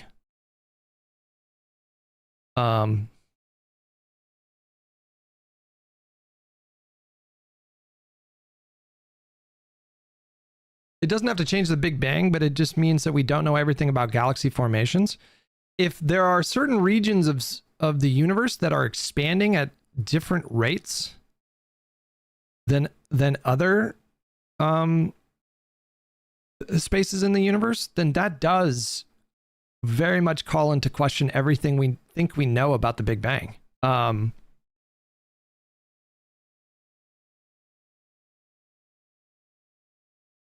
Because the Big Bang would necessarily mean that everything, the far reaches of space, or the boundaries of space are expanding at the same rate at every point. Right? Maybe we just don't know enough about like dark matter, dark energy. I mean, obviously we don't know a lot about dark matter and dark energy, but I can't even comprehend what that means. So the Big Bang, right? Singularity, bang. Out of nothing, everything. Bang. And now space itself, space-time, springs into existence. And now space-time is expanding. And it's expanding at an accelerating rate. The older that we get as a universe, the faster the universe expands. Faster than the speed of light. How the fuck is that possible? Well, space itself is actually expanding. What? Trippy as hell. But they think with the James Webb Telescope, which is this telescope that is way more powerful than our previous telescopes, they think that they can see evidence of certain spots in space-time that are expanding at slower rates than other places. And it's like, well, how the fuck is that happening? That doesn't disprove the Big Bang. No, I don't think did I say that it disproved the Big Bang? I don't think I said that. I think I said it upends all of our scientific understanding of the Big Bang so far. Like, it upends like everything we think we know. It doesn't mean that there wasn't a Big Bang, but it does imply that there is a lot that we don't understand, that we thought we understood. Actually kill me in a video game, Visa. Visa will be working with our U.S. financial institution partners to enable a new capability that will offer cardholders the option to direct credit card rewards into Trump accounts. It's a simple way for families to turn rewards earned on everyday purchases into savings for their children's future. Okay. All right.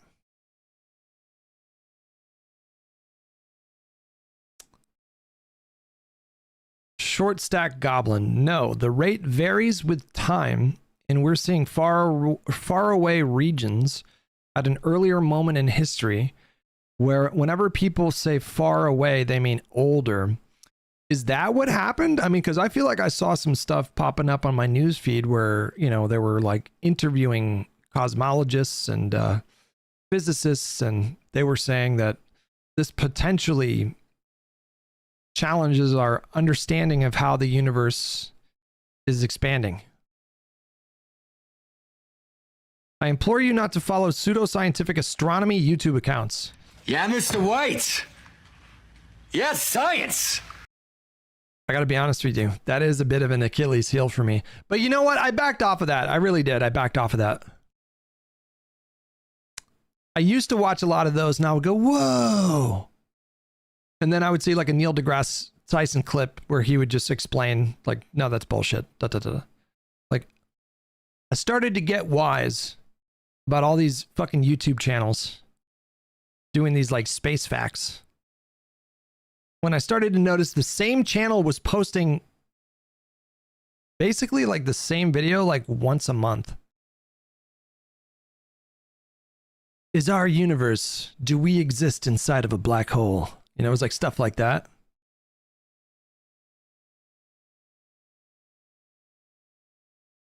If you learn physics and astronomy from YouTube, you're going down a very dark path. That's the rabbit hole to like Joe Rogan style takes on the universe. That's how you end up. That's the Joe Rogan pipeline right there. I'm way too sober for topics and conversations like that right now. How about this one? And then we'll end the space talk on this. But how about this one, okay?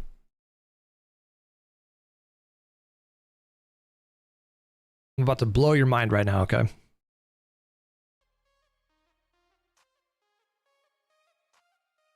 The conditions for life are only possible during specific time frames.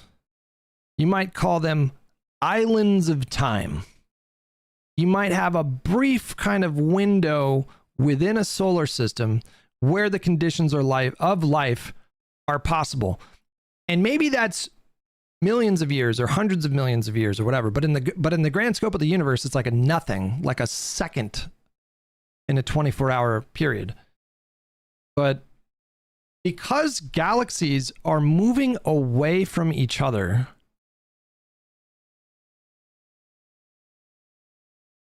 you could have a situation where, and in fact, you will have a situation where someone will be born, life will spring into existence within a solar system during one of these islands of time. And this is going to be far in the future, okay? Far, like I'm saying, trillions of years in the future. And intelligent life will evolve. And in that solar system, you know, that species will have scientists that get curious about why is this? Why are we here? What's going on? You know, what they're going to look up, but they're going to look up in the sky and they're not going to see the stars and galaxies that we see. They're not going to be able to see them. So to those intelligent life, they're going to have no way of knowing that they exist in a much larger universe. They're going to think that it's just them, that it's just their galaxy. Meblarg says, fuck, this is stupid. No, this is inevitable. This is inevitable. The galaxies are moving away from each other, and they will move so far that you will not be able to see them. You're not going to be able to come out with anything to...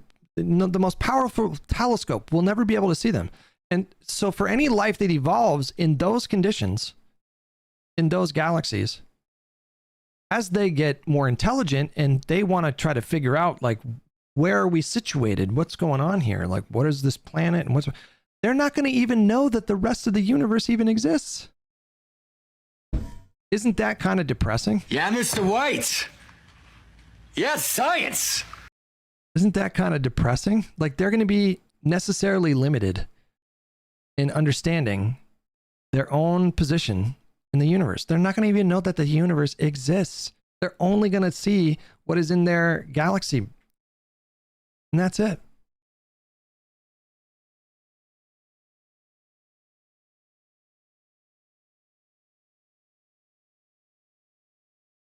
FBI in Georgia update from 5 minutes ago. Okay. Tyler Everett. This is paywalled. Reuters. When did Reuters become paywalled, bro? Do I have a different? Can I get a different link for that? Look up quotes from Carl Sagan, The Demon Haunted World, pro-science book.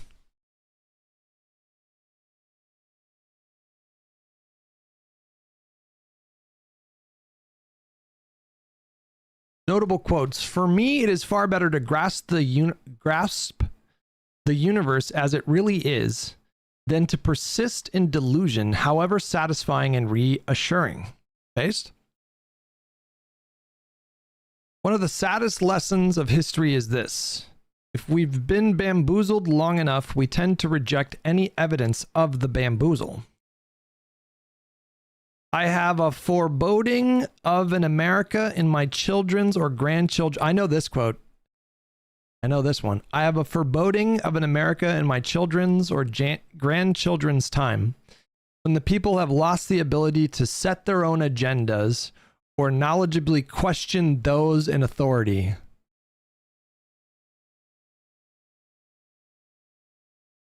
But I got to tell you, that is not what's happening right now. Just to be clear, I see a lot of Americans questioning authority right now. I see tens of thousands of them doing that in Minneapolis.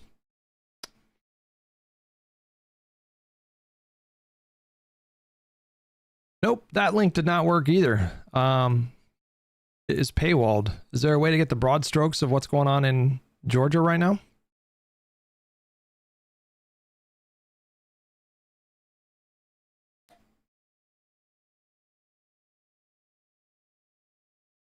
These people are our enemies, and I hate them. Proud socialists. Democrats would stop the person stealing the horrible bill and hand it back to Republicans to make sure that it passes. Well, proud socialist is all you need to know. You can safely dismiss everything that person says. Science is not only compatible with spirituality, it is a profound source of spirituality. True. True. The knowledge of science and knowledge of the universe and our position in the universe, to me, is so much more reassuring than tales of legend and myth and superstition. In the demon-haunted world that we inhabit by virtue of being human, this may be all that stands between us and the enveloping darkness. Oof. Avoidable human misery is more often caused not so much by stupidity as by ignorance, particularly our ignorance about ourselves. Oof. Oof. Now I'm thinking, what's that quote from Socrates? The unexamined life is not worth living. The candle flame gutters, its little pool of light trembles, darkness gathers, the demons begin to stir. Ooh, we're getting a little out there with it. I have to go to the bathroom real quick, guys. I'm going to play more of that video that I uploaded that we started watching before we get to the interview.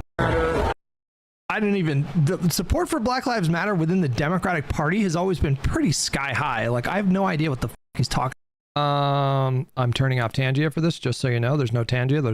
I'll be right back. About Democrats, like normie libs, that you're saying a lot of them didn't like Black Lives Matter. They had overwhelming support from Democratic Party voters. As a protest movement, as a street movement.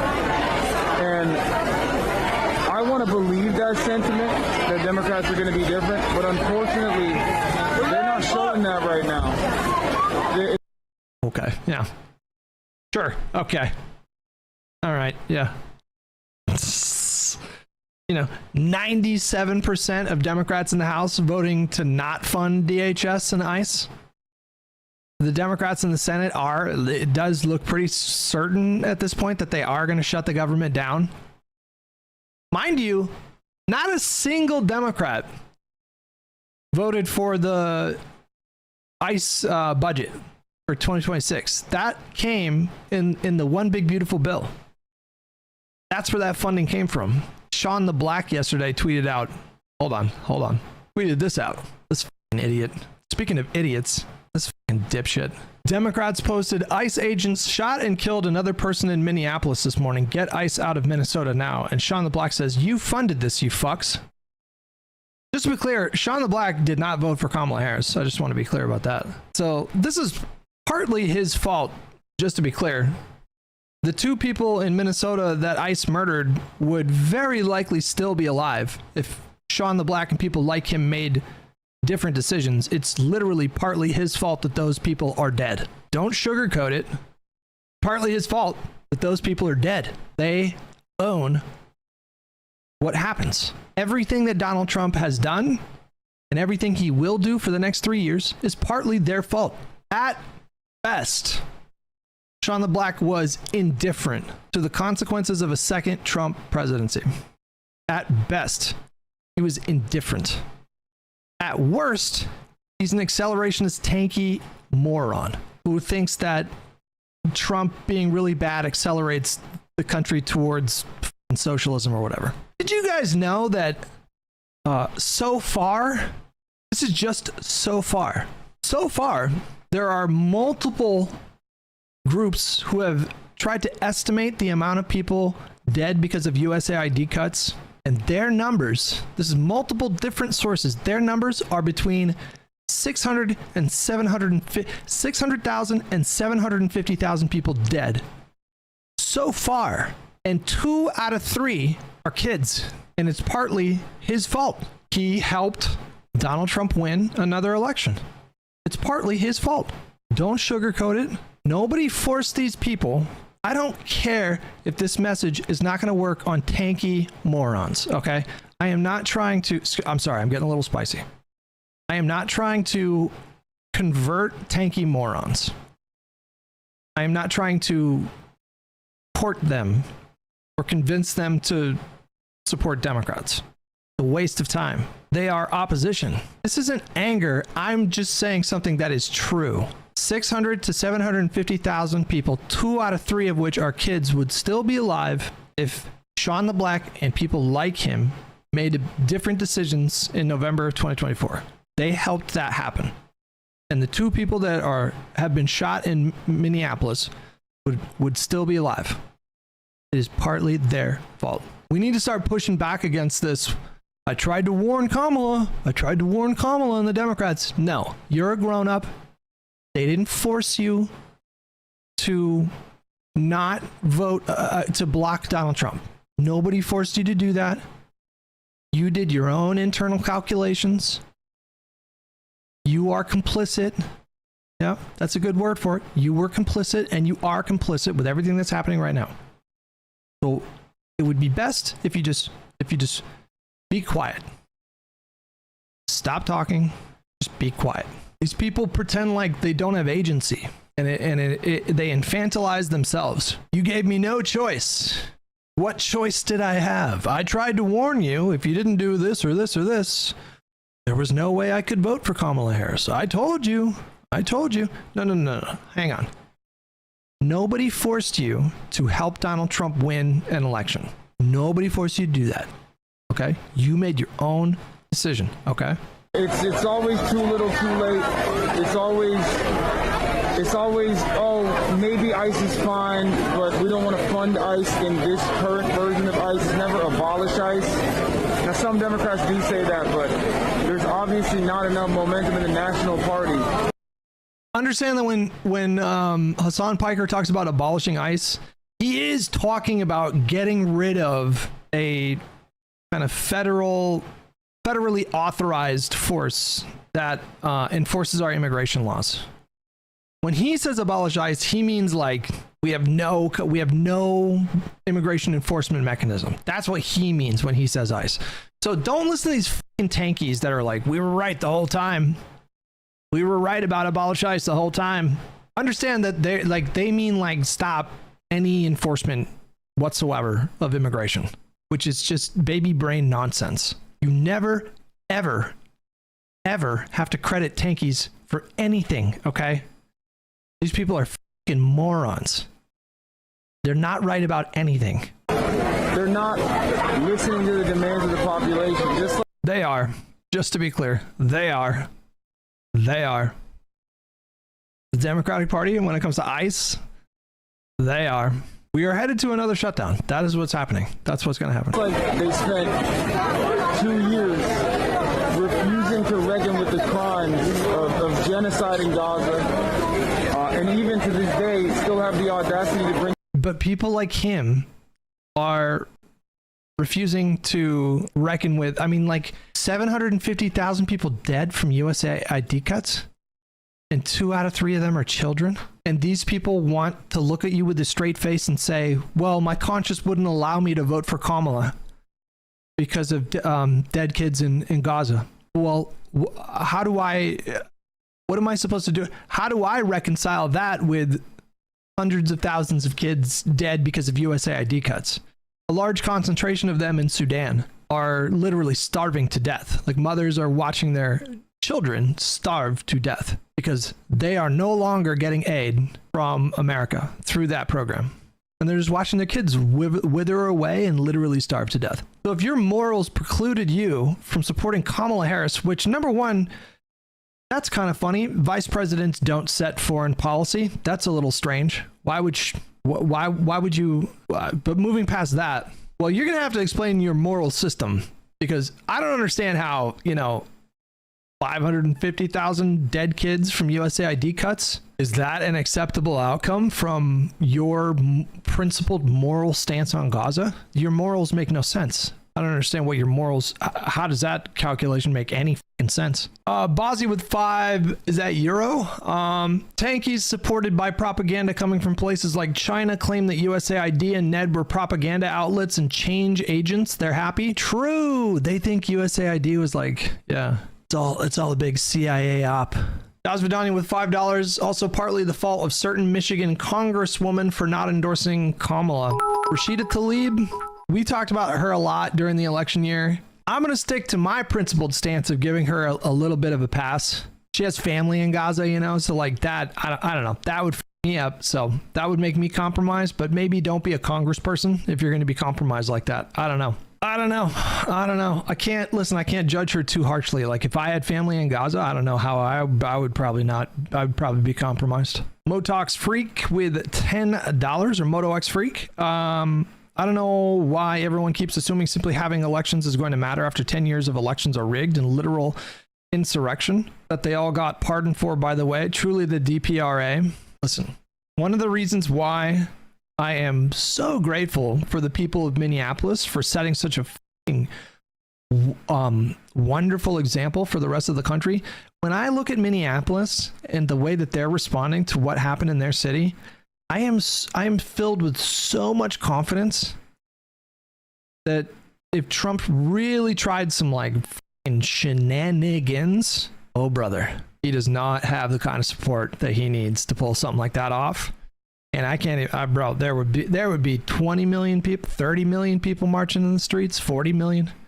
It would truly be something to behold. And he's losing.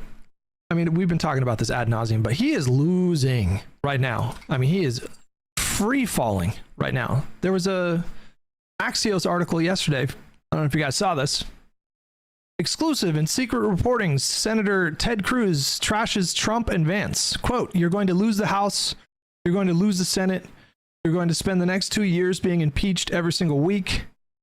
I will link you guys this article, but there's more to it than that. Apparently, Donald Trump responded by saying, "F you, Ted."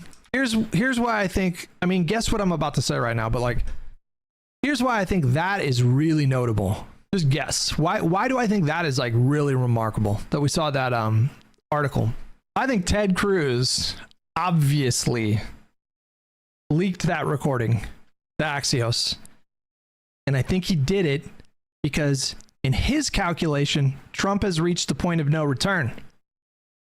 I think Ted Cruz, like every other craven Republican politician, have been waiting for the moment to flee. They have been waiting. They have been trying to figure out what is the most optimal time that I can bail from Trump so as to advance my own political career or survive politically without alienating Trump's base. They're all asking themselves, like, when is that time to do that? I think Ted Cruz leaked this article because I think his calculation is that it's now. That's what I think. We'll see how that plays out. Bring that up as a gotcha when they say, oh, well, you should have voted for us, even in spite of the genocide. And as Ta-Nehisi Coates famously said, a party that doesn't care about genocide doesn't care about defending democracy either. It's actually not the quote. And we're kind of seeing that right now because... Not the quote. Whew, I feel better. Fuck, man, we've been on this video for fucking 3.5 hours getting sidetracked by Carl Sagan and the universe expanding and the James Webb Telescope and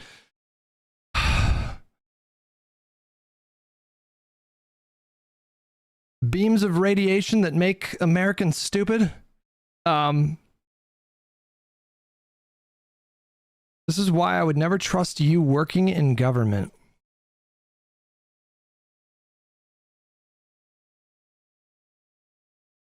Joke of the day. The head of the U.S. Cybersecurity Agency leaked internal documents into ChatGPT. Shut the fuck up. This is a troll. Read the Reuters article. It's paywalled. I can't read it. Did you get a non-paywalled version?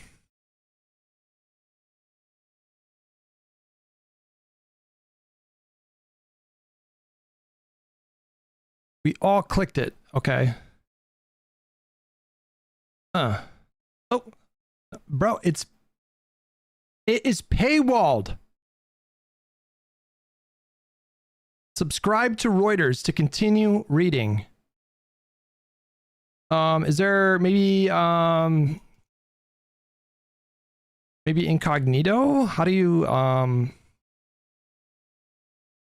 new private window?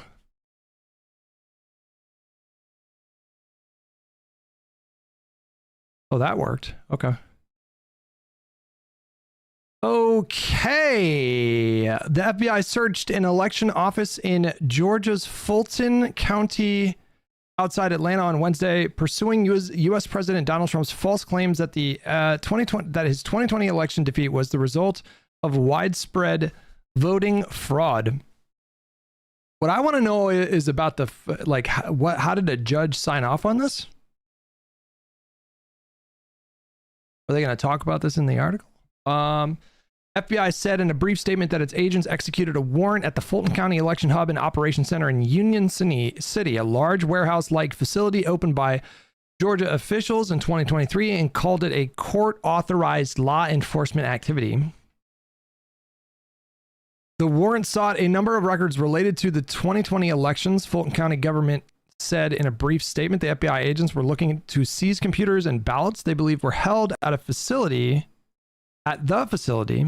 as a part of its investigation into possible election interference, a law enforcement official told Reuters, speaking on condition of anonymity. The search was conducted a week after Trump reiterated during comments in Davos, Switzerland, his long-standing and debunked claim that the 2020 voting was a rigged election. People will soon be prosecuted for what they did, Trump said in Davos. FBI Director Kash Patel was appointed to his post by Trump last year. Joe Biden, a Democrat, won Georgia and defeated Trump, a Republican who was seeking re-election in 2020.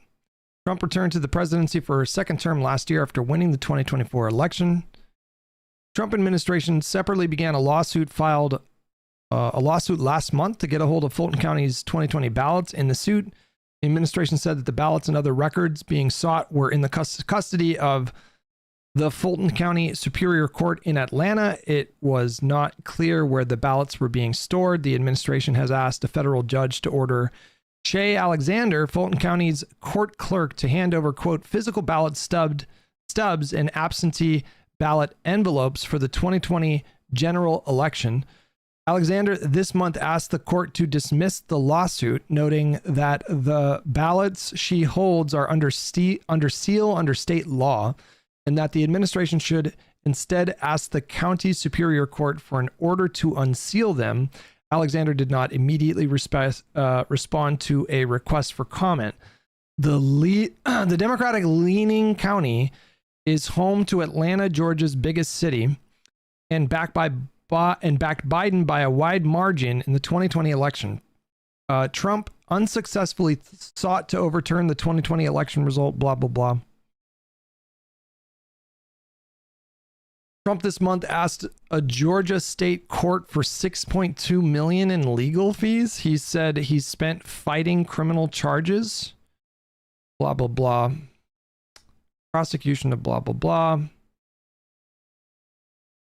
Yada, yada, yada.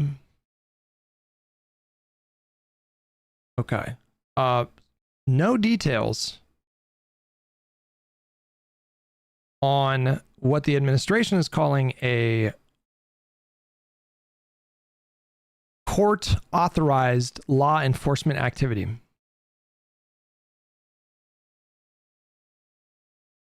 What does that mean? A court-enforced. Is there any update on that?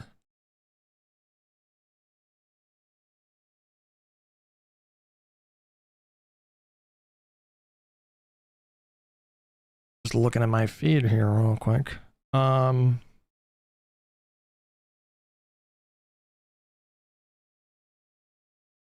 All right. Well, we'll just wait for more details, I guess.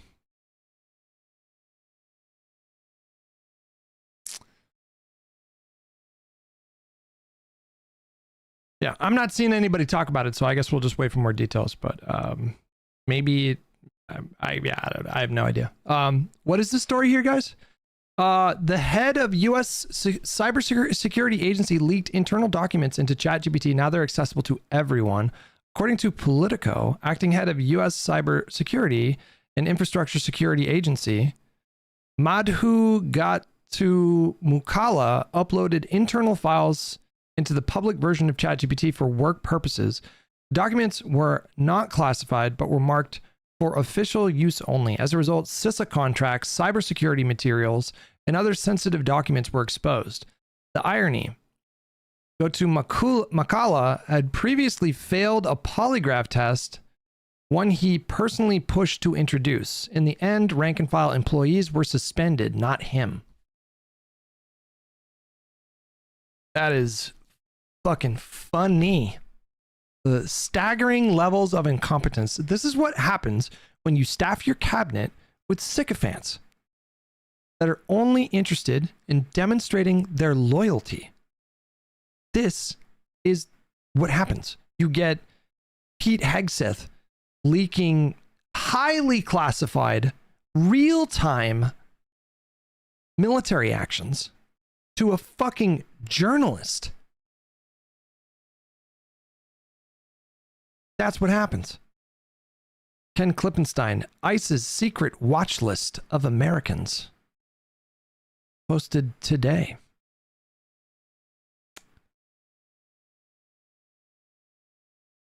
Two senior national security officials tell me that there are more than a dozen secret and obscure watch lists that Homeland Security and the FBI are using to track protesters, both anti-ICE and pro-Palestinian, quote, Antifa, and others who are promiscuously labeled domestic terrorists. I can reveal for the first time that some of the secret lists and applications go by code names like Blue Sky, Grapevine, Hummingbird, Reaper, Sandcastle, Sienna, Slipstream, and Sparta. Some of these like Hummingbird, were created to vet and track immigrants, in this case, Afghans seeking to settle in the United States. Slipstream is a classified social media repository. Others are tools used to link people on the streets together, including collecting on friends and families who have nothing to do with any purported lawbreaking. There's practically nothing available that further describes what these watch lists do, how large they are, or what they entail. The new domestic-related watch lists, a set of databases and applications, exist inside and outside the FBI and are used by the agencies like ICE and Border Patrol to organize the Niagara of information in possession of the federal government. Collectively, they create ways to sort, analyze, and search information, a task that even artificial intelligence has failed to conquer so far. Among other functions, the new watch lists process tips, situation reports, and collected photographs and video submitted by both the public and from agents in the field. They create a common operating picture. In places like Minneapolis, they allow task forces to target individuals for surveillance and arrest, and they create the capacity for intelligence people to link individuals together through geographic proximity, or what is labeled call chaining, by processing telephone numbers, emails, and other contact information. Jesus. This is some enemy of the state shit. You guys remember that movie? Nobody talks about that movie. It's a good movie. The one with Will Smith. Fucking late 90s, whatever. That was a good movie, man. No one talks about it.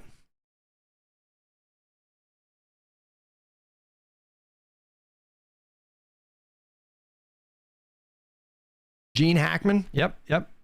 I saw it in theaters as well. Yeah, I did. Gene Hackman, bro. That shit is horrifying. Do you guys know how Gene Hackman died? Can we get a little morbid for a minute? Do you guys know how he died? It's not great. It's kind of a nightmare. He had dementia. He had dementia. He could not care for himself. His wife was the one taking care of him. They lived in a big old mansion in the Hollywood Hills, I think, and she died. And then he, I think, died of starvation, malnutrition, dehydration. For a week, her dead body was in the house, and he,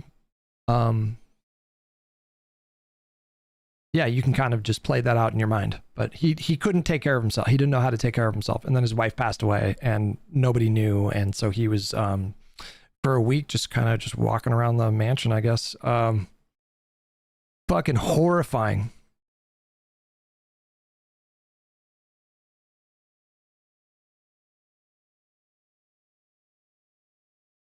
Do you remember The Siege starring Denzel? They rounded up Muslims in New York and put them in camps. I remember that movie. I never saw that movie. I remember the trailers for it.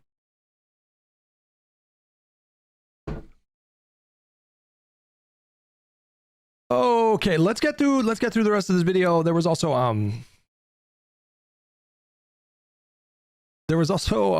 Nicki Minaj was gassing up Trump at some fucking Trump rally today.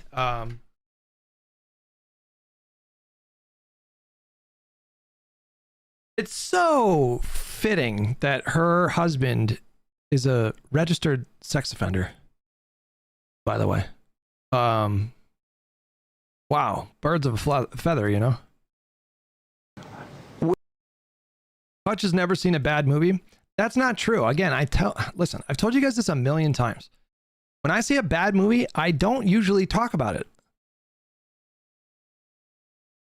If I am watching a movie that I don't like, usually 30 minutes into the movie, I either stop watching the movie, or if I see it in theaters, I just kind of start kind of zoning out. Or name one bad movie.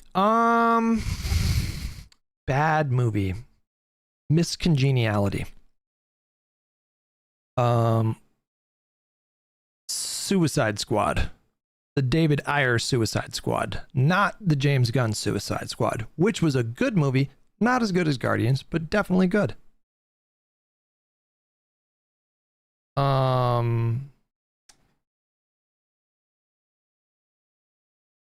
don't see, the thing is, guys, is like I don't watch a lot of bad movies, you know? That's the truth of it. I check the reviews, and if the reviews are pretty bad, I don't usually I'll watch like a 60% Rotten Tomatoes movie. Oftentimes I'll really like a 60% Rotten Tomatoes movie, but if it's in the 50s, pass.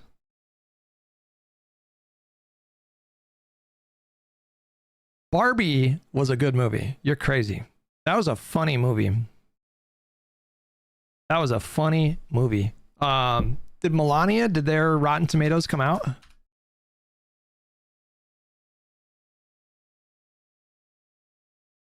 Nope. In theaters, January 30th.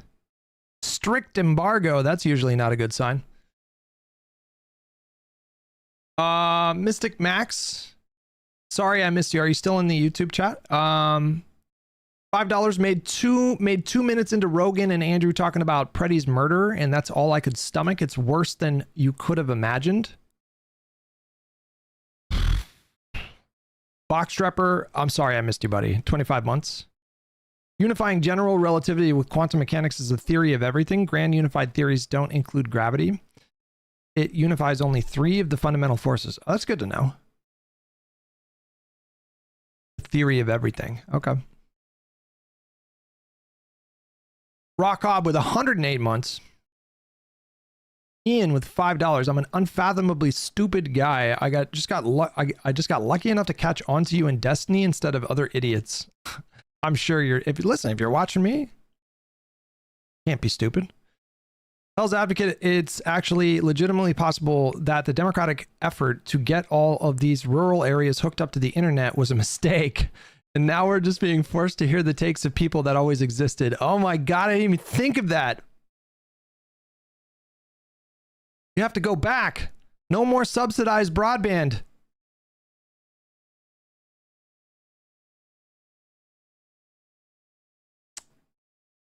Get rid of the fiber optic cables.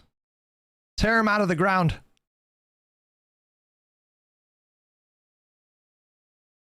Fiji, I'm so sorry I missed you for 2 months. Thank you for that. Appreciate it. That's so funny. I think you're right. Yeah. Manchin should have voted against the infrastructure bill.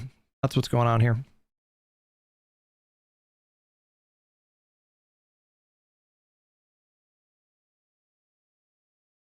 Just watched Loner Box watching Vanguard watch you in 2024. Let's do another layer.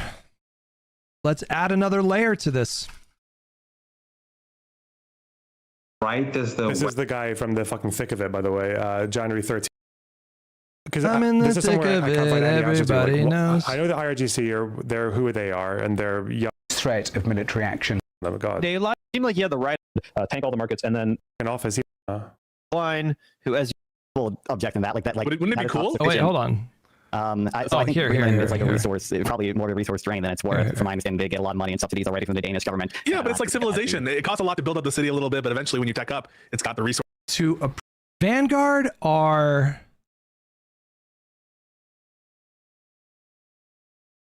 it's hard to know what category to put the Vanguard in.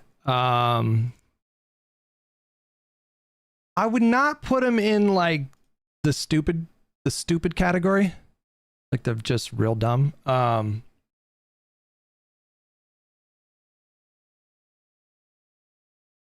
No, I know. You know what? I think now, never mind. I think we know. I think Vanguard is a really good example of hyper tribalism. Guys, tribalism is brain rot. Okay? It is brain rot. It is reasonable that if you are familiar with somebody's content or rhetoric it is reasonable that you can approach any clip that you begin to watch of that person with a bit of skepticism. Like when I click on a Tim Pool video, I know to expect a staggering level of intellectual curiosity mixed with hubris. So the human brain is wired to recognize patterns. That's what the human brain is really good at. That's what makes us intelligent. That's what makes human beings the most intelligent species, is because our brains can recognize patterns in ways that other species cannot. Other species do recognize patterns, obviously, but our pattern recognition is so good that we can, develop like complex language and dive into like abstract thought, right? Or hold on, do I even know what abstract thought is? Abstract reasoning refers to the ability to understand complex concepts that are not tied to concrete experiences. It involves seeing patterns, connections. Okay, all right. r/I am very smart. The Vanguard guys are they're just the perfect example of like a combination of a bunch of different like fallacies. We talked about the illusory truth. What is it? Truth effect. Those guys are the really good example of the illusory truth effect in action. They've got their little bubble of idiot online lefties. And all of these idiot online lefties, they all just repeat the same nonsense. I think in the case of Vanguard, they literally just repeat the stuff that Kyle Kalinske says. I've seen that happen so many times with them, of them using identical language. They like very obviously fangirl over him.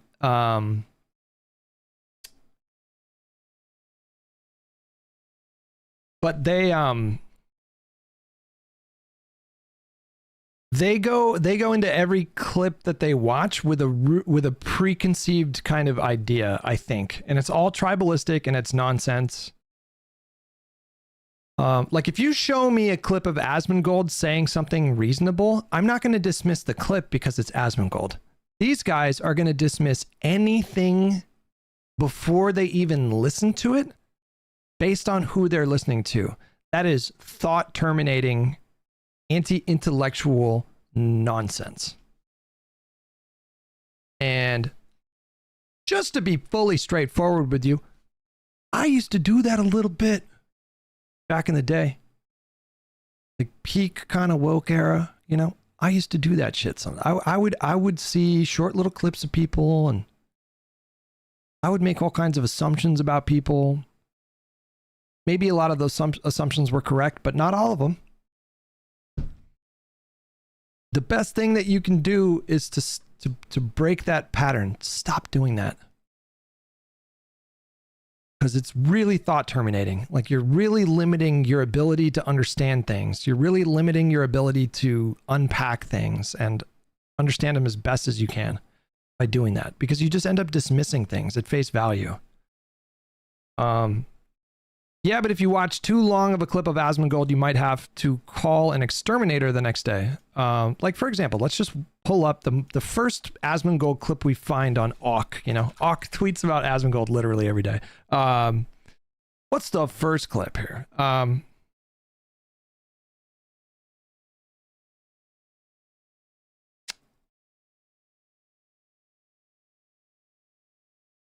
Okay, it's Asmongold defending Hassan. I haven't seen this clip. Let's decide, is this reasonable? This is what Destiny does, mate. This is some other bullshit that has nothing to do with this. It has nothing to do with this. This has nothing to do with what I said. You're bringing in something totally irrelevant so you can make an argument for something that you said that was stupid. What tweet is he reacting to from Destiny?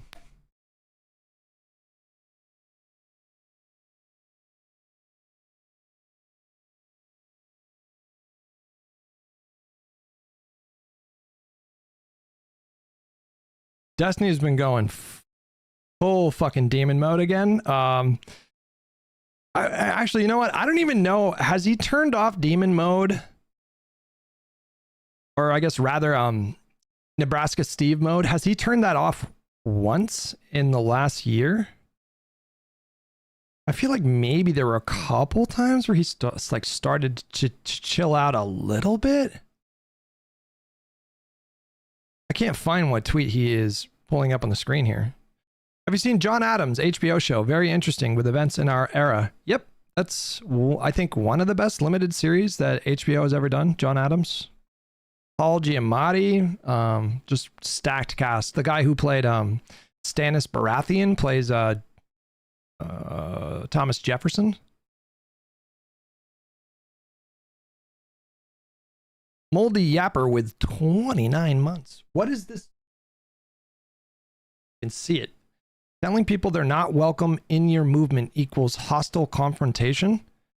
Mate, you literally advocate for capital punishment for every political figure and illegal immigrant and other nations' civilian populations that you don't like. You have zero room to talk here unless you think the entire world of politics is just an unserious playground for you to venture into to make money. I tend to agree with that.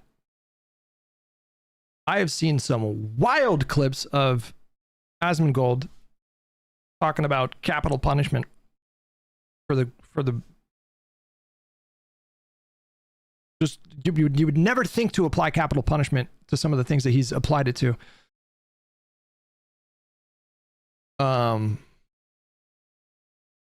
He's also very like irony pilled. He does this fucking cringe irony thing where you can just retreat to irony. I'm just fucking trolling, bro. It's fucking, I hate it so much.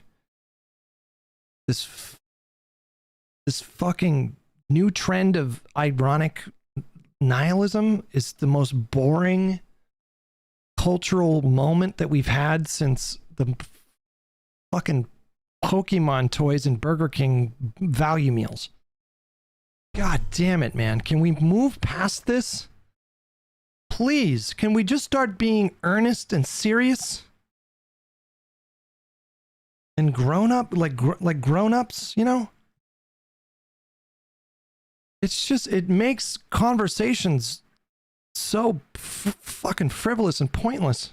Yes, you are a fucking idiot for going out there and telling anybody that they should be bullying and harassing a person in real life, triangulating their location from a live stream, and then sniping them in it. You are a fucking moron. You're advocating for potential violence, and you are asking for trouble. Nobody should be advocating for this. Even if you disagree with Hassan, even if you think Hassan is a piece of shit, nobody should be going around and saying this. And these weird rationalizations about how, oh, well, actually, because you said this other thing, it's okay for me to be retarded. No, that's not how it works. I wouldn't use this language, but I agree. I don't buy the logic of, like, look, I think there's an acceptable threshold of the whole tactic of holding up a mirror. There's like an acceptable threshold. And I don't think that I don't think there is a threshold in his mind. I think in his mind, there's no limit to how far you would take the rhetoric in that. So like, I think Steven, we've talked about this so many times on the stream, but like, I think Steven's tactic of holding up a mirror, that tactic is valid. Governor Newsom's press office, their Twitter account, that's what they do. That's the whole thing. And I think they've found a balance where they're kind of approaching dark woke, right? Like they're kind of approaching the R word, but they never quite like fully step into that territory of dark woke. They've gotten pretty close, but a couple of times, but they never pass that one thing. And I think that makes it effective. But if they, for example, if they cross that threshold and they use, let's say, the exact same language as Destiny, then I think it would be not diminished returns, but like negative returns. you cross a certain threshold and then it becomes counterproductive. Obviously, Destiny and a politician's official Twitter account are different subjects with different parameters, I would say, of acceptable behavior, quote unquote, like acceptable behavior. But that's like the best example that I can give. But yeah, I generally agree with this take here. And on top of that, I also agree with the idea of like, of all the people to clutch their pearls about it, maybe Asmon's not the guy. Kind of ridiculous. Coming from him, right? Maybe other people can point that out, but not Asmon. Like, I don't think Asmon is in any position to clutch his pearls about that. Stanley with $5. Don't shit on the Happy Meal. I got a really funny story for you. It's going to be brief, and then we're going to get back on track. I am 16 years old. I am a junior in high school. I have a job at Burger King. I worked at the drive-thru, and it really fucking sucked because I worked weekend nights during my junior year.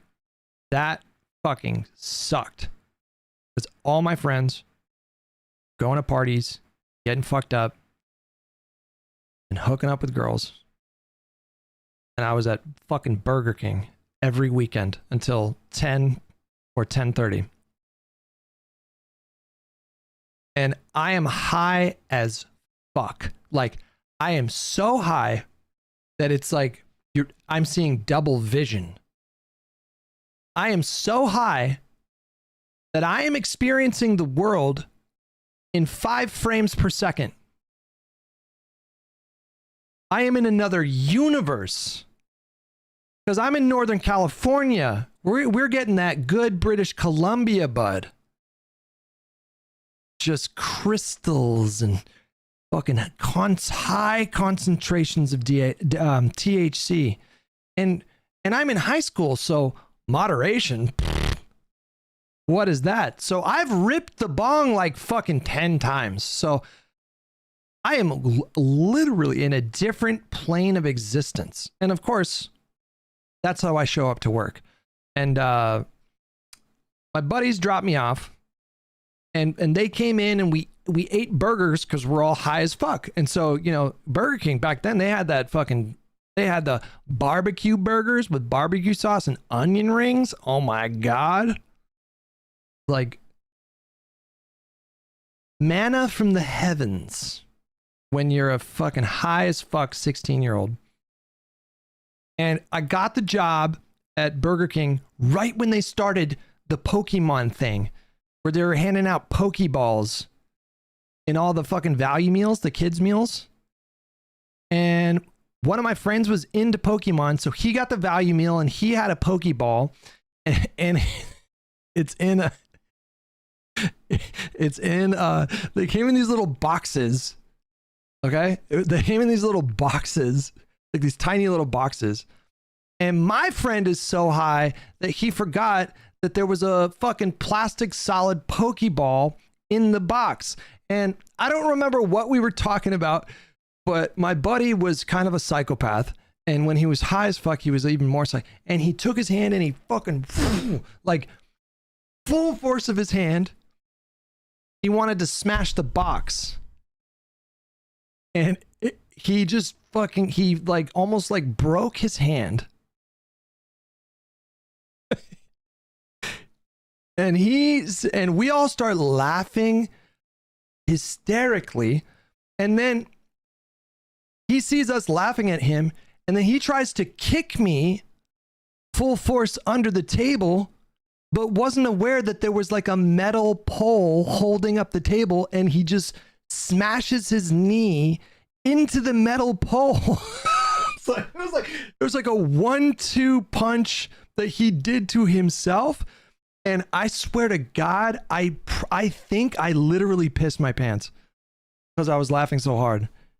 And my bosses are over there watching me, and they know I'm high as fuck too. My bosses are like, they didn't even speak English. Like, I was just this crazy gringo. They would call me Huesos.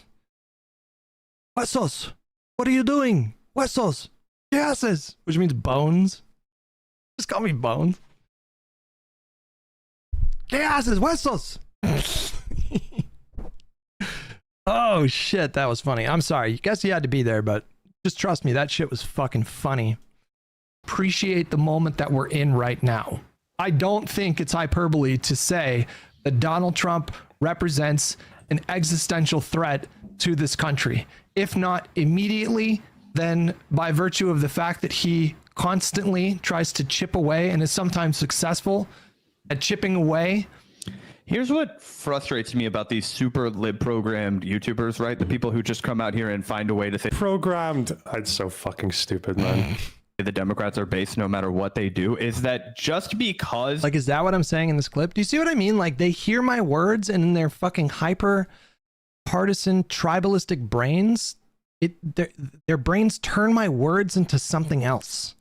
They physically hear something else. It's like a schizophrenic. Like, they are hearing something that I'm not saying, and then they just attack that thing that I didn't say. we need to meet this political moment. Just because Donald Trump does represent a huge threat to our democracy and a huge threat to our country doesn't mean it should be against the law to criticize the Democrats or to point out when they're making obvious political missteps, right? Like, I'm not saying that the Dick Cheney didn't say that. Liz Cheney thing is going to cost them the election, but I think it's a bad look. And if you're trying to stand out as, like, you know, the joy candidates, if you're trying to be the candidates that represent the future, it's tone deaf and it's a bad decision to make. I don't know. No one is saying that. Of course, no one's saying that. Well, against the law. Yeah, these guys are fucking mental. They're really stupid people, both of them. Understand why people have decided you can't criticize Kamala Harris at all when she's making a bad decision. If, oh, it's the extraneous threat of Donald Trump. You know what I'm saying? Yeah, a lot of the people in this destiny sphere do the exact same thing, where it's like,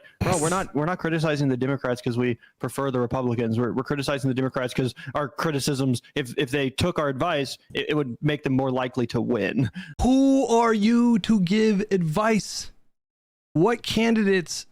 Historically, I want a list of every candidate that you backed. And then I want to see their winning record, and we'll stack it up against all the candidates that I backed. I would be willing to bet approximately between $250 and $300 that my record is going to be at least 75% better than theirs. We're not coming at this from a place of just like trying to tear it's so down. fucking stupid. Like, how these guys who have never been able to fucking control an election campaign for the Democrats. Yes, there you go. Yes. He's going to the same place with this. Ever just somehow seem to know all the things that would get the Democrats to win. These guys who, again, there are candidates that run with your opinions. You love Jill Stein, apparently. You're a big fucking fan of her. How well does she do in elections? What the fuck? Can't accuse me of pre-watching, okay? This is how I know Lonerbox is wicked smart, because he's on my level, all right? Our brains work in different ways, or in similar ways, okay? He's, you know, he said the same thing as me, so he's got to be fucking super smart. God.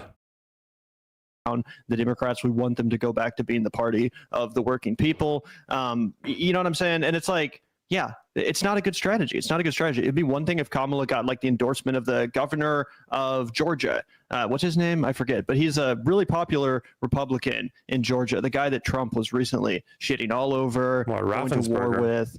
Oh God, what's his name? Brian Kemp. Yeah, Brian Kemp. Like, if Brian Kemp endorsed Kamala Harris, I honestly would not blame her at all for going out there at a rally, proudly accepting. I don't believe that, just to be clear. I think if that happened, they would have said, oh my God, this is so cringe. His endorsement, because it makes sense. She needs to win. Raffensperger was Secretary of State for Georgia, and he has a high approval rating in the state. People like him more than they like Trump in Georgia. That would make sense. But again, who does Liz Cheney represent? Who does Dick Cheney represent? Kamala can't win Wyoming, and even if she could, Liz Cheney just lost re-election. Liz Cheney and Brian Kinzinger. What was that? Liz Cheney.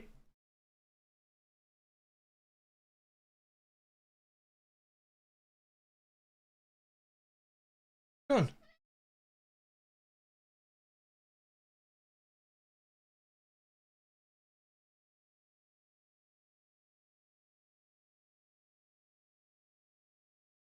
Am I about to go for my gun? Did someone just walk into my home?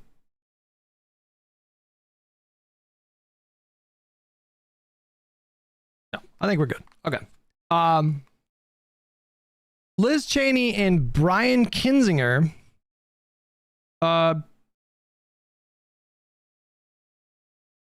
like boomer libs became aware of them because of the January 6th subcommittee. So we're talking about retirees who are or unemployed people, but a lot of retirees who like watch C-SPAN. That's like the main, I would assume, probably like the main demographic. They became aware of Liz Cheney and Adam Kinzinger because of the January. What? Why? I know, I miss her too. I don't know.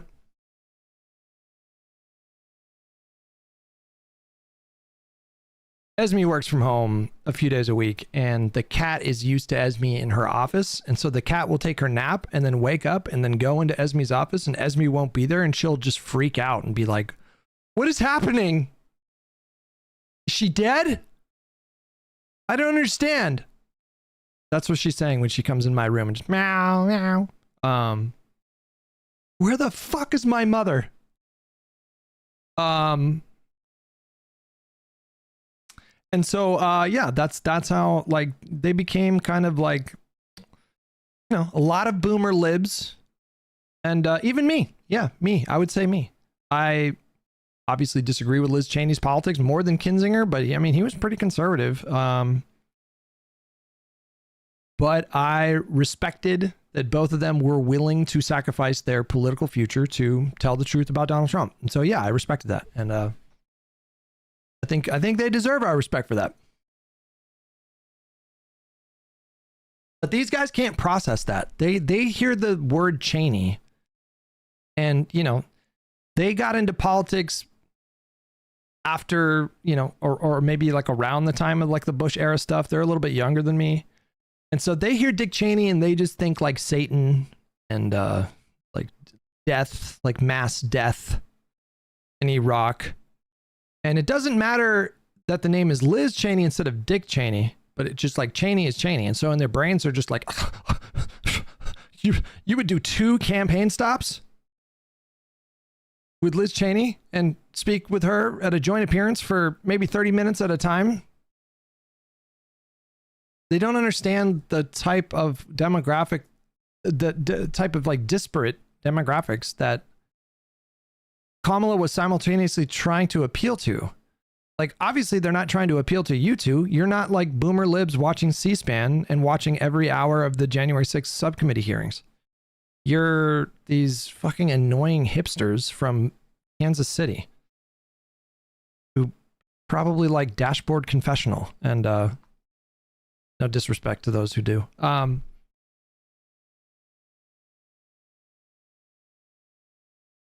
know, I take it back.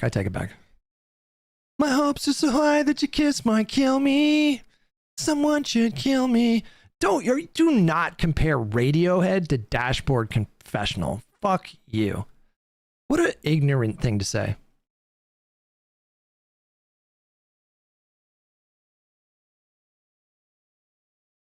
What an ignorant thing to say. I'm actually heated right now. They're not your demographic, bro. Just get over yourselves. Not every fucking thing that a presidential candidate is going to do is going to be in service of trying to appeal to you two, who are these like, you belong to a hyper niche pocket of the country, okay? How many people do you think have like very similar politics to them? Maybe 10% of the country, you know, like maybe 15, maybe, I don't know, maybe. Probably closer to 10, maybe even single digits, okay? Just fucking get over yourselves.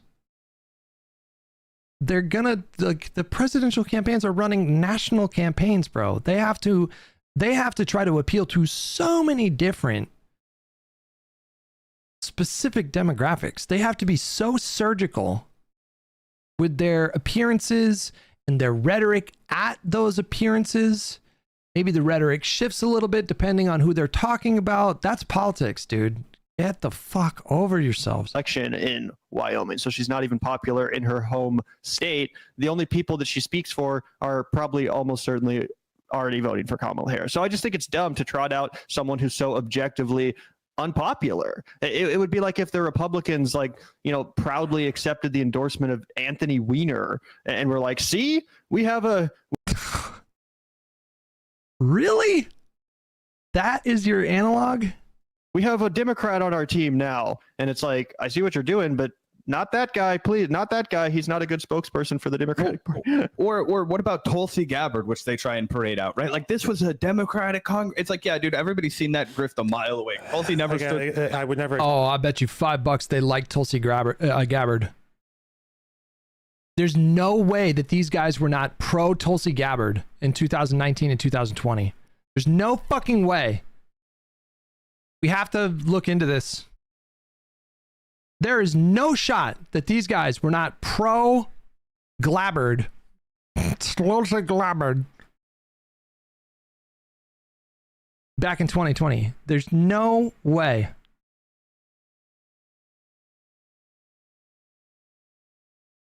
I can't find any Tulsi references predating 2021.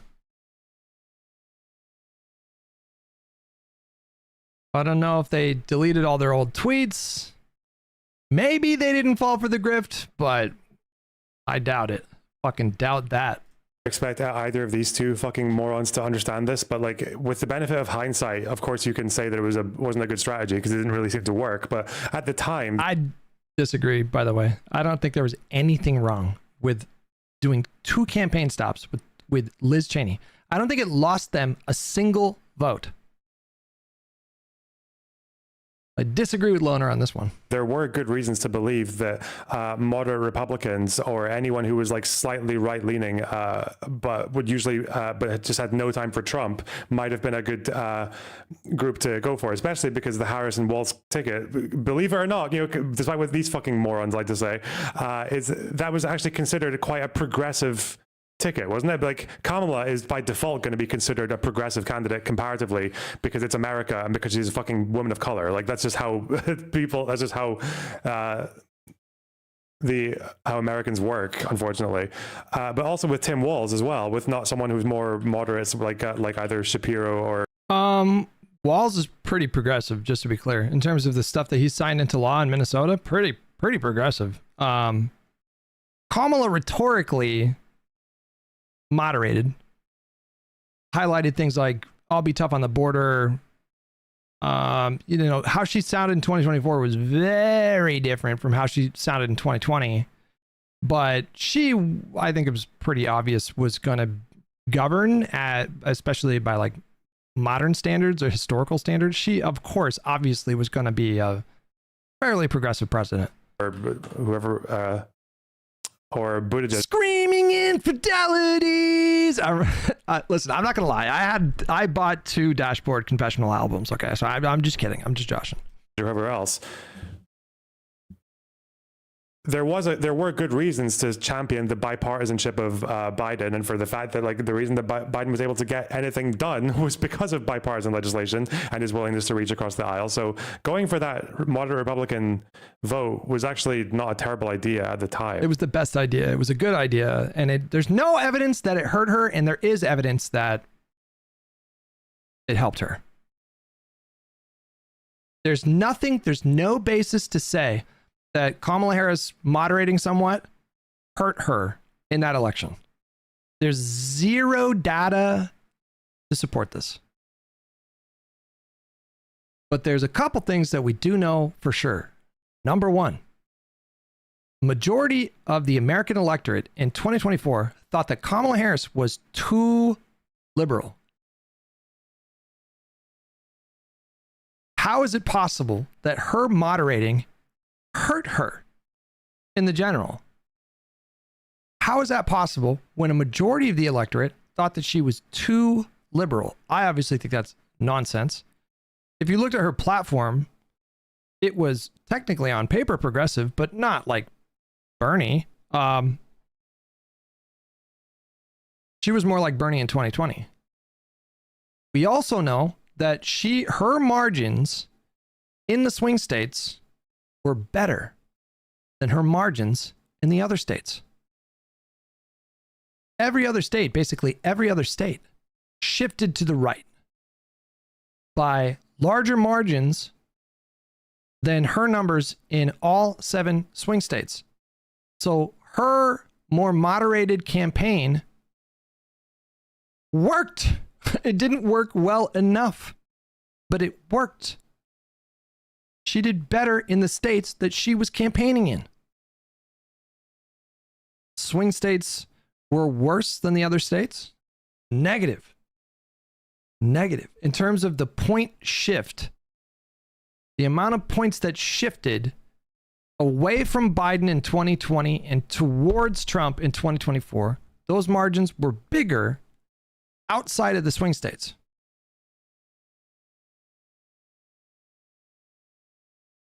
Kamala worked on me. I had zero intention of voting. You linked me an article from Newsweek. Kamala Harris campaigning with Liz Cheney flopped with key voter group. Vice President Kamala Harris campaigning with former Representative Liz Cheney cost her enthusiasm among a key voter group in the presidential race, according to a newly released poll.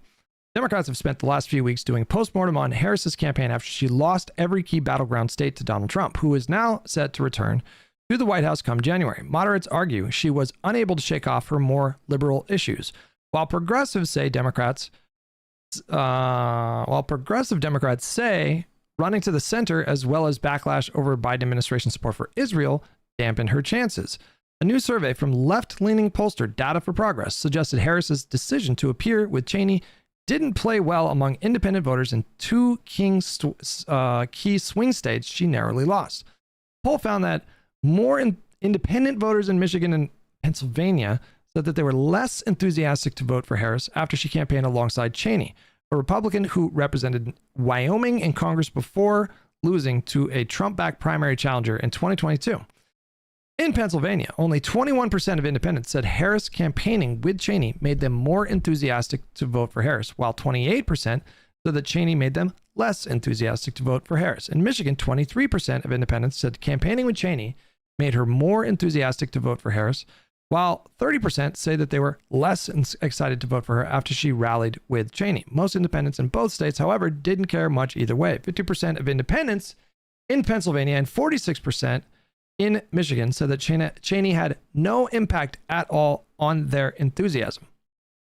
Poll surveyed 901 likely Pennsylvania voters and 799 likely Michigan voters from November 1st to November 4th, though the poll numbers were only released on Friday. Okay, so listen, I will give you this. This is one data set to show that there was a very marginal, let's be honest, impact in terms of motivating independent voters to vote.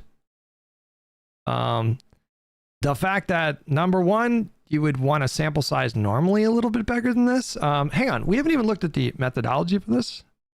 Where's the actual poll?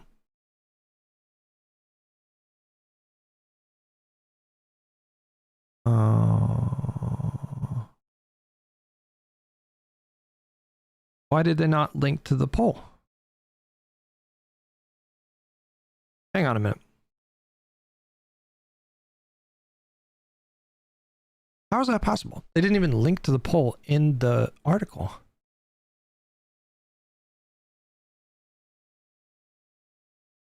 Am I crazy? How the fuck am I supposed to look at the poll? They didn't even link to the poll. Okay. All right. What's the pollster's rating? I don't know. Who gives the pollster's ratings?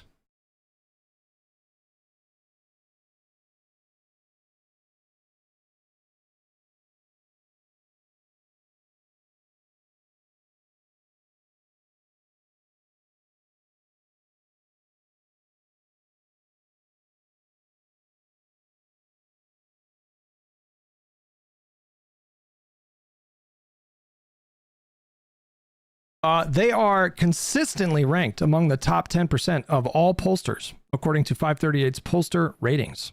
Okay, well, there you go. Swanibird with $5. I'm sorry if I missed it, but aren't these the guys who made fun of your lip ring? They just did it a fucking last week. Again.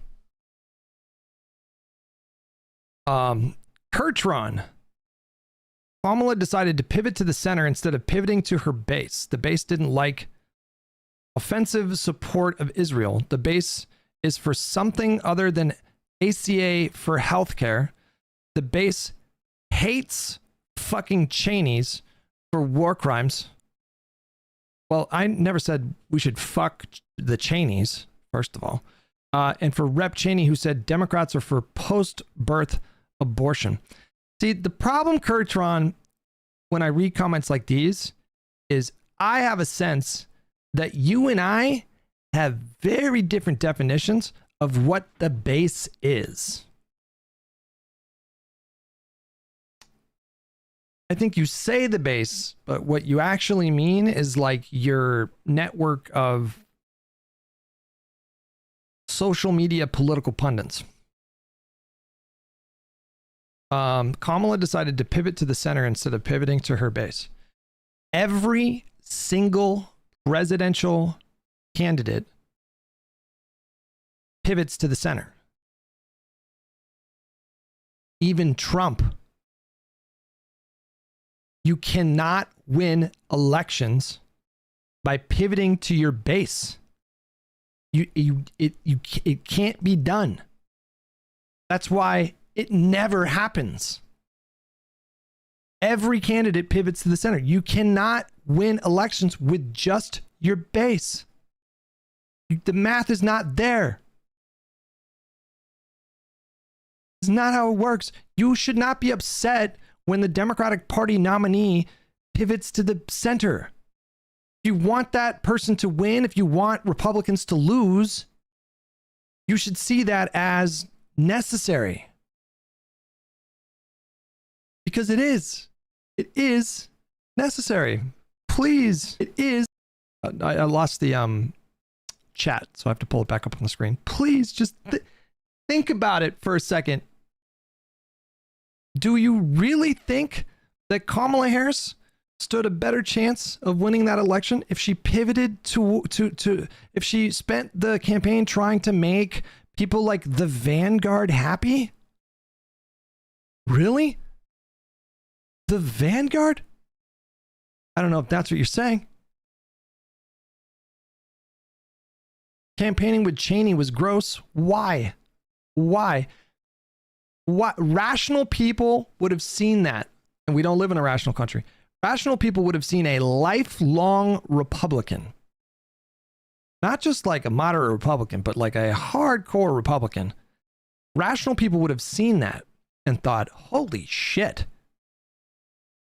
What is so bad about Trump that a hardcore lifelong Republican, a former Republican vice president, endorsed Kamala Harris? That should have been the first thought that entered people's brains. Like, whoa.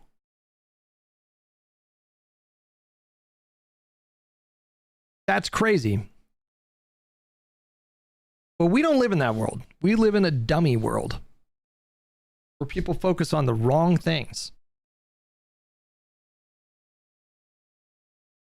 Did you ever see any clip, anything whatsoever, to indicate that Kamala Harris courted Liz Cheney's endorsement and made policy concessions? Did you ever see anything like that? No, because that didn't fucking happen. It wasn't about Liz Cheney endorsing Kamala Harris because she thought Kamala would be like a sufficient war hawk or fiscal conservative. Cheney explicitly endorsed Kamala because she said that Donald Trump represented a threat to American democracy, and she was fucking right. She was correct about that. She was like, obviously, I don't like Kamala's politics. I don't like her policies. I am a conservative. I am going to put that aside for this election because Donald Trump is so dangerous. And these idiot lefties deliberately, in bad faith, took these media appearances as though it meant that Kamala was giving policy concessions to a lifelong conservative. They were fucking lying their tits off about that.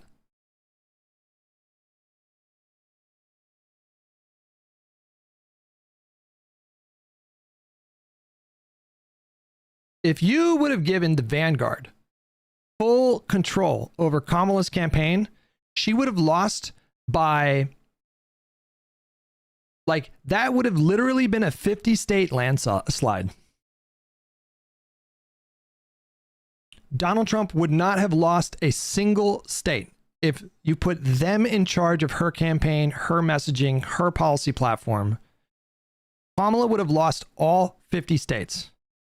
And I'm not kidding. That is not an exaggeration. She would have lost California if you put these idiots in charge of her campaign.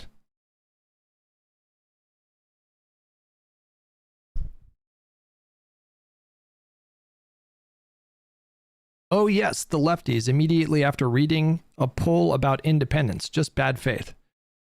Who are we talking about? Who are the two creators?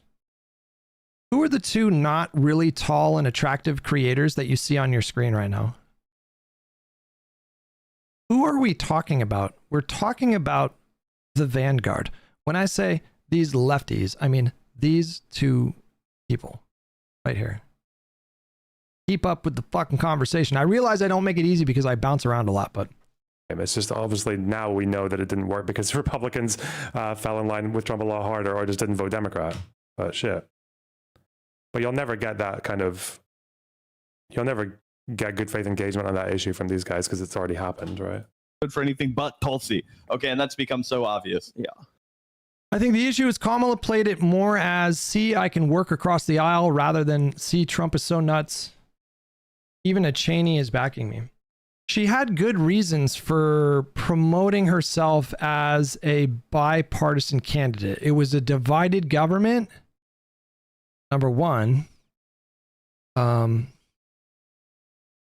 two, the overwhelming majority of Americans, by enormous margins, the overwhelming majority of Americans, at least back then, I don't know what the numbers are like now, the overwhelming majority of Americans around the time of the election, when you ask them, do you want the parties to put aside partisan politics and work together to get things done for the American people? It's like 80 to 90% of Americans want that.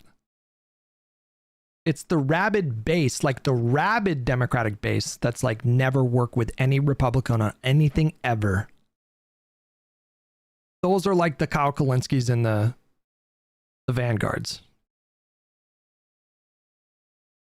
So if you're looking for a reason why she was like, I am prepared to work across the aisle, there you go. There you go. And also, the Democrats were getting hammered on the border. That was like the big problem. They were getting hammered on the border. And the only way to get anything done on the border was through a bipartisan bill to forge some kind of bipartisan consensus. Which they did. They fucking did that. And then Donald Trump torpedoed it. Bad company with $5. Kamala called every single thing that Trump would do, and these lefties still claim we tried to warn her, bro, while sitting out the election. Well, to be fair to them, I think they voted for Kamala, but I think they were decently supportive of Kamala, but I don't know. I'd have to dig back into their videos. And but we can keep playing this. At our norms that keep our institutions strong. If nothing else, this sets the stage for someone to come down the line, and their job of upending democracy, if that was their goal, would be much easier because someone like Donald Trump came before him. Donald Trump tried to disenfranchise tens of millions, literally tens of millions of voters spread across a half a dozen or so swing states because he didn't like the results of the election. He tried to sue. I'm sorry, but this is some of the most brain dead analysis. But this what? Hello? What possible issue could he have with that? This guy is just so out of his element. It's like, Donnie, you're out of your... Bro, I am explaining the same as Kamala did. Just how dangerous Donald Trump is. This is the best aged video maybe I've ever done in my life. Boy, did this age well. Are they going to accuse me of being like a cringe alarmist lib here? Like, I was right, bro. Kamala was right. She straight up said Donald Trump is going to send the military into states he's going to do mass deportations.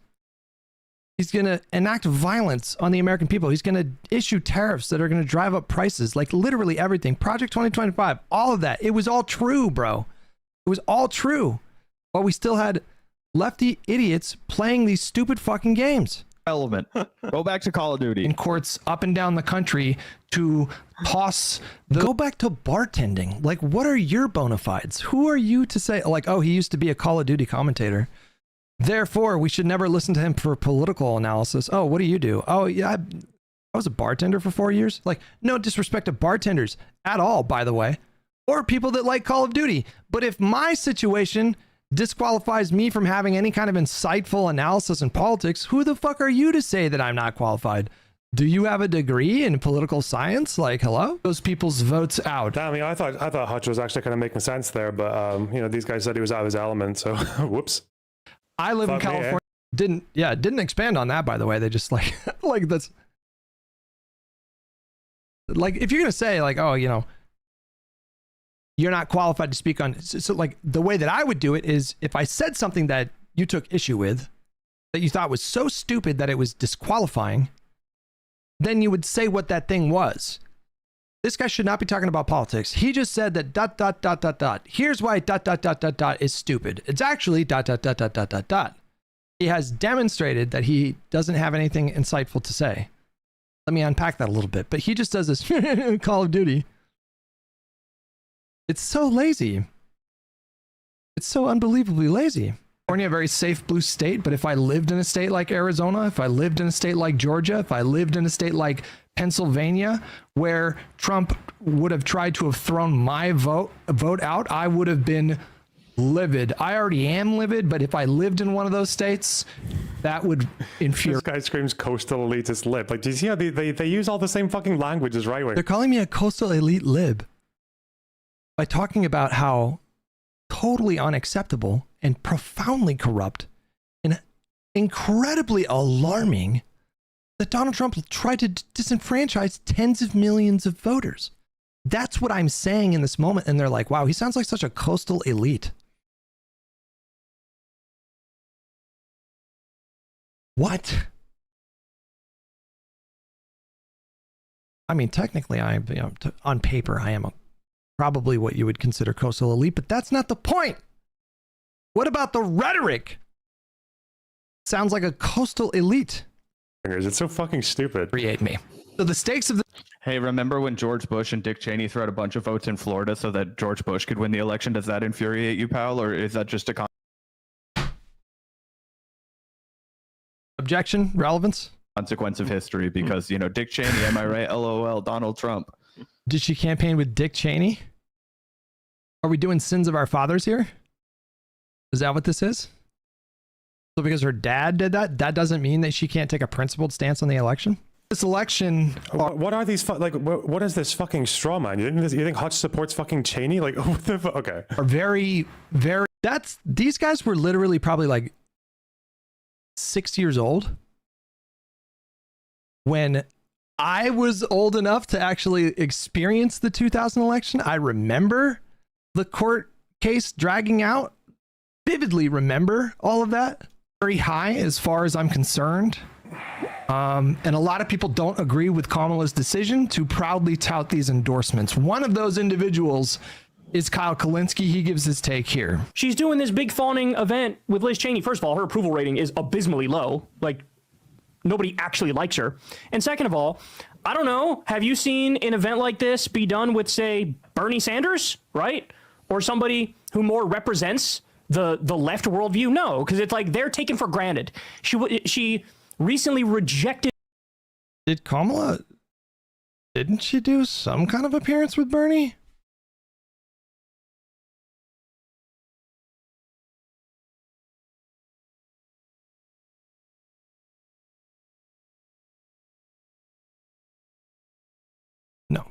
Did a meeting with the uncommitted movement, right? So it's like run and hide from my base who are telling me stop arming and funding Israel as they carpet bomb innocent civilians. Run and hide from them and then go snuggle up to Liz Cheney. So this is the first time you're starting to see some of the same, you know, Hillary Clinton type mistakes being made.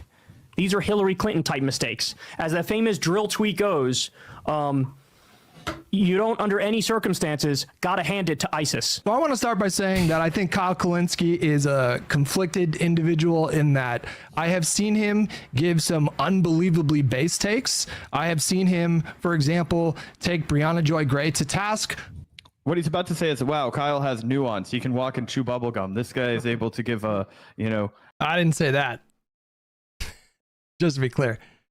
I did not say that Kyle Kulinski, and I would not say that Kyle Kulinski is nuanced.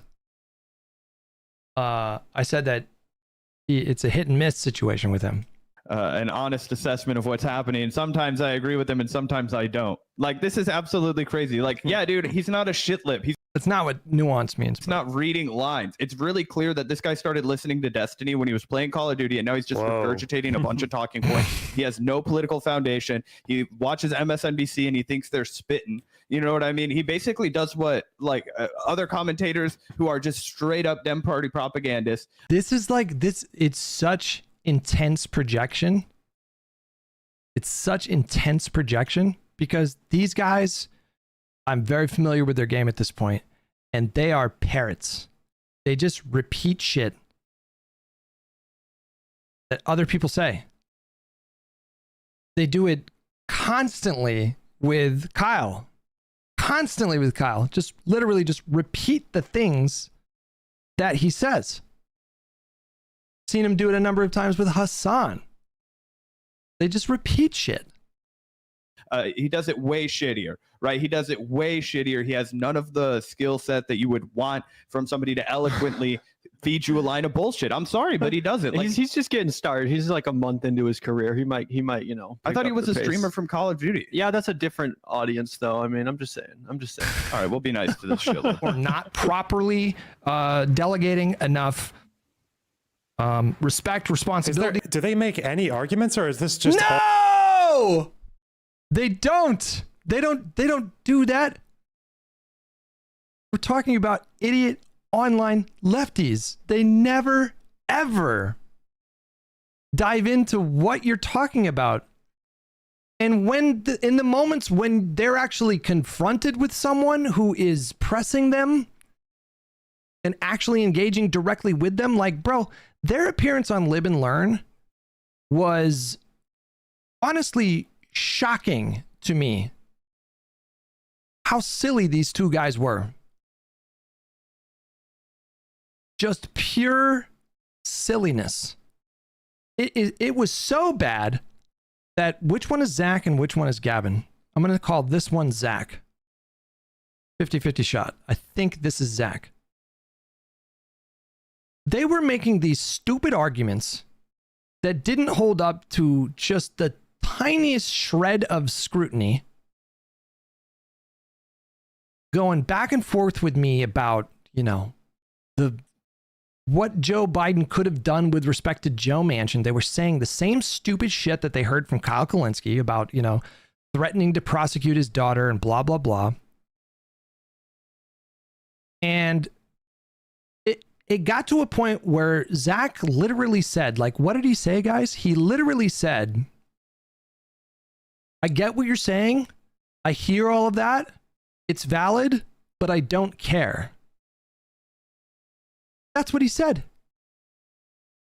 I'm not kidding. Let me find that moment. Because at that point, like, once he said that, I was like, okay.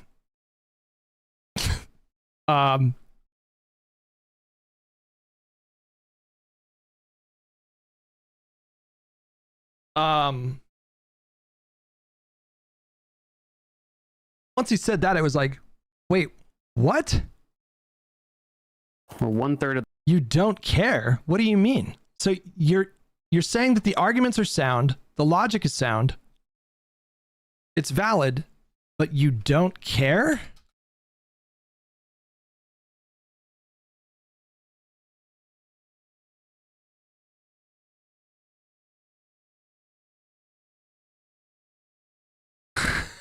The actual line is somehow worse than I remember. Hold on. Let's back it up like a few minutes. We'll start it from here. We'll do like the 5-minute run up to when he said, I don't care. Here.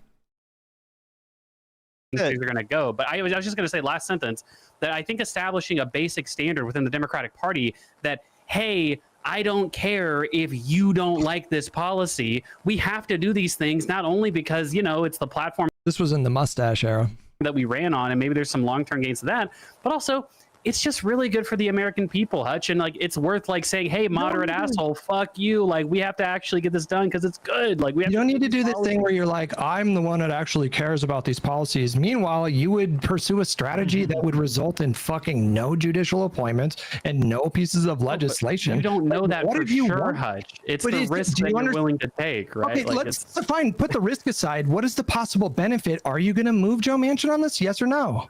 He moved on the IRA. Well, no, yeah, I don't. Hold on. Are you going to move him on $15 an hour?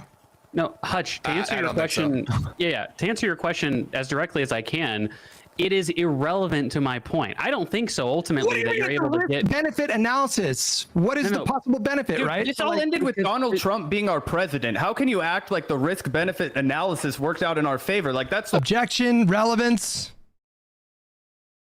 sustained. Strike that from the record. The witness will be reminded to be responsive. The whole problem right here. Like you're talking about the weeds here. We got the fascist. I don't know if you know this, but Donald Trump won in 2020. Therefore, this totally irrelevant thing. ... question mark. In power as a result of this because the American people didn't believe that Democrats could fight anything, including a fascist. And so now we've got people getting black bagged off of the street. Now we don't have a Department of Education. Now fucking 12 million people are losing their Medicaid. Now the hospital I was born in can no longer deliver babies in the east side of Kansas City, Missouri, because they thought the virtue signaling. Virtue signaling is so cringe. Those black mothers that largely make it up nowadays because of fucking gentrification and the fact that all of these people have been shoved to the east four side of Kansas City aren't worth it to have their own NICU or any kind of delivery services. These are the real life consequences of Donald Trump. And because the Democrats thought they could fuck people and lie to them about, oh, we're actually fighting.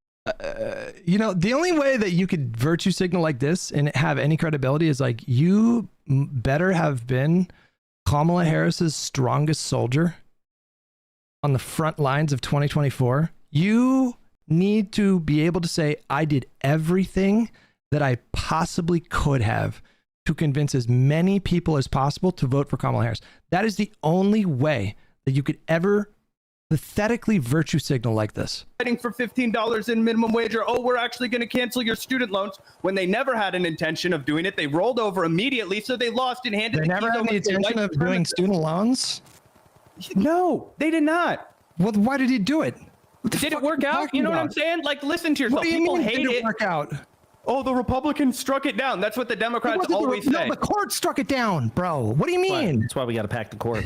Well, okay. I think the Vanguard walked into a bad one because obviously student loans was one where Biden. Don't save them. What are you doing? Don't save them. Now I'm getting pissed all over again. My fucking blood pressure's going up again. Didn't seem to actually, like, he did actually try to cancel student loan debt. He just said the fucking most idiotic thing I've ever heard in my life. What he said was so stupid. It was so fucking stupid. Broadly, but that's this is what happens when they sit down and they actually talk to someone that challenges their fucking insane rhetoric. This is what happens. It gets their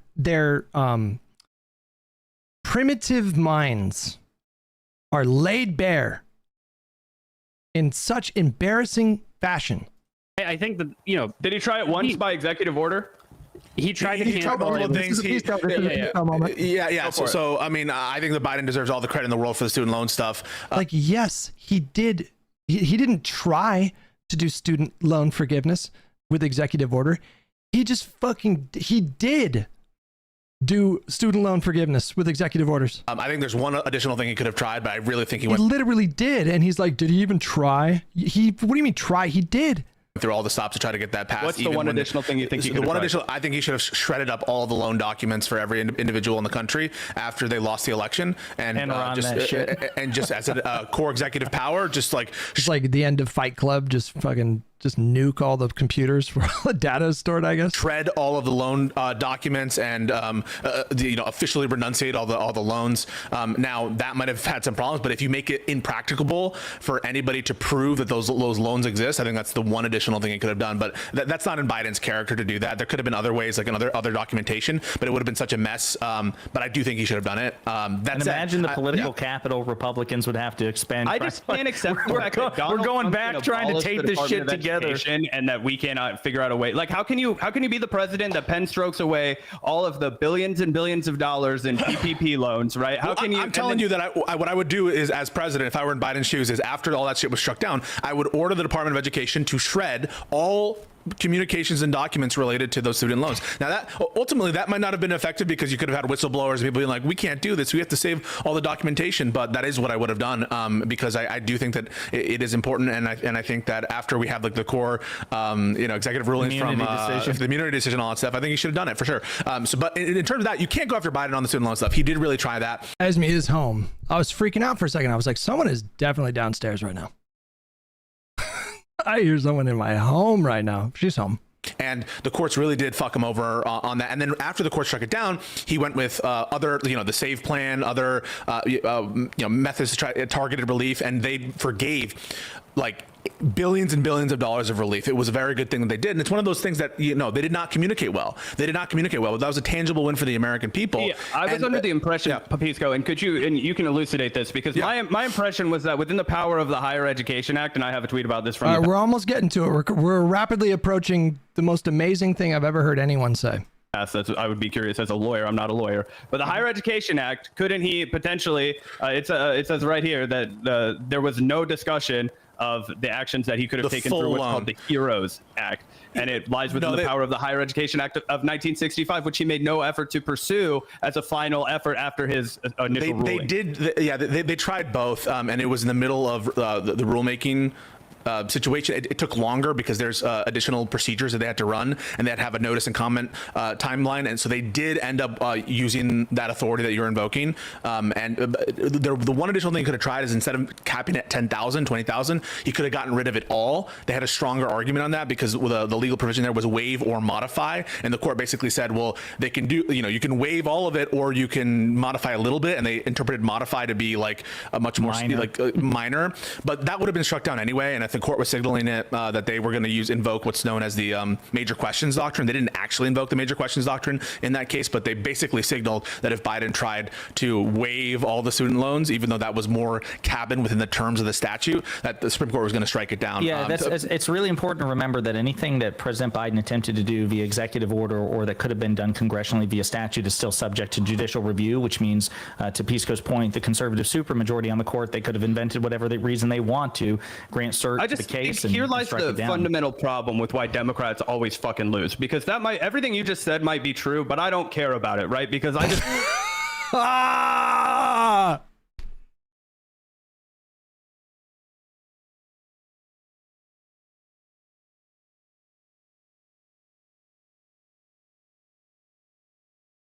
fucking incredible. What an amazing thing to say. I am shooketh. That is the most amazing thing I have ever heard. Just watch them forgive billions of dollars for rich assholes that bought boats with that money, and that's how the American people feel. You know what I'm saying? No, I totally. Nope. No, stop validating that. Did you hear what he just said? I'm getting so triggered all over again. We totally agree, but that's why no. What do you mean? Also another reason why I think for a lot of us here, You can see, man, I'm struggling here in this moment, bro. My blood pressure is rising in that moment. Holy shit. We need to pause on what he just said. He just said, everything that you just said is, you know, I understand all that, but I got to tell you, I don't care. Well, maybe you're the problem. Maybe the country is kind of fucking stupid and you make it dumber. Das Vidani with $2. They want a dictator, just a left-wing one. Yeah. Yeah. Whiffer Nubbin with $5. Please watch the part where Lonerbox finds their October 7 grape denial. Oh boy. Princess Scotch Tape. Got Princess Scotch Tape. $2. The Vanguard is sports commentary YouTube for politics. Yeah. Do they make any arguments against what Hutch is saying, or is this just all personal attacks? Yeah, what the fuck? Nope. To the Democratic Party in Minnesota for taking tiny majorities in the state legislature and the governorship and turning that into serious material gains for the state. But I've also heard him give his takes many a time that made me question his political instincts. So, for example, he supported the Force the Vote movement. If you're unfamiliar with what that is, there was a push early on in Biden's presidency from the... This guy is so out of his element. He doesn't understand anything. Yeah. Oh, guys, you can't trust this guy because a while ago... I'm like literally explaining what Force the Vote is in this moment. Like I'm actually just accurately explaining what it was and why it was dumb. And they are actually mentally incapable of addressing anything I'm saying. He wanted the squad members to use their leverage. Is he going to give any mention to the fact that this guy founded Justice Democrats, which helped get all of those squad members into Congress in the first place? And then, yeah, guess what? When they... Objection. Relevance. Got there, he wanted him to use the leverage that they swore up and down they were going to use. Now, what's Force the Vote perfect? No. Do we basically know what the end result of Force the Vote would have been? Yeah, absolutely. None of them would have supported the floor vote for Medicare for all. As in it was a total fucking waste of political capital and wouldn't have achieved anything? Yeah, oh, that's crazy. That's fucking mental. Yeah, let's spend a bunch of political capital to force a vote that is doomed to fail. That'll really get the gears going and get some momentum for Medicare for all. By forcing a vote that was doomed to fail.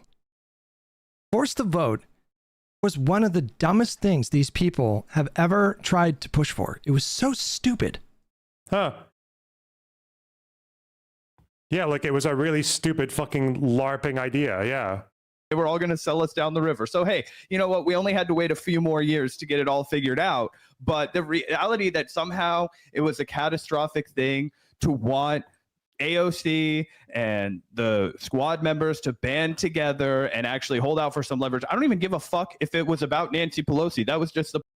Who said catastrophic? I said it was stupid. I said it was pointless. Political moment at the time to band together and do something. Instead, we got the, I think it was an Ayanna Pressley quote where she says, "We all vote alone." Mm-hmm. Well, that's not a squad. That's not a progressive voting bloc. That's not what you guys ran on and fundraised for and misled the entire public into believing, right? No. And of course, it's this. They all ran on, we're all going to vote in lockstep every time. That's what they ran on. Ingenuous. Who had the really iconic fucking Force the Vote? That was the fucking Vosh Brianna where he did the fucking slave owner voice. Oh god. People spend all of their time only criticizing the progressives in Congress. That's what people like Breonna Joy Gray, that's what people like Jimmy Dore do. But it doesn't mean that these people are somehow above criticism just because I agree with them more often than not. No, I'm still going to want to hold them accountable. These were the people that the regular working class folks, the Bernie bros, these regular working class folks, the Bernie bros. Wait a second. Bernie's movement was okay, whatever. Dazvidani with $5. Justice Dems, an effectively failed organization, and Kyle was pushed out of anyway. The amazing instincts of Kyle Kulinski. Wait, pushed out?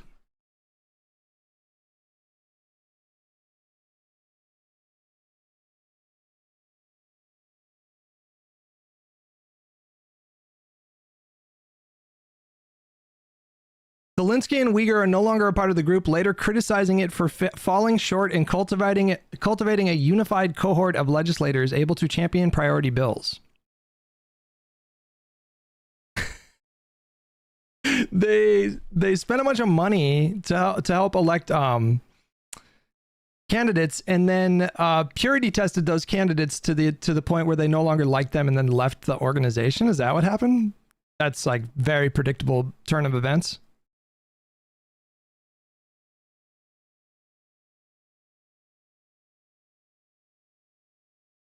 Uyghur's resignation on December 22nd, 2017. It was announced that Uyghur had resigned from the organization after the revelation of previously deleted but archived controversial blog posts he had written.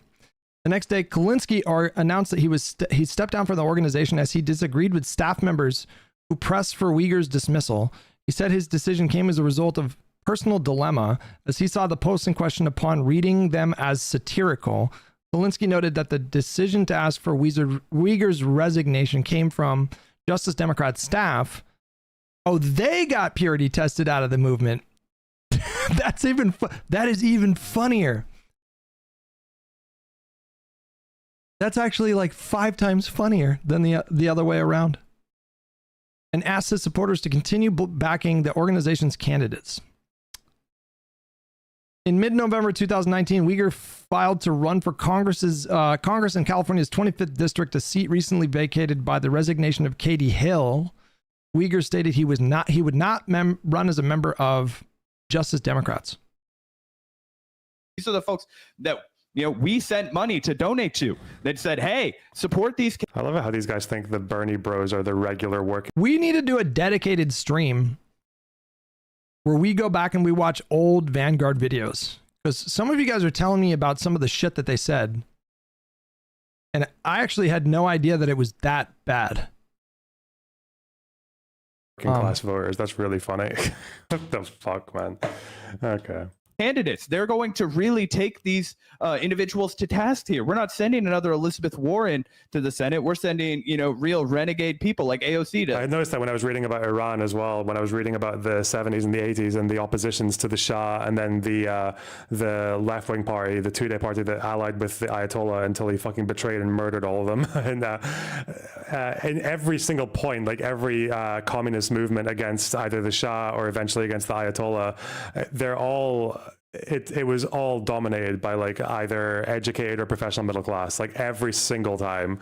Some things never change, eh? Protest outside of Nancy Pelosi's office, right? So trying to act like that was some sort of an own for Kyle, as if that's some sort of a diss on his political instinct. It's like, bro, just go back to eating out of Destiny's trough. Left flank. Yeah. Oh my God. I used to think that force the vote was a bad idea, but now now I've been informed that Hutch is like Destiny. That's crazy. Fuck these guys. I'm flipping all over the place. Sorry, like bro. The squad. Here, keep. Sorry, I just instantly. Oh yeah, no, it's all good. It's all good. No, keep go. What were you saying? No, it's all good. I'll just break it in a second. See, Ayanna Pressley, Rashida Tlaib, Ilhan Omar, at the time Jamal Bowman. There was a push for them to withhold their vote for the House speakership in favor of Nancy Pelosi in order to try to acquire some leverage and then use that leverage to force a vote for Medicare for all on the House floor. This was a movement that was supported by people like Brianna Joy Gray and Jimmy Dore, and I think it was one of the most silly propositions that you could possibly suggest. Major healthcare reform in this country is something that has dogged basically every president in modern history, including Barack Obama, who wanted to go even further with the ACA. But oh my God, this exact kind of logic is why forced to vote was a necessary discussion. And obviously, Zach and I. Logic. I've just told you like that's not logic. I'm just telling you a thing that happened. Like every president since like FDR wanted to do big healthcare reform. There were a lot of Republican presidents that wanted to do universal health. Nixon wanted to do universal healthcare. And Nixon won by insane majorities. He had a ton of political capital. And even he could not get that done. That was the point of me setting the stage here. We've probably made more videos mocking and lampooning Jimmy Dore in the last couple of years than anyone. But I will maintain that Force the Vote was his last serious contribution to this space that I actually think. Why? What did it do? What the fuck did you achieve from it? As it got, literally, it was a genuinely fascinating and necessary strategic conversation about how fascinating conversation. That what? They're saying the value of Force the Vote was that it forced a strategic conversation. Did he just say that? His last serious contribution to this space that I actually think. Why? What did it do? What the fuck did you achieve from it? As it got, I thought it was a genuinely fascinating and necessary strategic conversation about how. Fascinating conversation about what? About people trying to force something that's never going to go through. That had no chance of going through. What? So we can just remind everyone that that the Democrats have like a handful of people who would support Medicare for all. What? Exactly, the squad members should act in Congress. Exactly like you said. Zach, should they go along to get along, or should they be an aggressive left flank, a left-wing version of the Tea Party, which is originally how Kyle Kulinski envisioned Justice Democrats. Obviously, that did not come to fruition. But I think in retrospect, I mean, even if it wasn't successful, at least it would have been a real aggressive shot across the bow. At least it would have actually been using their influence as a collective in Congress to make a stand for something. I love it how like this is such a valuable thing to them that it wouldn't have passed. It wouldn't have pushed Americans anywhere forward in terms of actually getting their healthcare needs. Would have gotten absolutely nothing accomplished, like nothing. If anything, I think it would have hurt Medicare for all. If you're looking to depress people about the prospects of Medicare for all, I can't think of a better way to do that than to force a vote that would have not even had anywhere close to the amount of votes that they would have needed to pass Medicare for all. Needs met. It wouldn't have alleviated the burden of the American healthcare system from the working class. None of that. It would have you got people talking about it though. Yeah, it would have got a few people yapping. You know, it would have been based, and it would have caused a stir up. It'd be fucking epic and awesome and based. Epic. Like, what the fuck is this politics? Like, specifically. Because that period of it's a great question, Lunderbox. Time 2021, it really represented. You could just fucking wear a hat that says that you're fucking middle class, and none of this shit affects you. But end of the Bernie era. I'd really streamline the process here. When everyone realized, oh shit, if we don't make a stand now and force Medicare for all to continually be part of the discussion, all of the momentum will evaporate. All of this momentum will, escape the tire, whatever you want to say. And that's exactly what happened, unfortunately. And again, it's not like Force the Vote necessarily 100% would have prevented that, but at least it would have kept the policy as something that the left was fighting for. At least it would have kept it in the discussion. And yeah, I think that despite the fact that there were a lot of grifters involved with that movement, Kyle Kulinski actually probably articulated the case better than anyone. You can go as far back as Nixon, Ford, Carter, Reagan, H.W. Bush, Clinton, George W. Bush even. These are all presidents that wanted to do something big on healthcare, but were constrained by the Congress that they had at the time. There was no chance that something like Medicare for All could succeed in 2021. When Joe Biden was inaugurated, we didn't have nearly the kind of majorities that we would need. That was not the argument anybody made, so clearly he had no idea what he was talking about. Wait, hold on. That was not the argument? You can go as far back as Nixon, Ford, Carter, Reagan, H.W. Bush, Clinton, George W. Bush even. These are all presidents that wanted to do something big on healthcare, but were constrained by the Congress that they had at the time. There was no chance that something like Medicare for All could succeed in 2021. When Joe Biden was inaugurated, we didn't have nearly the kind of majorities that we would need. That was not the argument anybody made, so clearly he had no idea what he was talking about. That's why he doesn't refute any of the arguments that anybody made, that it was about who in the... Just let me speak, man, before you start reacting. Congress is willing to stick their neck out for the American people and be a mover and shaker and push the Overton window forward. That was the entire argument for Force the Vote, and it was one of the last arguments, as Gavin said, keep it in the conversation. And Gavin, does it feel like Medicare for All is in the conversation anymore? Sadly not. No, so I think we were right. In Congress to pursue such a sweeping piece of federal... What is that logic? What? Why? Yeah, it's probably because the people who made Medicare for All their number one issue fucking abandoned it and made it and decided to spend the last fucking year being obsessed with Israel and apparently half the time supporting fucking Hamas or the Houthis. Huh.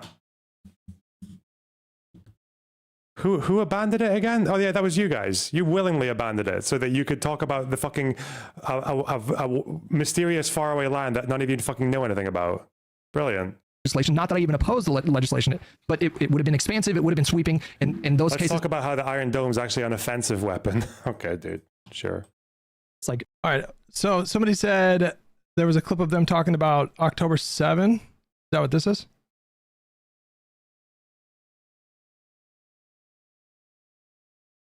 Are they going to talk about that? It's like the Ryan Grimm article, I would assume. Let's segue, Zach, into talking about Ethan Klein, who, as you said, Is this supposed to be a clip? This is for a fucking minute. What the fuck? Lost his mind.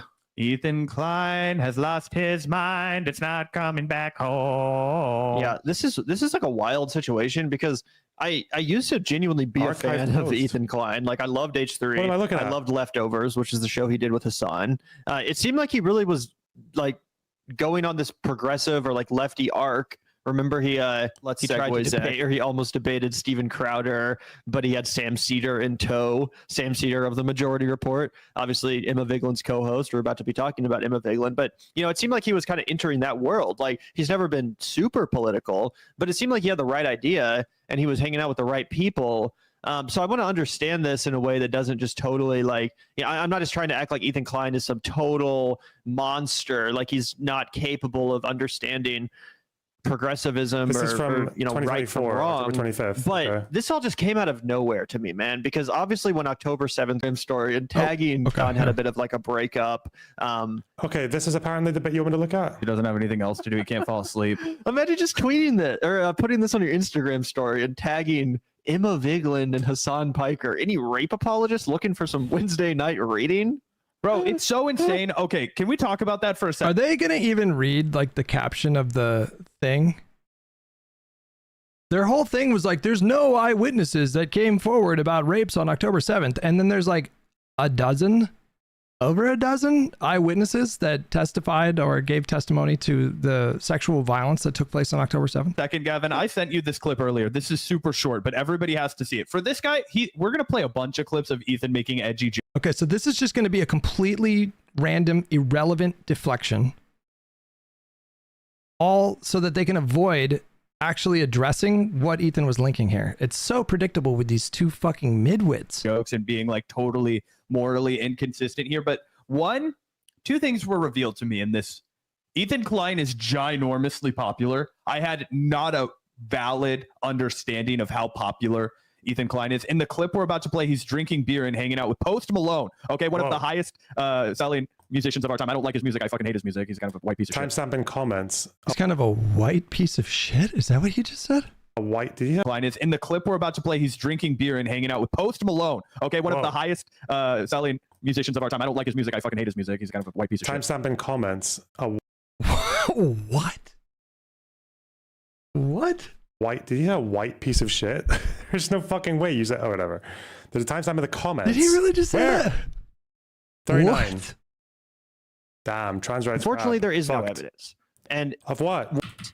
Grew up during the Iraq War. We remember the freaking babies in ovens and, you know, all of this insane all these insane lies, all of this bullshit to pull on people's heartstrings and to emotionally manipulate people into supporting a war of aggression. You know what's funny is that the babies in ovens claim and the bodies in bins claim,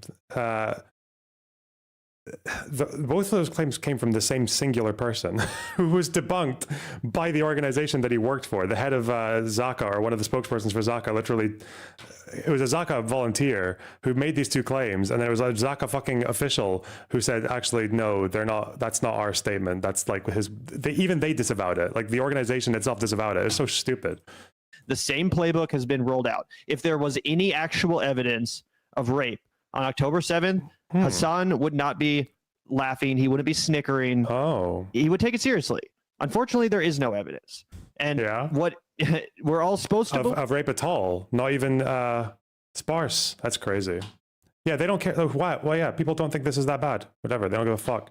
Or they just don't know the arguments. They don't know if there was rape or there was ever not. What did I just tell you about tribalism?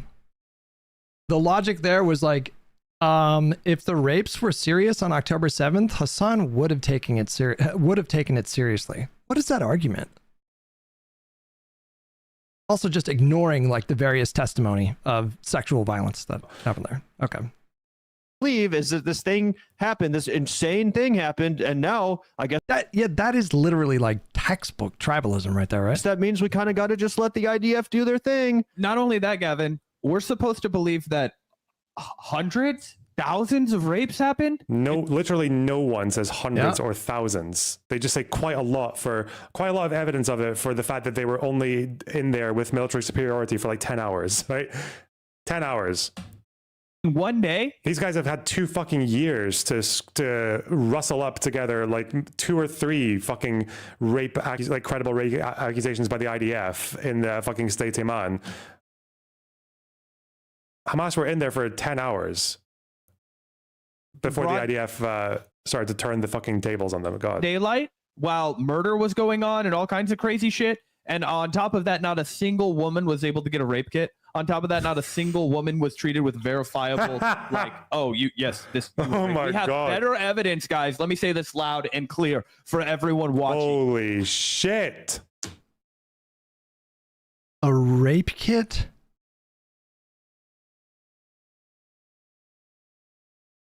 A rape kit for like dead bodies? Do you call that a rape kit? If you're doing like a forensic like a investigation into like a body? Like how many women does he think were raped on October 7th that they didn't murder? Where the guy actually did the rape kits allegation. Driznar with 34 months. Thank you so much.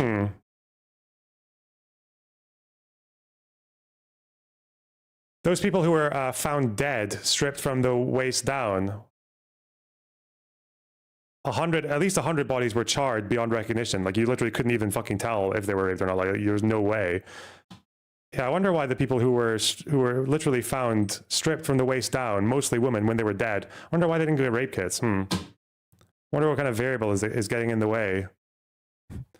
What variable is getting in the way of them getting a rape kit, I wonder? Besides the fact that they're dead. Jesus.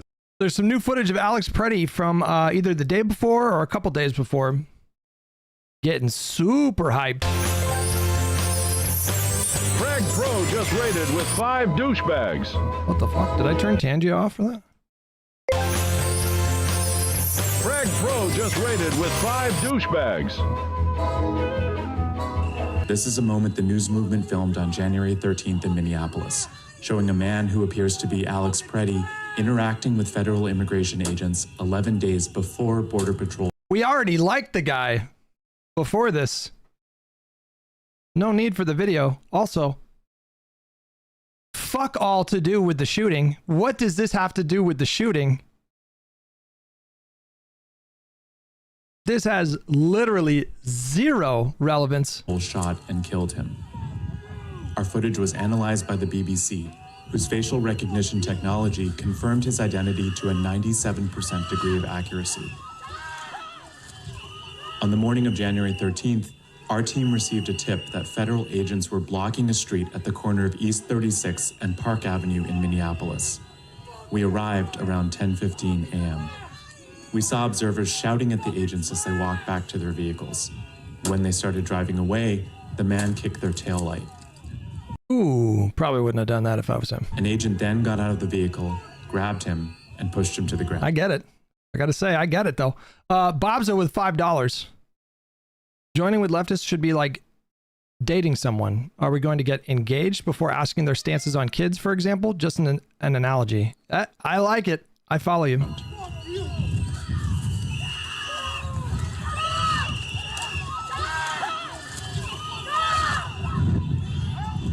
During the altercation, agents fired tear gas and pepper balls into the crowd. They continued to hold the man down before they retreat and he walks away.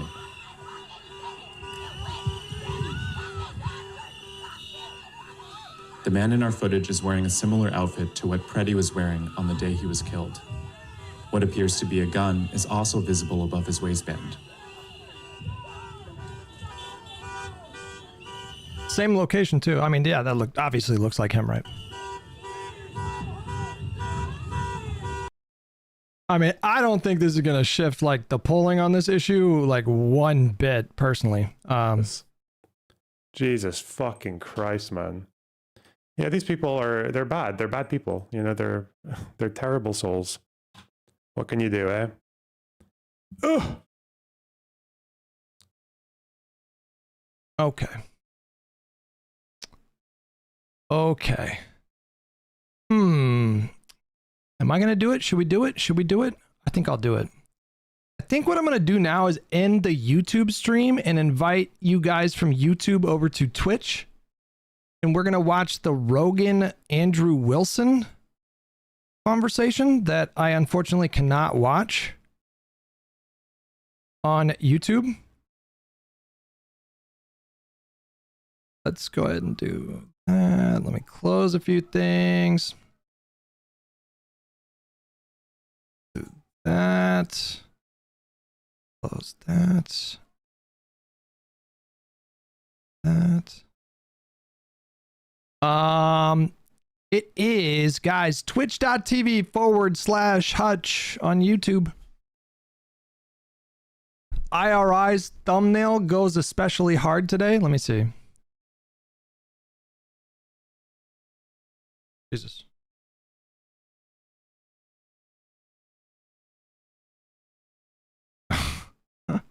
That's pretty good. Yeah, I agree. That's good. He's doing the AI thumbnails. Some of these are pretty funny. All right. Yeah. Okay. YouTube, guys, it's twitch.tv/Hutch. Click on that shit. Copy paste, whatever you want to do, however you want to do it. We're going to end the stream on YouTube. We're going to fire up some Arc Raiders. I still haven't even played any of the update. We'll work on some quests. Fine, that's fine. We'll put this up.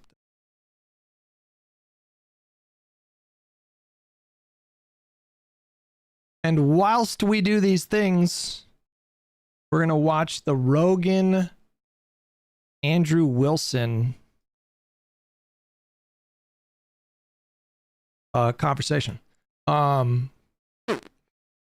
It's been Twitch doesn't do auto DMCA, right? Am I crazy? Twitch does not do auto DMCA, correct?